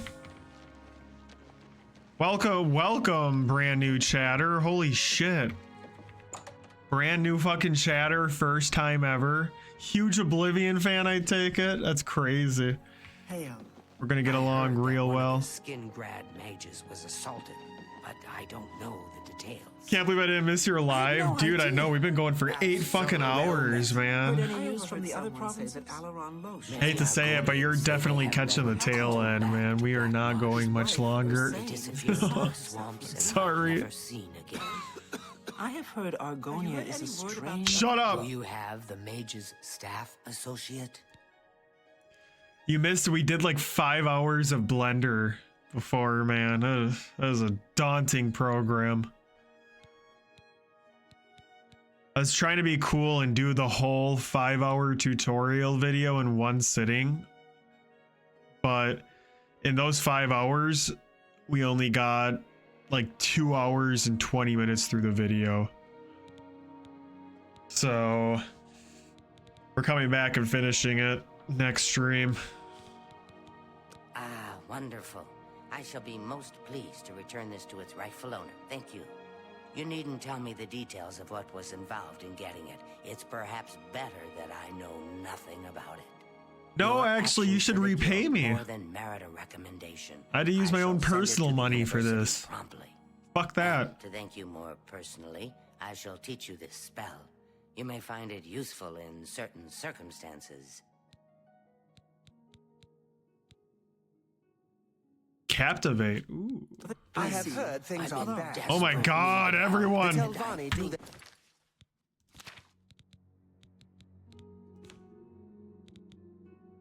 Charm. You're the only one that I can turn to. We can only hope this Look at night these is over two. soon. Good day. How goes it? Who knocked all this shit over?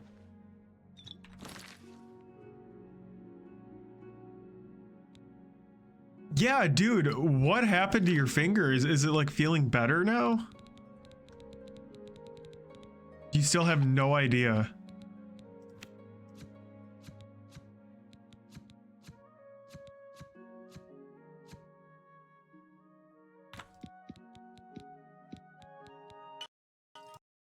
Oh.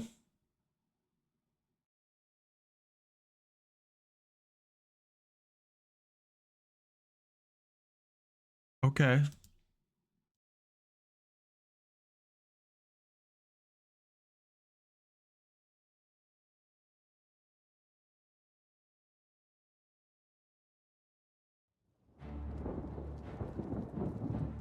Damn, dude.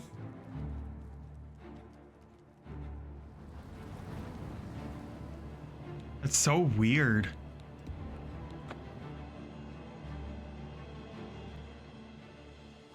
Well, maybe tomorrow it'll start feeling better. I feel like usually People saying they ran into it takes some rest, overnight rest, to feel better about shit like that. Goblins. Ugh. Goblins. You have,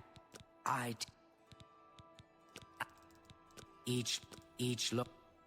Please, I'm in desperate need of help. Hello there. And I think you're the only They one say that syndicates I can of turn wizards to. have led a boy Chill, to real bitch. goods in the land of the Altmer. Good day. I offer the finest goods and lowest prices. Take your time. Oh. Let's do business.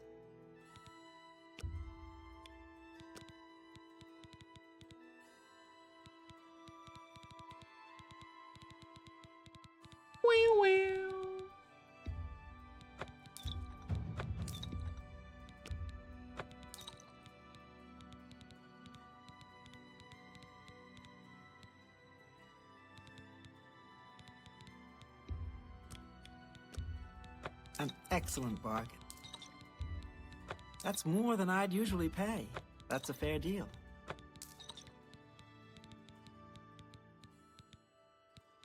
Tell your friends about me. Ooh, naughty, naughty. Somerset Isle has become... Naughty, naughty. You're supposed to be on art leave. Fucking junkie.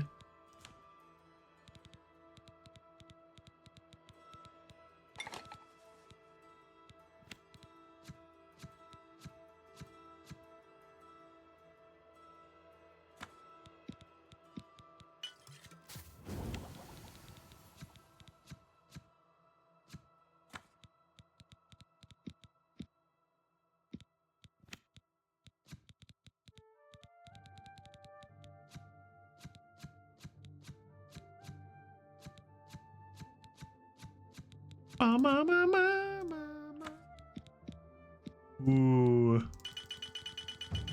Ooh.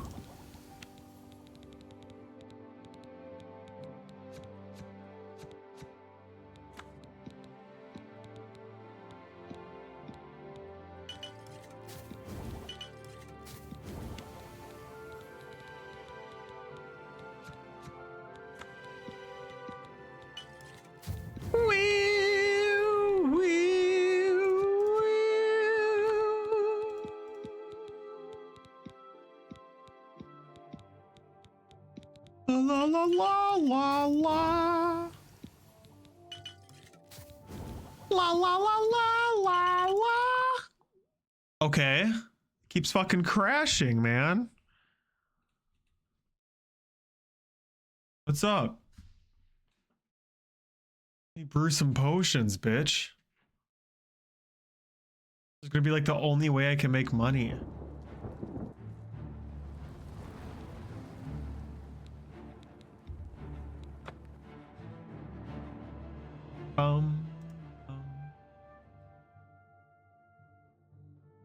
It's definitely a sign that I need to end stream. Thanks for asking. What's new? Do you? I each. We're all talking about the Emperor's murder. We have no Emperor and no heir. You're the only That's never one happened that I can turn to. I suppose we should all be worried. I hope I can help. It's your fault, Weirden. You weird new chatter. You brought these fucking bad omen crashes with you. The Weirden curse. Shut up!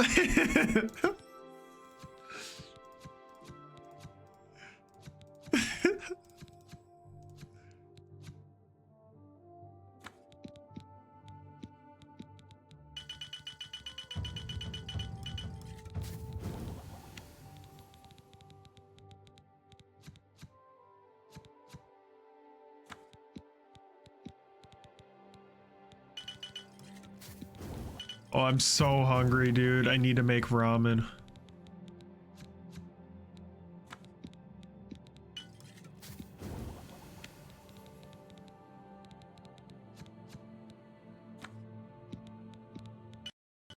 Dude!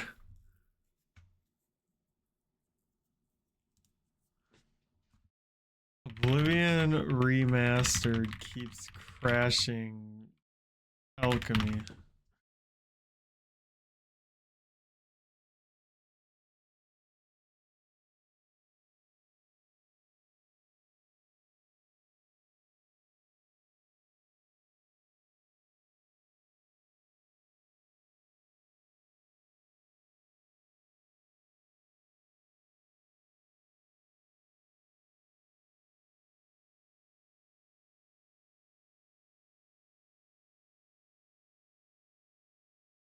God.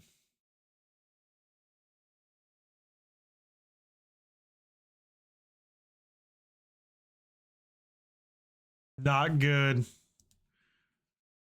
Not good when you see that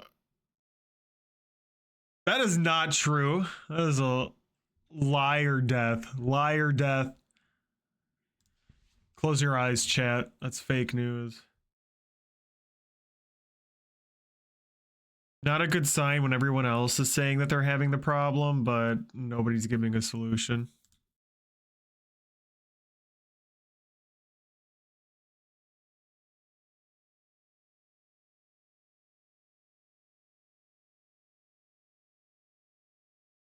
Oh my god, people are saying it might be the button mashing.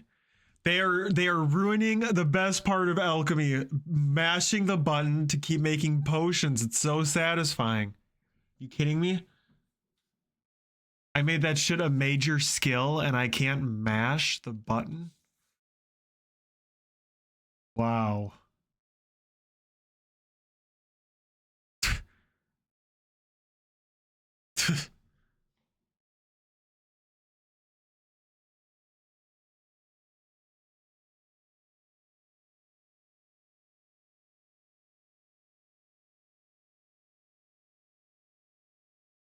Game really needs a patch.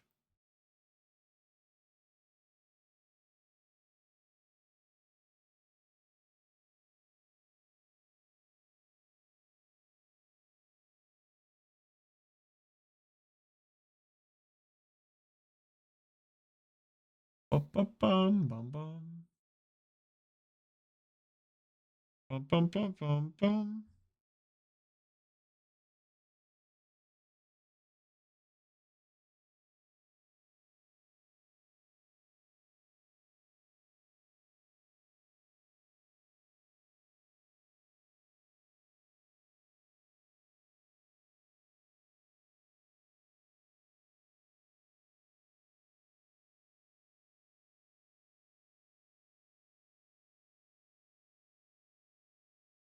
No, they haven't, which is pretty shitty.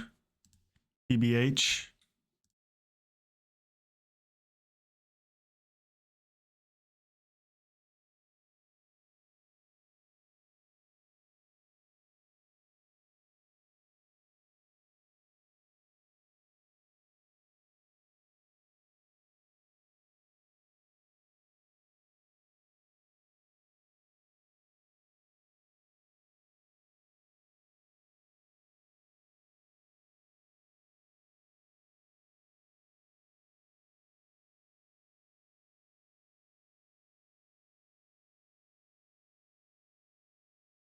Bummer.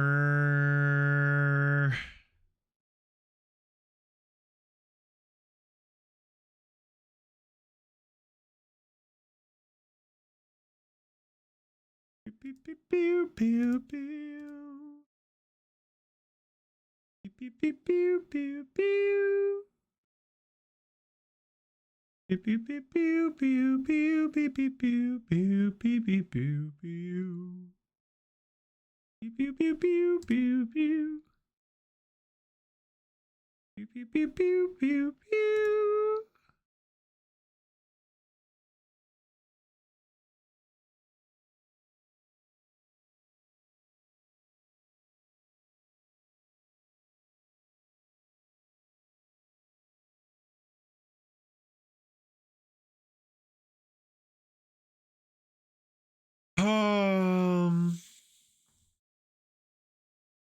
Not like this.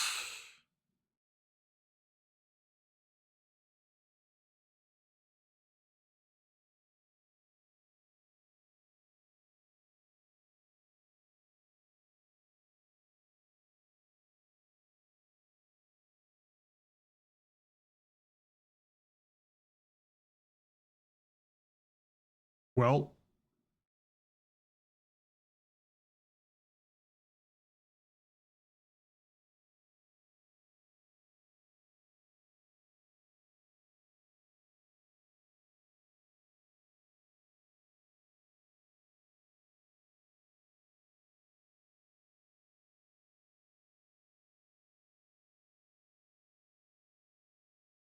ba, ba, ba, ba, ba, ba.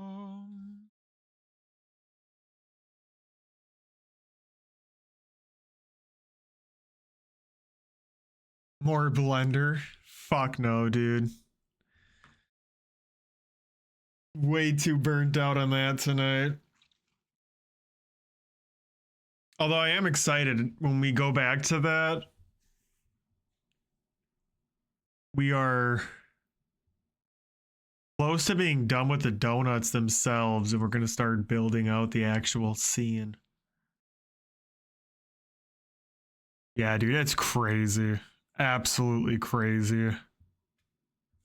There's so much shit you can do in it, man.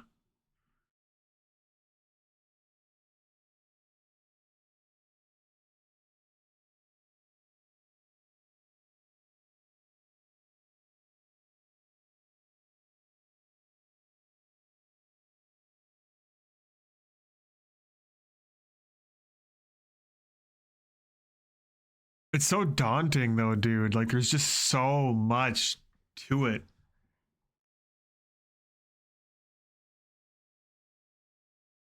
You know, it's like, yeah, it's 3D modeling, but it's also animation. It's also like coding, like with all the nodes and stuff. I didn't realize there's like coding and shit. Honestly, if I had known there was coding like that, I probably would have never even been bothered to even try to learn.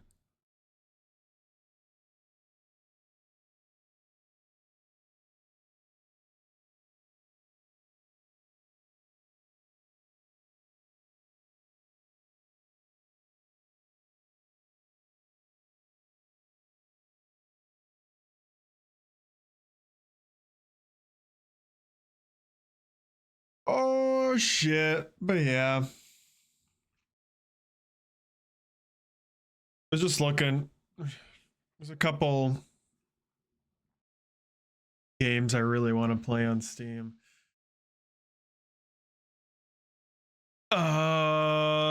Shit. We're gonna keep playing Oblivion, but I was saying before, this is gonna be like a long ass playthrough. We just keep coming back to every couple streams.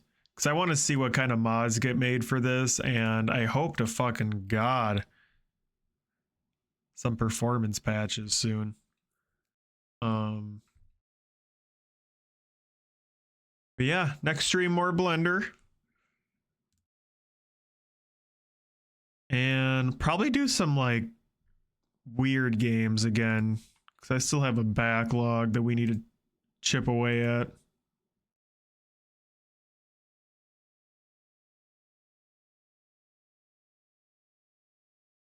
Here's to hoping. No shit, man. Shit.